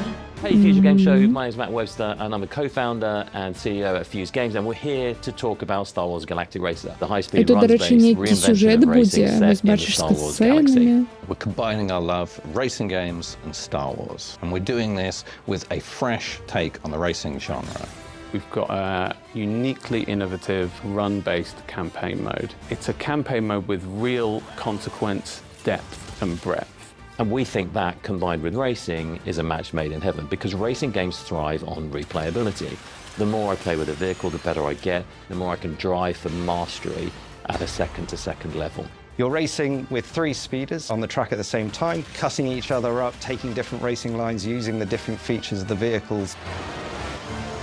You're probably familiar with land speeders, which we have in there, and in our game they're all about drifting and boosting. It's all about keeping your foot on the gas, holding speed through corners by drifting around them. The speeder bike is at the opposite end of the spectrum. It's fast, it's ferocious, but it's fragile. Got a fantastic ability where it can slow down into corners and store that kinetic energy and then do a kinetic burst out of the corner. And it's all about kind of threading the needle in thin lines. And then our final vehicle is something that's brand new to Star Wars, and it's called the Skim Speeder. We've designed this in collaboration with Lucasfilm Games, and this vehicle is more akin to a lower level racing plane. Acrobatic airplanes that gracefully handle corners until they need to flip up onto a knife edge. The Skim Speeder is perhaps the most elegant of our vehicles, with its carving, banked turns, as well as its ability to roll up onto a knife edge and pull high-G maneuvers around the tightest of turns. Strapping into a Skim Speeder is an absolute thrill ride. Being in your wide and proud profile, gracefully sweeping through the tracks, and then snapping up onto that knife edge and cutting into the apex. The sound design is fantastic, and then the visuals on top of it of how dramatic the change on the screen is. Our audio team have done a fantastic job on making the Skim Speeder feel like an authentic Star Wars vehicle. Making a new vehicle in the Star Wars galaxy is an amazing opportunity. So we collaborated deeply with Lucasfilm Games to make something that felt uniquely Star Wars. All 3 of those speeders have different racing lines, and it's where they intersect that things get interesting. This is where the drama happens. And then, of course, we've got the pinnacle racing vehicle in Star Wars Galaxy, the Pod Racer. We knew we couldn't make a Star Wars racing game without including the iconic pod races. Sense of speed is a hugely important aspect to the game, and it's something that we poured a lot of love and attention into. When you then step into a pod racer, the speeds are absolutely wild. The best thing about seeing people pick the controller up is that immediate smile on your face. Wow, this is fast, but this is controllable speed. And when I make a mistake, I have this wonderful audio-visual payoff inside the crashing that's expected, but fair. Star Wars Galactic Racer is coming October 6th on PlayStation 5, Xbox Series X and S, and PC. Thank you for watching, and enjoy the rest of the show.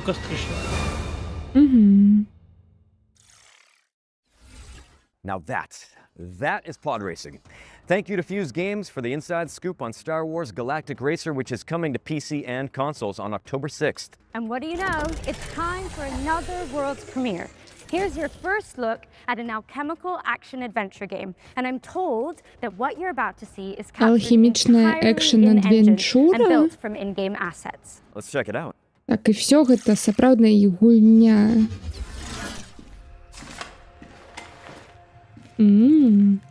Графон.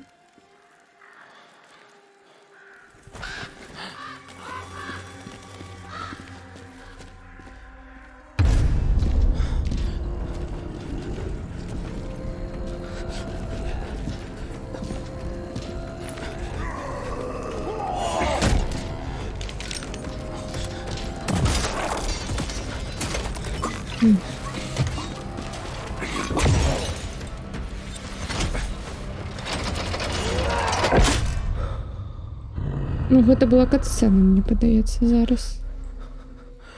Не геймплей.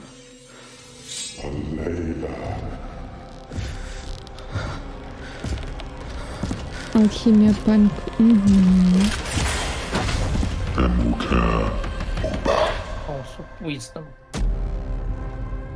Алхимия.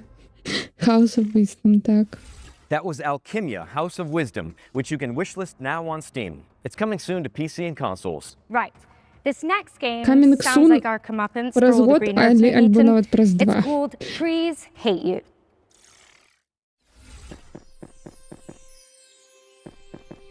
Древы ненавидят тебя. Мы смотрели эту хуйню на миновой конференции. Я не памятаю. Ты ценишь такое память? Я іншае памятаю з дзяўчынкай, а не...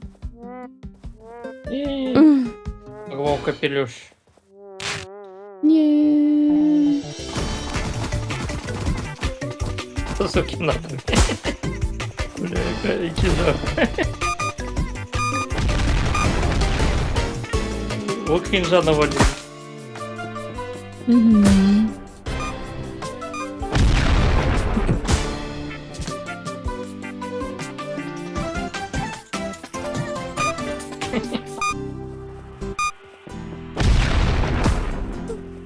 Та увогуле. Будут конкурировать GTA. О! Вось, і гэта я разумею. Усё, і GTA переносіцца. Precisely. The plants get their revenge in Trees Hate You, which is coming out on November 16. And just like that, here's another world premiere for a hand-drawn cooperative golfing adventure. Let's take a look. Перенесецца яшчэ на тыдзень, каб дакладна. Далёка быць ад такого шэдэўра, так.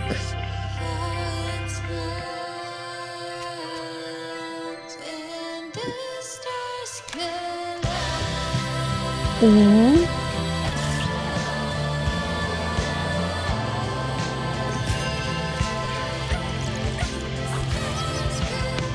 Angry Birds нейкія. Коопнае падарожжа. Місіўная фора. Дадайте жар, хочу Нобль. Иди шукай маці.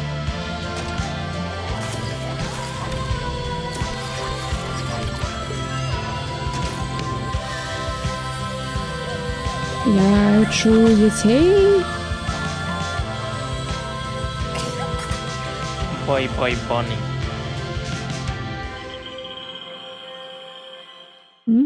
Bye Bye Bonnie is coming soon to PC. Nice.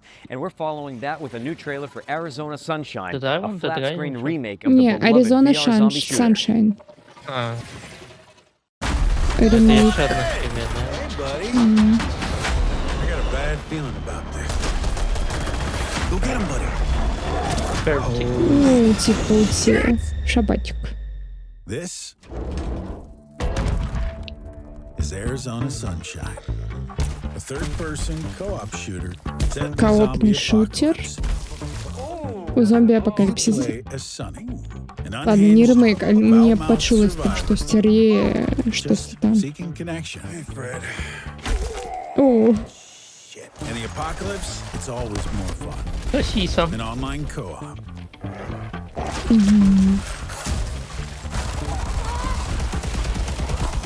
Червоная бочка.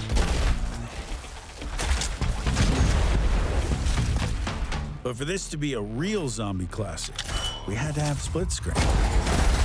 О, сплитскрин. Найс. Ну так, можна вдвоє гуляти.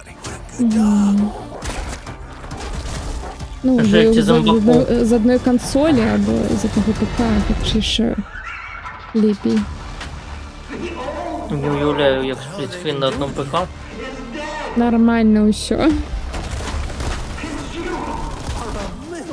Коли не треба, усьо нормально.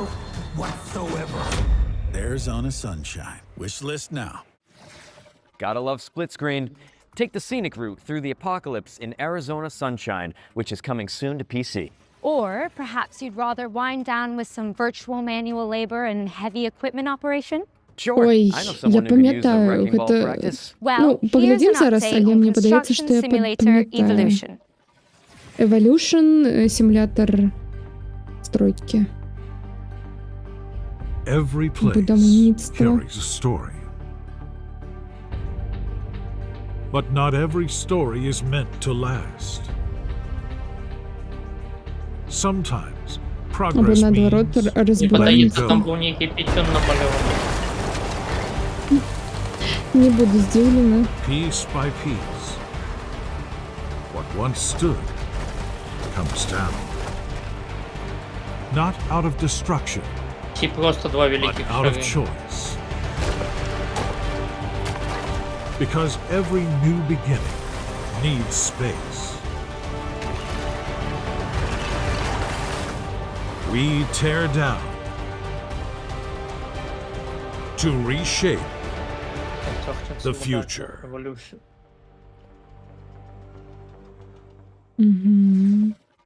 Master the art of demolition in Construction Simulator Evolution, which is coming soon to PC and consoles. And now for something completely different. That's right. Our next game is a surreal medieval shooter inspired by the works of Hieronymus Bosch. Середньовечний шутер, який натхнен... Ой, карацей, гэта... Натхнен так само, як Ральф штосьці праходзіў гэтымі малюнкамі средневечнымі. Конкретно по боску я не сказал.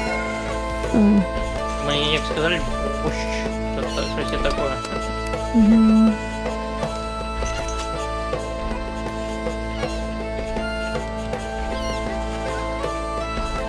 Орегано, у тебя флешбеки, потому что у меня флешбеки.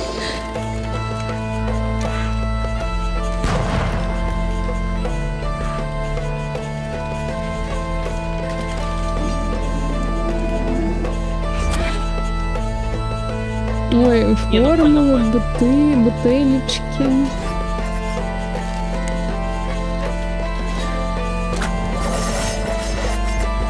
Бандиты некие.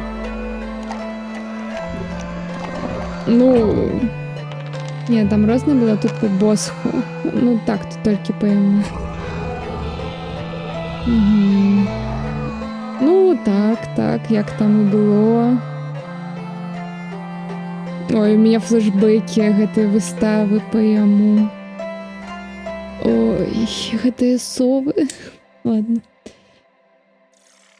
Ну, а-ля совы там.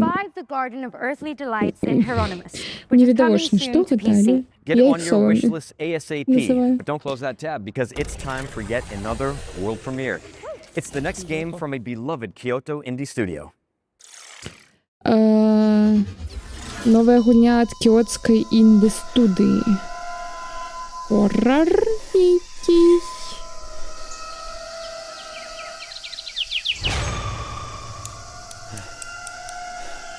Любой стильками.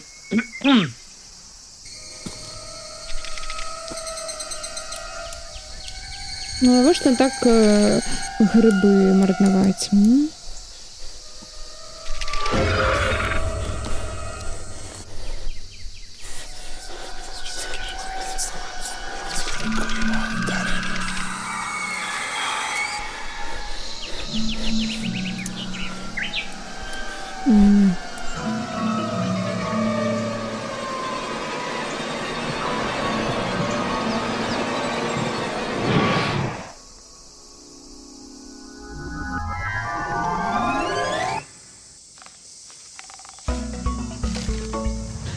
Гэта Піксель-Жанк Монстерс.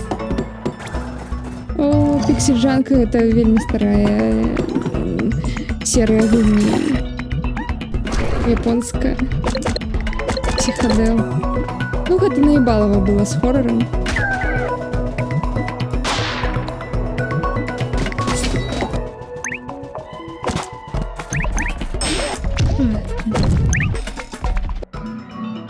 Ладно, не вельмі старая, але ўсё роўна старая. Там піксель-жанкі былі яшчэ ў часы PS3. Repel the hand-drawn hordes in Pixel Junk Monsters 3, which is coming soon.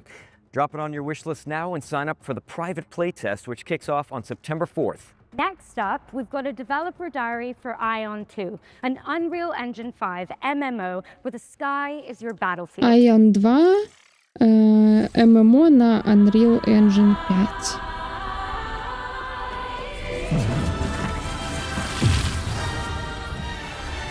Мне подается, мы его учора бачили. 안녕하세요. 아이온2의 개발을 총괄하고 있는 백승욱 CBO입니다.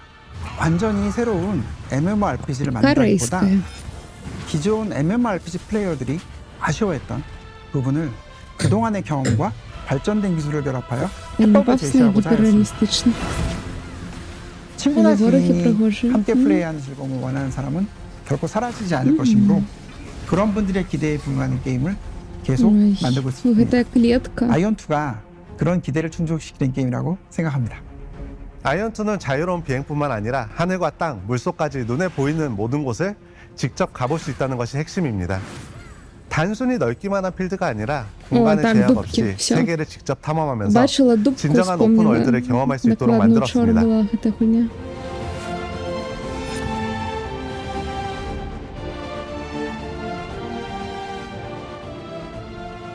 안녕하세요. 아이온2 게임 디렉터 김남준입니다. 반갑습니다. 기존 게임들에서 높은 곳은 그저 랜드마크였지만 아이온2는 그 장소에도 플레이가 가능한 공간이기 때문에 탐험의 재미가 더욱 커졌다고 할 수 있고 전쟁 상황에서 창의적이고 변칙적인 플레이가 발생하는 것을 확인했습니다. 보통 비행을 하게 되면 등속 운동이나 가속 운동을 하게 되는데 이렇게 했을 때 실제로 캐릭터는 빠르게 움직이지만 유저들이 느끼는 속도감은 느껴지지 않게 되는 것 같았습니다. 그래서 비행 중 속도의 차이를 주는 것에 대해 집중했고 활강이나 바람길, 비행 속도를 높여주는 서클 등 다양한 요소를 추가하여 속도감이 느껴질 수 있도록 많은 노력을 기울였습니다. 높은 곳에 올라가 봤을 때 무언가 찾을 수 있도록 탐험적인 요소를 추가했습니다. 무엇보다 그 전쟁 상황에서 주변 시야가 아닌 공중에서 그 주변을 확인할 수 있는 요소가 추가되면서 이를 통해 발생할 수 있는 플레이의 확장성을 열었다라고 생각해 주시면 좋을 것 같습니다. 도전적인 컨텐츠를 원하시는 분들은 높은 난이도의 컨텐츠에 도전하면서 공략과 성장의 성취감을 느낄 수 있고 조금 더 편안한 플레이를 원하시는 분들은 채집이나 몬스터 수집 같은 다양한 컨텐츠를 자신의 속도에 맞춰 즐길 수 있습니다. 안녕하세요. 저는 아이온2에서 아트 디렉터를 맡고 있는 차봉섭입니다. 아트레아에서는 목적지로 향하는 과정 자체가 하나의 경험이 되기를 바랬습니다. 길을 걷다가 문득 시선을 빼앗는 풍경을 만나고 물속으로 들어가 예상하지 못했던 공간을 발견하고 하늘로 날아올랐을 때는 익숙한 세계가 전혀 다른 모습으로 보이는 경험을 주고 싶었습니다. 그렇게 이동하고 탐험하는 과정에서 저곳에는 무엇이 있을까라는 호기심이 자연스럽게 생기는 세계, 그것이 저희가 만들고 싶었던 아트레아입니다. 안녕하세요. 아이온2 풍현섭 기술 디렉터입니다.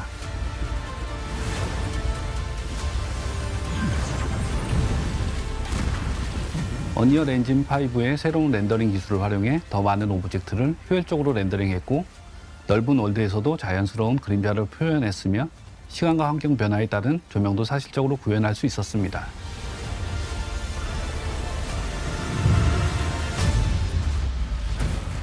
아이온2는 솔로 플레이어들이 할 수 있는 컨텐츠와 파티 컨텐츠가 공존하고 있습니다.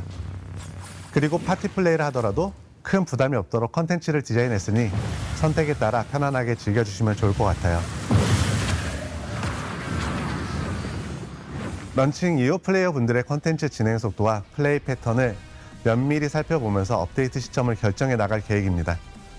특히 글로벌 서비스는 다양한 지역의 플레이어분들이 함께하는 만큼 실제 플레이 데이터와 피드백을 다각도로 살펴보며 글로벌 환경에 맞춰 가장 잘 맞는 업데이트 계획을 만들어 나가는 것이 중요하다고 생각합니다.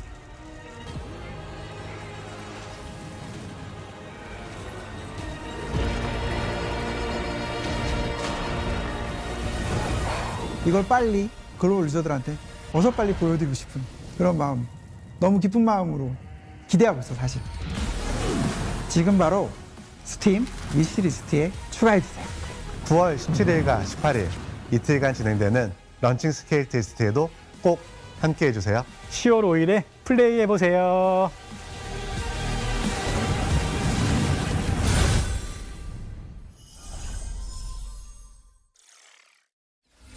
Mark your diaries for September when you can finally get your hands on Ion 2.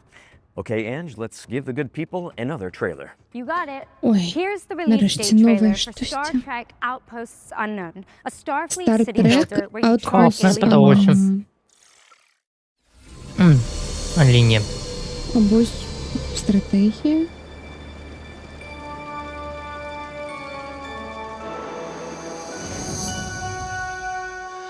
Окей. Мабуть, виживач, будівництво, ось це все.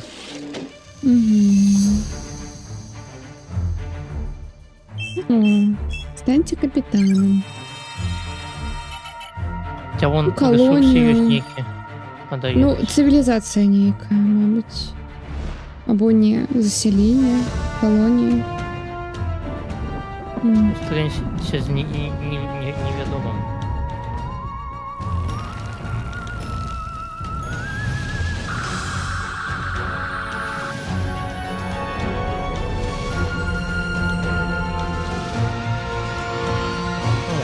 Привет. Спока нам видадуть. Тільки коли сама зробиш, думаю. Ах, це так. You heard it here first. Star Trek Outposts Unknown is coming to PC on October 20th. Next up, we've got a brand new trailer for the tactical shooter War Dogs. And I think Тактичний it's about time шутер we War find out the Dogs. release date for this game. Don't you? You know it. Стопою. І дата тут буде реліз. 4 команди. Хто хоче 3 команди. Цікаво.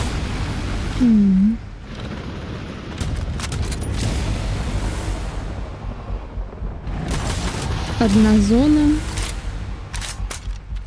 Тактично. Ну, коротше, це треба лепусу, або там ватафаки закинуть. І вони вже там будуть робитися, максимум. Гуляйте як хочете.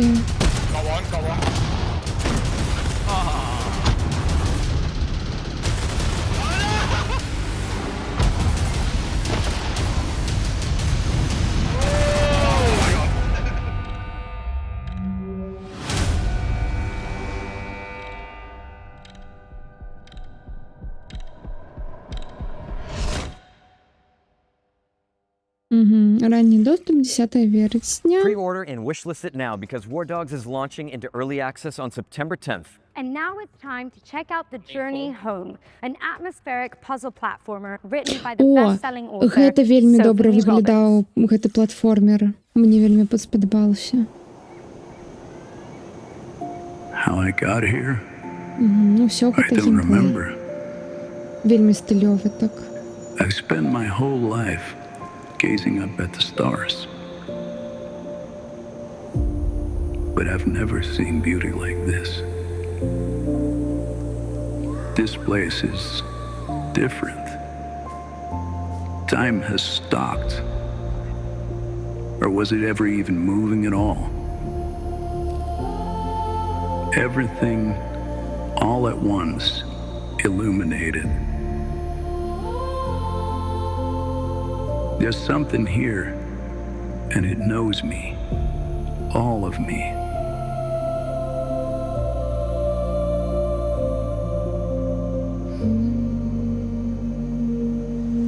Just beyond my reach, there's a face, a voice I know better than my own, pulling at me.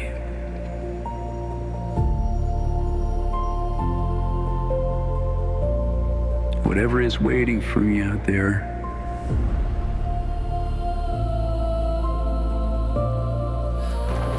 has been calling me my whole life. I have to find out what it is.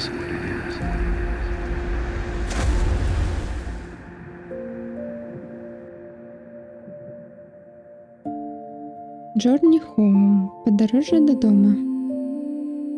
Демка уже у Стімі.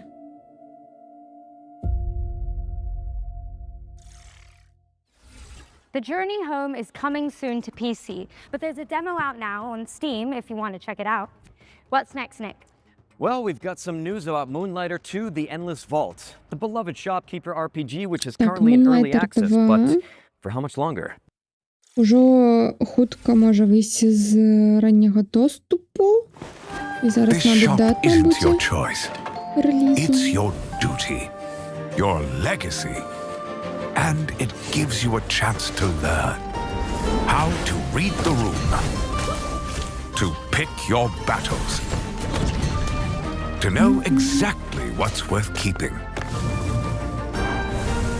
You learn that not all fights are won with steel. Some are won with patience. Some with care.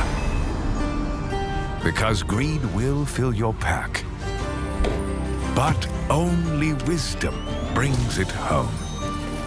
Driven by heart, you balance both worlds, not to escape your legacy, but to own it.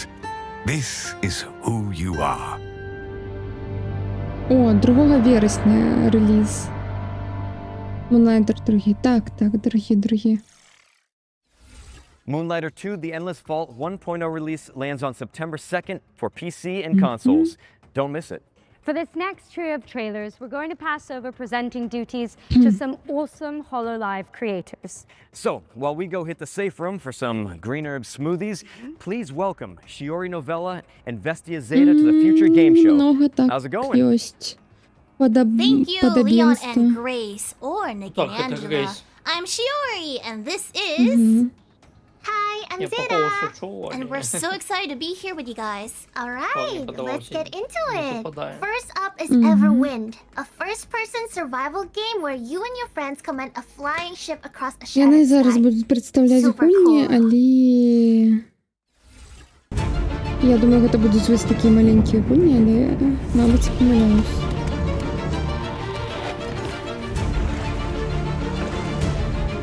Майнкрафт, некий Майнкрафт.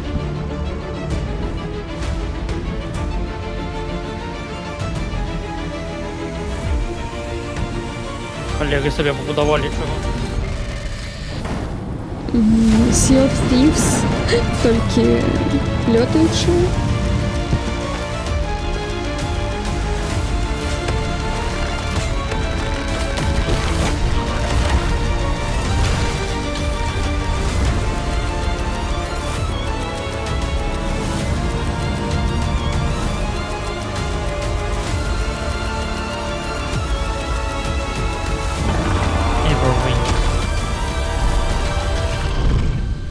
Консоли выходят.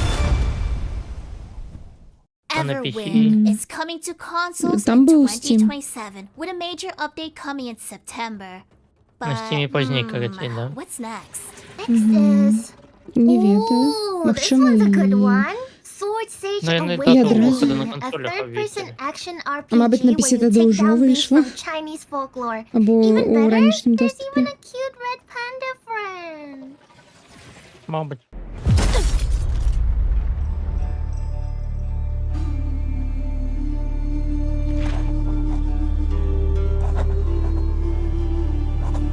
Тысячу годов тому забороненные тексты были, что с ними зробили, короче, были отшинены. И патчвары тоді вызвалилися.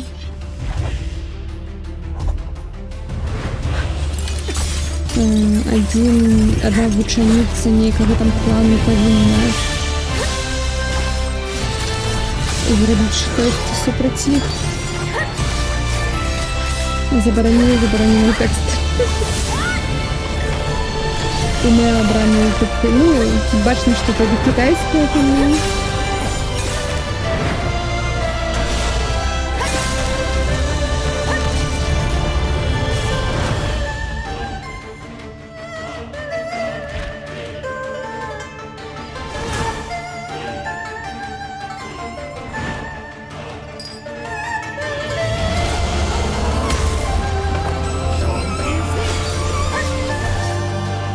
И набранные с дубкой и фуры. Ну и все.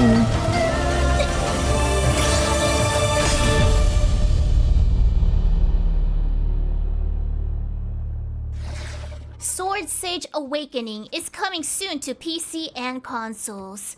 But you can wishlist it now on Steam. And you could because it looks really cool. It does look really cool.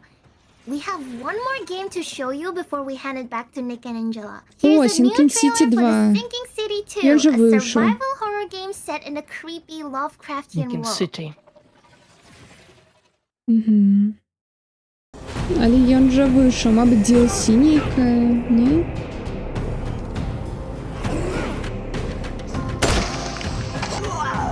Такі дивна анімація. Ну... Это еще добрая анимация. Это уже прогресс для этой студии. Nintendo Switch. Трейлер, что выйдет на Nintendo Switch 2. Oh, that looks so cool and spooky. The Sinking City 2 is out now, and it's coming to Switch 2 in 2027. Enjoy the monsters then. And with that, we're out of here. Thanks for having us, Future Game Show. Thank you for having us. Now back to Nick and Angela. I mean, Leon and Grace. I love you! Thanks for stopping by. And as for what's next, we've got our second Ones to Watch deep dive. Here's an interview with the team behind Tides of Annihilation, a fantasy hack and slash set in a Зараз буде fractured London глибокий and погляд на inspired by Tides of Arthurian legend. Annihilation. Мы учора її бачили. Вось гэта, дзе, дарэчы, гэтая акторка, якая Грэйс агучвае, яна тут таксама агучвае. Вось. Гэта прям демка. То бок гэта тое, што зараз можна пагуляць у дэма на Геймскоме, і там таймер. Ну, каб ты доўга не гуляў. The game director of Tides of Annihilation. Tides of Annihilation tells a story inspired by Arthurian legend. However, we did not want simply to reproduce the existing mythology of King Arthur in its entirety. We wanted to approach it from the perspective of Chinese developers and transform it into a fantasy game. Although the game is based on короля Артура, але з китайської перспективи і у фентезі сеттингі. Gwendolyn's background is one of the main elements of the game's story, so I can reveal a little about who she is at the beginning of the game. At the start, Gwendolyn is an ordinary person from the modern world who becomes caught up in the disaster caused by an invasion from another dimension. As a modern person, she's thrown into a hostile and malicious other world. While she's there, she receives encouragement from her companions and gradually grows into a commander capable of leading the knights. Use it to command your spectral knights. We wanted to present a point at which the game has settled into a relatively stable rhythm, and the combat systems are being used more fully. As a result, the section being shown takes place around the middle of the game, and features a relatively high level of combat intensity.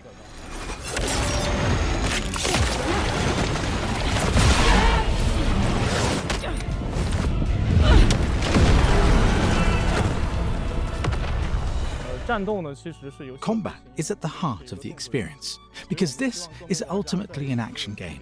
We want as many players as possible to experience the enjoyment of action games when they play it. For that reason, we have carefully refined the combat system. This includes the knight system, which gives players access to a greater variety of character builds. Players can combine these elements to create many different combat styles. The concept we developed is something I call the dual frontline battle system. This system allows the protagonist to fight alongside the knights she summons, working together with them in battle. I wanted to introduce more companions into combat, so that the player would no longer feel alone and would have the sense that other characters were actively supporting them. Our game is primarily an action-adventure game, so it has two central elements. The first is, of course, combat. The other is exploring and adventuring through another world. The adventure side of the game also builds on the important feature of the combat system, the knights. During exploration, the knights provide the protagonist with a wide range of abilities and assistance. The main purpose of exploration is ultimately to support the combat experience. At its core, combat remains the game's most distinctive feature. Exploration gives players additional resources, more room for error, and a wider variety of builds to discover and develop. To give an example of how the knights fight, we currently have the main knight, Bedivere. His design is centered on speed and fluid connectivity, allowing players to perform combinations easily and smoothly. He therefore has linked light and heavy attacks. Palamedes, the first knight, is primarily built around charged attacks, so the player has to recognize and take advantage of the right opportunities. And Kay, the time knight, needs to deploy time bombs at crucial moments. These can interrupt enemy attacks and also temporarily stop time. Each of our knights has therefore been carefully designed. We wanted each knight to feel different to control and to offer the player a distinct kind of enjoyment. How is this possible?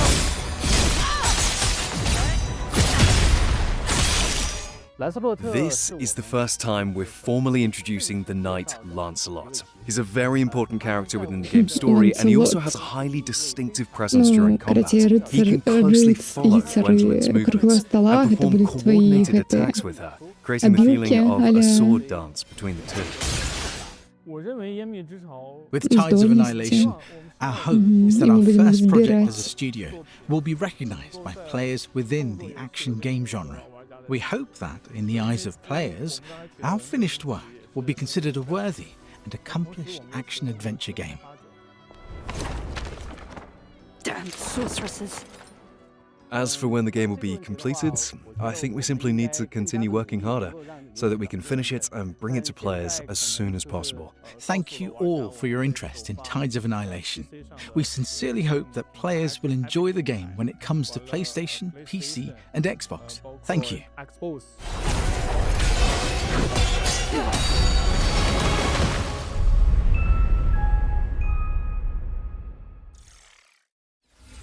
Shout out to Eclipse Glow Games for the insight on Tides of Annihilation, which is coming soon to PC and consoles. All right, eyes up if you like co-op games, as we have some exciting news to share about the latest entry in the We Were Here series. We Were Here Tomorrow. Now, if you're not in the loop, this is an asymmetrical co-op game where you use walkie-talkies to solve puzzles. And we're about to find out when you can start playing it.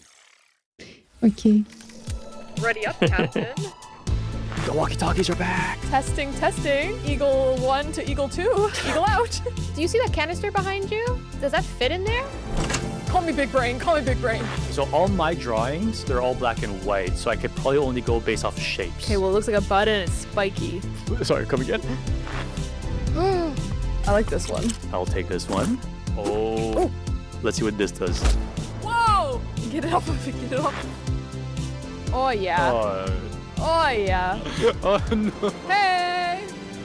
We sent the lasers through these lasers, which sent all the way to the other lasers, down back to these lasers, and boom, we're out of here. Let's go! You did it! Check this out. Wait, did we do that?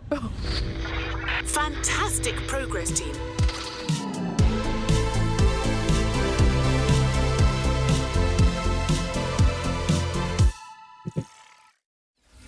Let your best friend know that We Were Here Tomorrow is launching in October for PC and console. And while you're organizing a co-op session, let me pique your interest with another great game. Guns of Eschaton is a Souls-like shooter set in a world imagined by Victor Antonov, the creative mind behind Dishonored's Dunwall and Half-Life 2's City 17. Here's the latest trailer. Ой, так, гэта апошняя гульня, дызайнерам якой быў Віктор Антонов, дызайнер Dishonored 2 і Half-Life 2. Ён, на жаль, помер у гэтым годзе.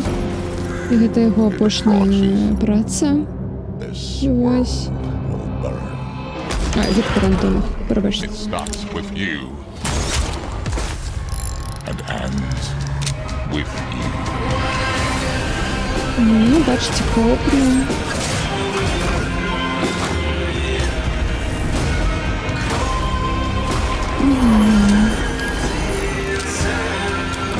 Так, это орегано, это яна.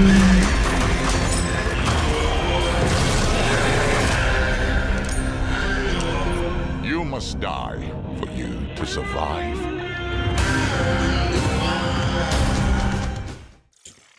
Guns of Echatone выйдзе ў гэтым годзе, калі невядома, магчыма, у снежні тады.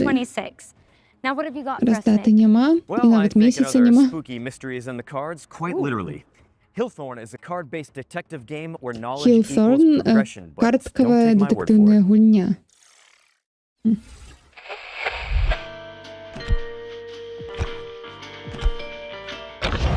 Шмат шутераў ожидано додавать приходится. Маем.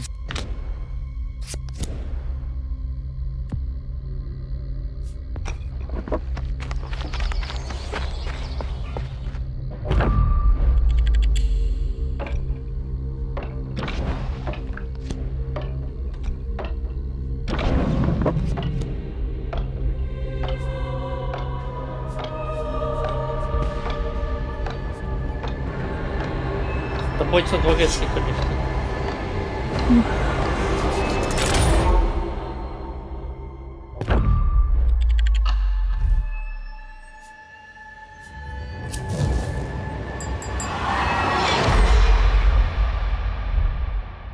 О, Агакун.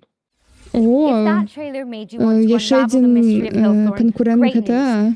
У лістападзе выйдзе. І дэмка ўжо на Steam выйшла.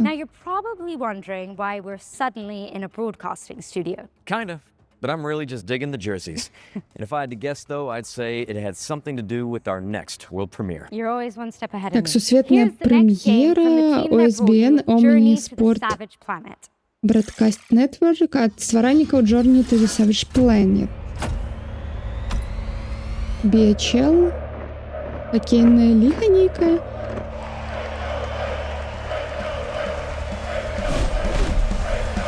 Командный спаборніцкі хоккей.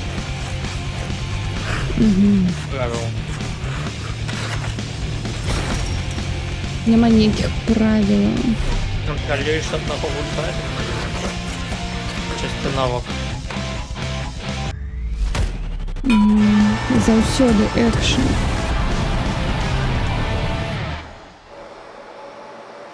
Для фанаток такой сериал. Ну, я сомневаюсь, что яно будзе хітаць штосьці там, не. Breakaway Hockey League. Breakaway Hockey League is the first modern hockey game coming to PC in nearly 20 years. It's a fast, skill-based 4x4 сучасная хоккейная гульня, яка выйдзе на ПК у апошніх 20 гадоў. NHL, што не? And I am totally keeping this jersey, by the way. Oh yeah, me too. Anyway, it's coming soon to PC, so slap it on your wish lists and sign up for future playtests. Now, we need to get changed and make our Мне way out of the падаецца, studio. яно будзе тебе, ты один гуляешь, и просто тебя будзе перекидывать до того, у кого шайба. Не? Не-не-не. Ты будешь менавіта одним кіраваць. Ну, толькі калі паглядзім. Так, тут сусветная прэм'ера, але выглядае дрэнна.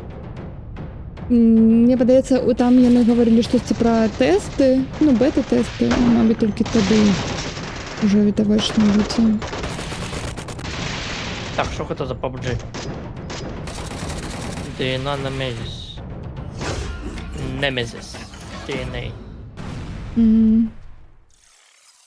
Снежень 26-го.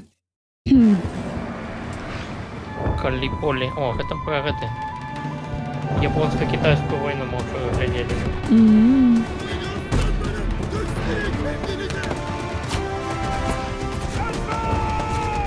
Не, тут не американцы некие, або британцы. Advance. Ну, готов, что на 8 нормально. атаманскі фронтир, атаманскі гэты берега. Экспедиции Першей сусветной войны.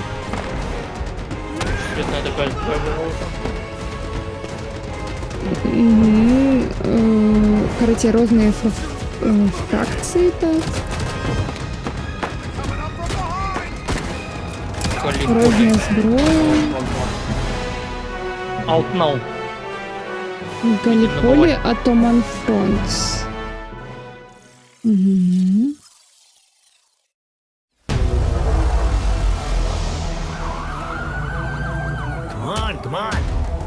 Так, ну гэта не геймплей, гэта катсцена.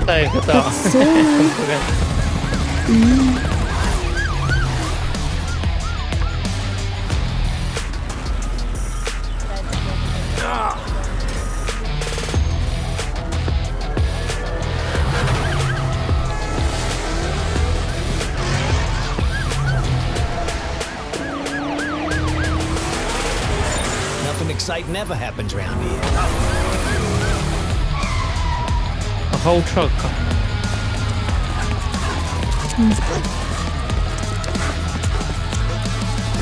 Еще так просто.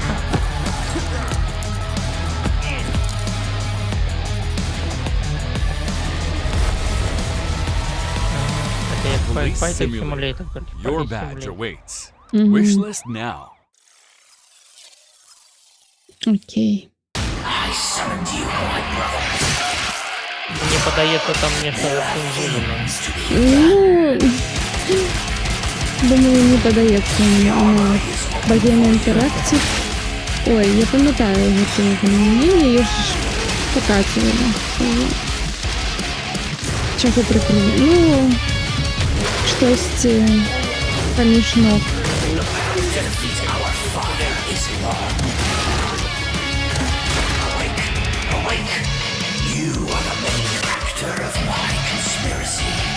Move to the portal.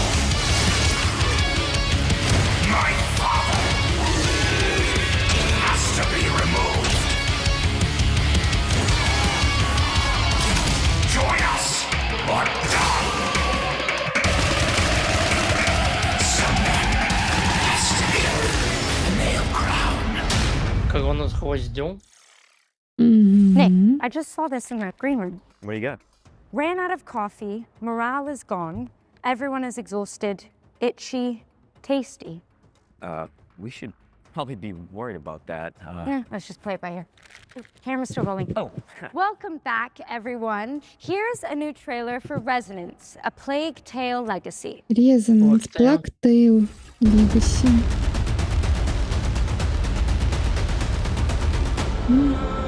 Коли яна ўжо выйдзе, яна ж павінна была, не, напрыканцы лета. А, заўтра ўжо выходзіць.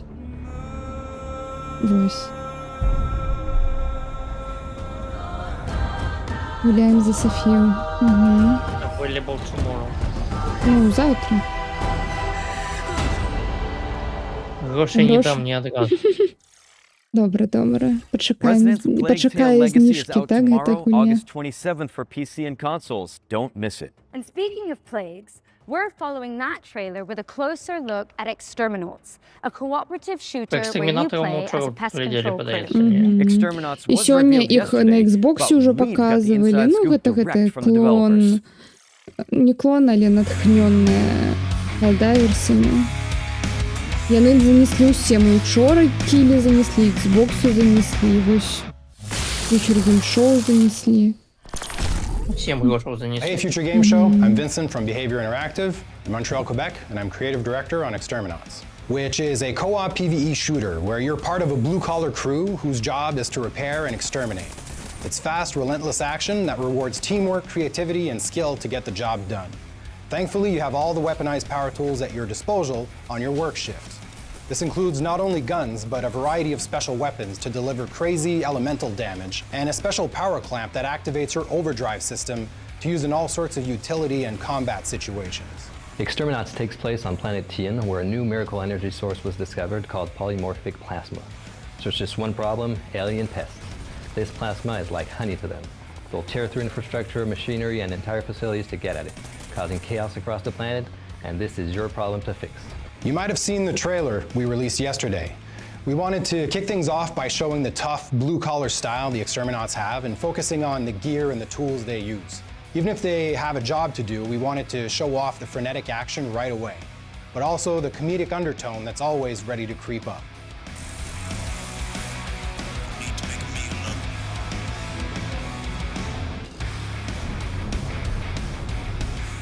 The game's core loop is a 20 to 40 minute run that begins with players selecting a work order from the job board, gearing up, and punching in. Once deployed to the work site, the mission is simple: fix, fight, and collect. Players repair damaged infrastructure, exterminate pests, and gather valuable resources while completing contract objectives. Every job culminates in a hectic final stand, holding the line against waves of pests while waiting for extraction.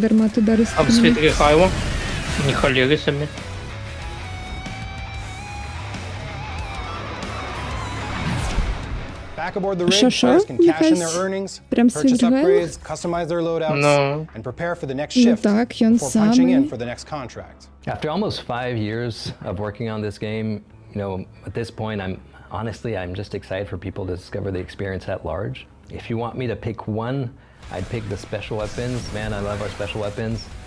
Shooting a massive behemoth with a cryoblaster or with a stasis railgun is just one of those satisfying things ever. Exterminauts is coming to PC and consoles in 2027, and we'll have more to share about the game over the course of 2026. And in the meantime, you can wishlist, pre-order, and check out our social pages. Великий князь Литовский, князь Волынский.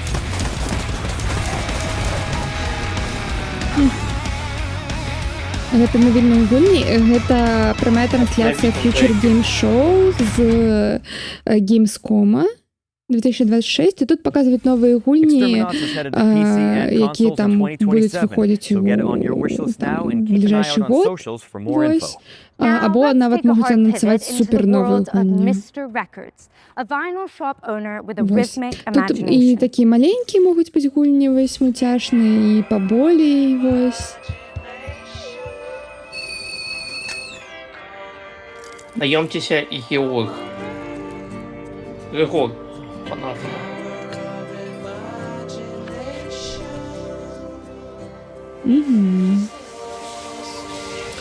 Яшчэ сёння быў Xbox. Мне вельмі спадабаўся, там Фейбл паказвалі, вельмі добра выглядае. Вось гэты Alien... Ой, карацей, гэта не па чужым, але там ты таксама забываеш пачвар іншаземны. Зараз знайду, як называецца гульня. Alien Deathstorm. Выглядае офігенна. Спачатку я думала па трэйлеру там будзе чыста мяса, то бок як там будет шторм або Doom, але геймплейнае дэма показалі, і там выглядала як такой бліжэй да хоррора нават, то бок там а-ля Dead Space такі быў. То бок там уся атмасфера так цёмная, персонаж ідзе, там яго пугаюць. У Амнезію 2010 года, магчыма, я немного яе пачынала, але я не памятаю, але я тады глядзела і бачыла на Ютубе відавочна, таму што гэта было супер папулярна ў той час. Now we're closing in on the end of the show, but don't let that fool you into thinking we're out of surprises. Nope. In fact, here's a world premiere for an anime-inspired indie game with jaw-dropping pixel art.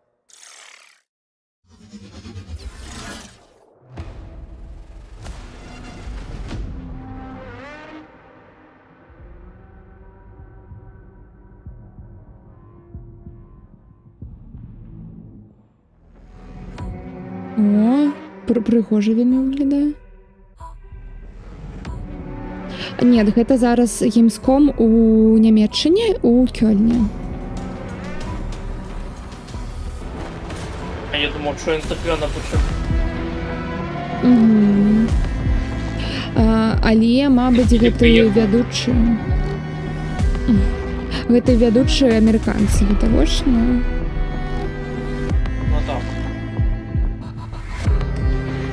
А те Capcom захапливали, робили свою гульню. Студия из других. Я думаю, у Амерыцы так. Яны, мабыць, робяць так. Яны у Амерыкі толькі аўдыо захопліваюць, а рухі асобна ў Японіі. Ну, разумееш. Хаця я не ведаю, ты вось гаворыш, што рухі...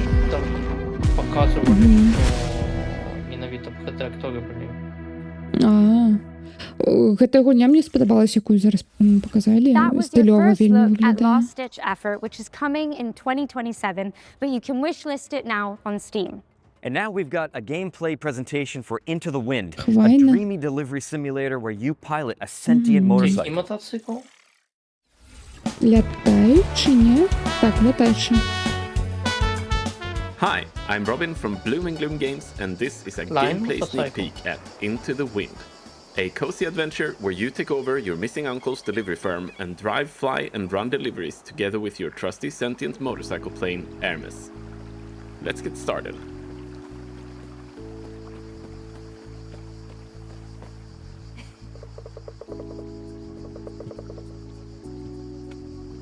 We are saving up for some engine upgrades for Hermes for a race in a few days. So let's go down to town and see if we can find some packages to deliver. Different types of cargo affect driving and flying in different ways, and more challenging deliveries means more pay for your efforts. Today, we're looking for something fairly chill. Чимсь на Лейк подобне. Я у Лейк не гуляла, але мне падаецца штосьці падобнае на Лейк. Больш фэнтэзі толькі. Some heavy ones. They'll bring in a good deal of money, but the weight will make it hard to fly. So let's pick a good route and stick to the roads. As with cargo, there are different kinds of jobs that come with different challenges. The job we picked up is a standard delivery to Falco Homestead, meaning we can take our time. We could also stop in the villages we pass through to pick up new jobs or browse the shops for new parts or customizables. Currently, we're fully loaded, so we'll just refuel before we continue. Pirates ahead. With our current load, we would have a hard time fighting back or flee without damaging our cargo. Better to pick a way around instead. Итак, я все ще не погуляла. And here we are. Let's just pick up the right thing and head inside. Я все ще не погуляла у другую частку и не набыла ее навіть. After delivering our heaviest package, we're now light enough to fly. Launch pads are not necessary to take off, but they sure help. Let's go back to those pirates and chase them off for an extra reward. Flying offers a great deal of freedom and potential for aerial acrobatics, and we will use what we can to get behind the pirate airplanes for a better shot. Our weapon today is the machine gun, so we have to get up close and tight dogfights to get in a fast burst. Pirates come in packs, and we need to take them down one at a time, while the rest are bombarding us from several directions. If we take down the leader, the whole bunch will win. Presumably back to the hotel bar, where we could visit them later if we wanted to. Phew, finally got rid of them. But pirates are not all you have to watch out for. Occasional landslides, the weather, and not least of all, local traffic. As the day is coming to an end, we head back home for some upgrades and rest. With that, we are at the end of our gameplay sneak peek of Into the Wind, and now we need your help.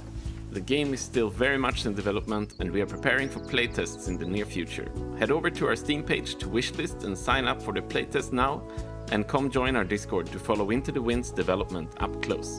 Cheers!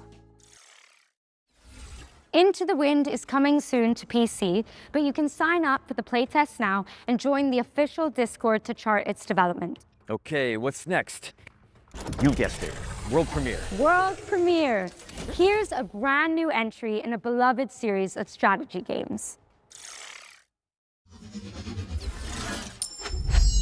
Legends speak of a world once whole, before the shattering plunged it into darkness, and of a crown of creation guarding the memory of all things.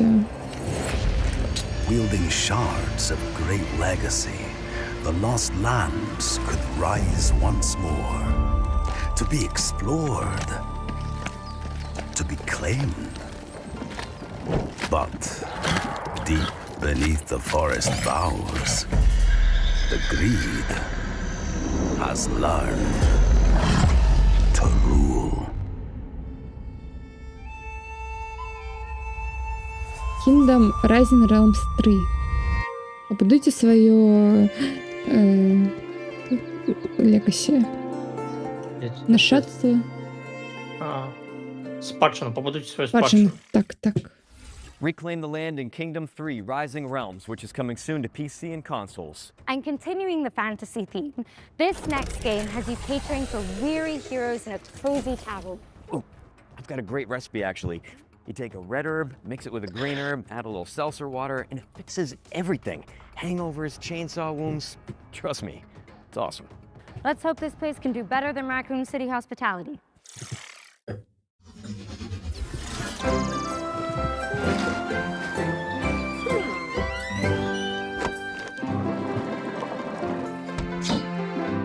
Аварный симулятор.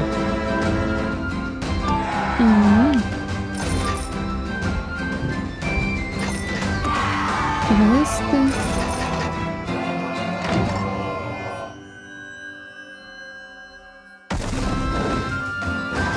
Бля, выглядало лепо. Что там? Не, почекай, Sims фэнтези. Ладно, D&D. Новый таверн кипер. Ну, это что с оригиналом? Вон квест таверн. Всего намешали квест. Вон квест таверн. D&D. Так. На початку 27-го выйдет. Ой. That was your first look at Dungeons & Dragons Long Rest Tavern, which is coming to PC in early 2027. All right, time for our final ones to watch deep dive of the Gamescom showcase. Now this time we're focusing on No Law, a Вчора cybergrunge ми revenge бачили thriller from його, the це team той that brought you The кіберпанк. Descent. Пам'ятаєте, який добре Here's Neon виглядає? Giant themselves to tell you all about it. И не сказали, их это опошня? Так. Апошняя великая гульня на Сёння. I'm Tor Frick, and I'm creative director here at Neon Giant, working on No Law. No Law is a cyberpunk immersive sim. By that we mean it's a game where player agency is at the game. Вітаю, Гринч, дякую за фоллоу. Play and explore the city of Port Desire however he pleases. We provide you a toolbox. We provide you with abilities and actual tools to use. And instead of building a problem, a puzzle, if you will, where we design a solution for playstyle A or playstyle B, we just lay it all out for you in a more loose manner, and we just say, you go have fun, and we will just try and build a world and systems that will just handle whatever you're attempting to do. Nobody sees him go in. So in our recent trailer that we showcased at ONL, we wanted to showcase how the player can approach playing the game in various different ways. It doesn't matter if you want to play the game balls to the wall, Ну тут guns прям бачно, blazing, що такі лінійні сюжетні місії, але це круто, так само. Tinker more with explosives, Больше hacking, кіберпанку. any of those things Богом are кіберпанка. viable ways to play the game. It's a narrative-driven game, but we also want the game to narratively react to how you are playing. So Port Desire is perfect for our kind of game humor, attitude, spectacle, in the sense that there literally is no governing set of laws. There are rules, there are consequences, which fit right into our gameplay of whatever you do, there will be follow-ups, there will be consequences, which is very exciting for us. Not only did we want to create a city that felt grounded, it also needed to be the kind of place where an adventure and a game like this can take place. We've chosen to build a smaller city, but just make sure that it's super interesting and super rewarding to explore. This is the kind of game where you go into an apartment and you try to find the clues. You go like, what happened here? We don't want the world to feel overwhelming. We want it to feel big, but we are much more interested in making something that feels layered and dense, where the player on the way to that apartment is like, I'm gonna go here, I'm gonna investigate this missing person. And you go like, ooh, wait, there is something around the corner. I can see that there's a door ajar in this apartment building, and there's like a dead body in there, but I can't get in. How do I get in?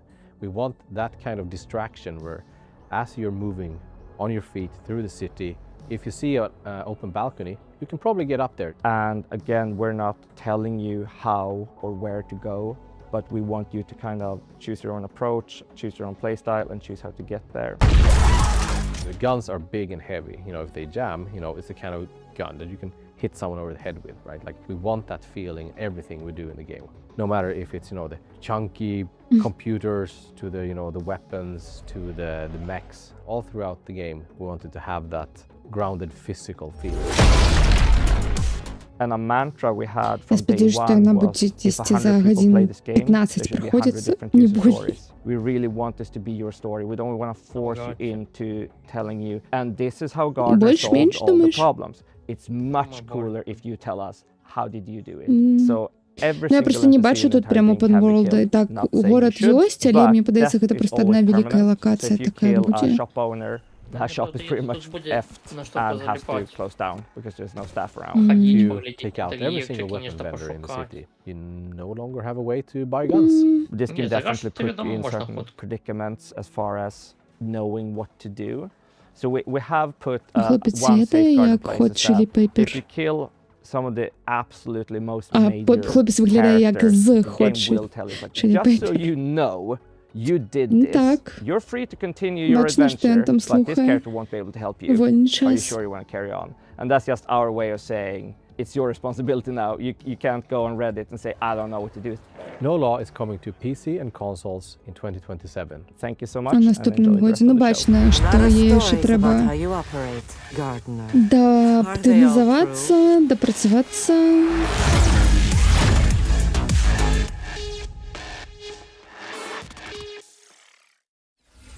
Thank you to the folks at Neon Giant for that window into the world of No Law. Wishlist it now because it's coming to PC and consoles in 2027. And let's keep things moving with an action game set in the Warhammer universe. Here's the latest trailer for Age of Sigmar Deathmaster, a Metroidvania where you play as a sneaky little Skaven. Метроїдванія, де ви за некого стелсового персонажа будете гуляти. А, за пацюка.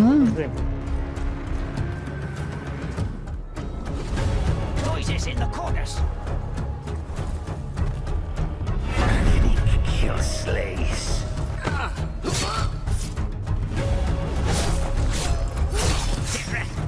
Dead.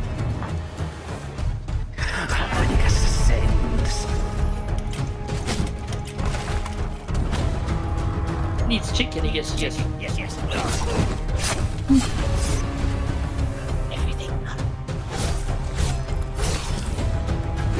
Hear something. Yes. It was Капокен. Великий пацук, какая маленький пацучков. Это так просто.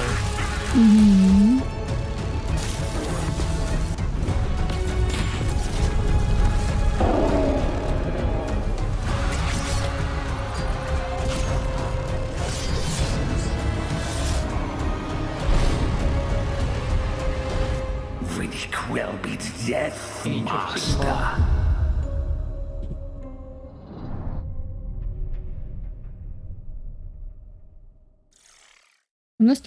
Rise through the ranks of the Ratmen in Warhammer Age of Sigmar Deathmaster, which is coming to PC and consoles in 2027. Now, fair warning for all you horror fans out there, this next game is no joke. That's right, Ritual Tides is set on a remote British island full of Lovecraftian creatures, and the team at Vertpaint have put together one hell of a trailer. You ready for the grand finale, Ange? Ooh, whatever it takes.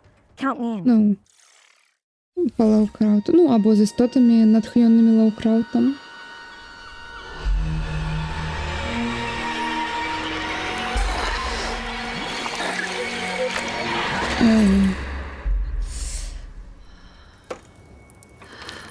Fuck, where am I? Well, you didn't die. How very interesting. Please, come. Join us.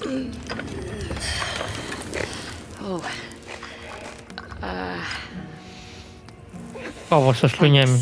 Walter. Замовляли? Волтер, я наведаю його ім'я. Гэта хоррор, натхнённый Лаукраутом, ритуал называется. Глядим. Вітаю, Сидорова. Ти тут і там. О, вітанки. Ну, вельмі атмосферно виглядає.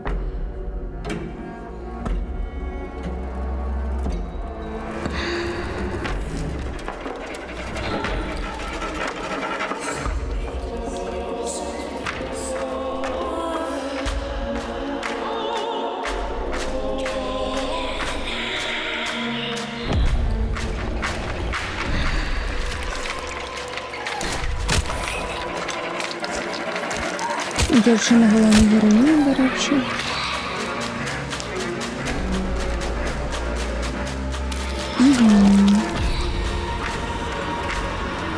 Хорроры.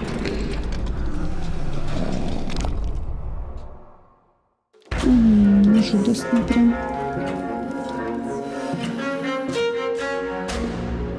Ritual Tides.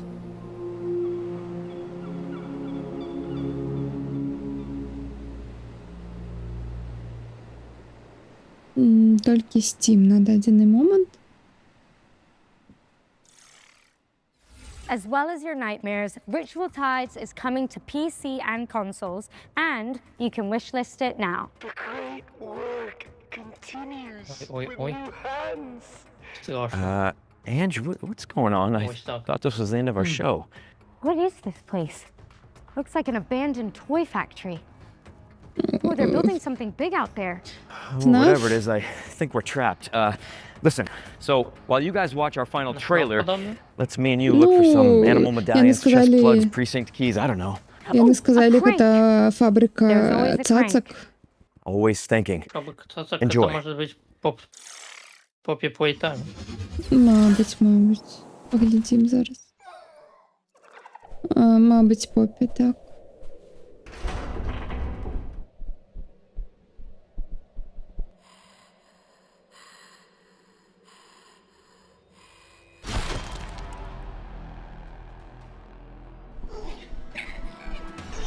Каопная, з сябрамі трэба працаваць, каб выжыць.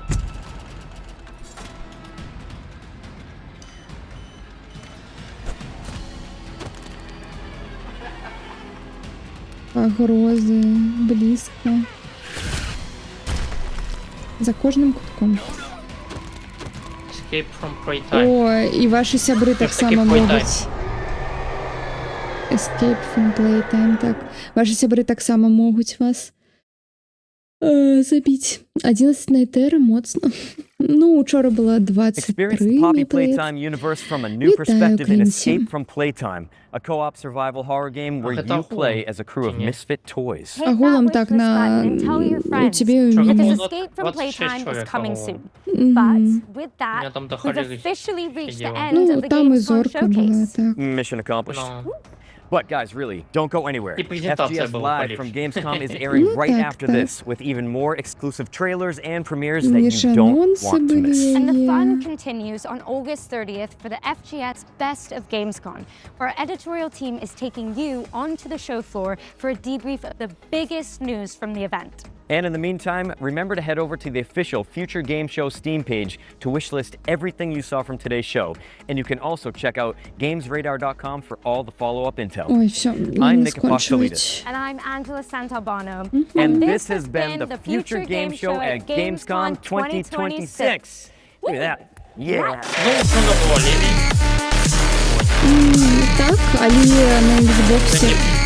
Калі хтосьці бачыць тут унізе штосьці, што яму падабаецца, вы можаце застацца на гэтай трансляцыі, ну, не мяне, а на ютубе знайсці Future Game Show, таму што яны зараз будуць вось гэты маленькі гульні паказваць.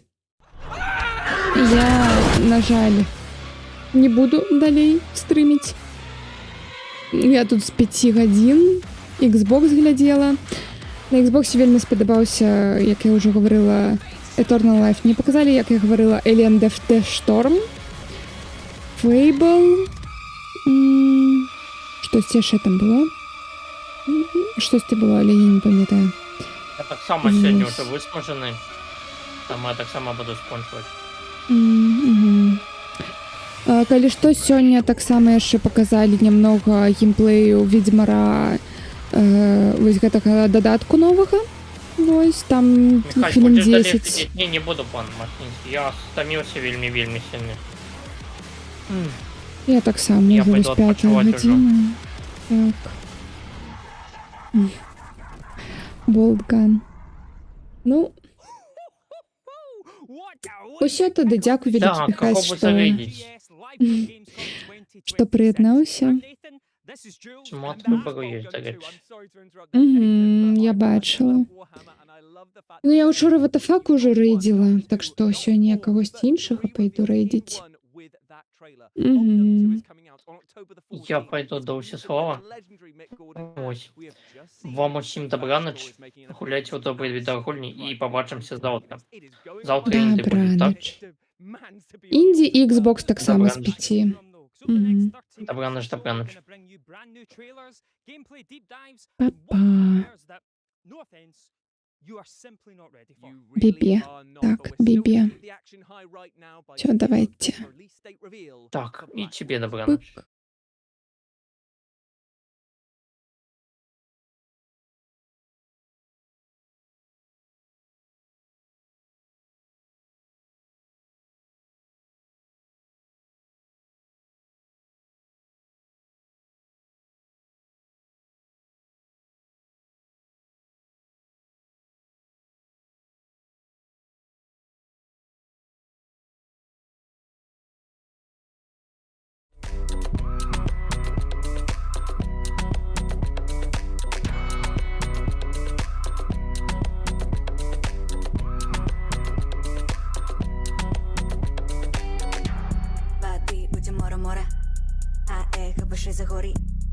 О, я успомнила, калі тут хтосьці ёсць, на Xbox яшчэ паказалі дэмку Lara Croft Legends of Atlantis, Атлантида. Ремейк першай часткі вельмі спадабалась. Вось. Ну, дэмка выглядала таксама, як і мінулыя там трэйлеры, але ўсё роўна там круто, Лара, бла-бла, чакаем. Усё, давайте. Салодкіх сноў усім.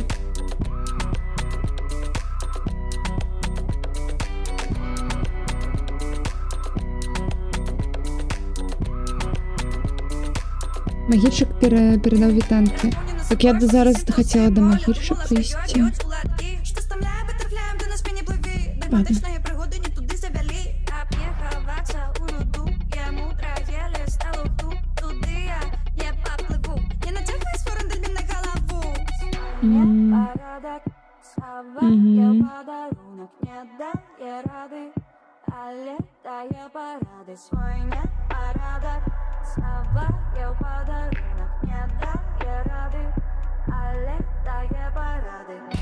Так. Рейдик. Все. Докладно всем папа.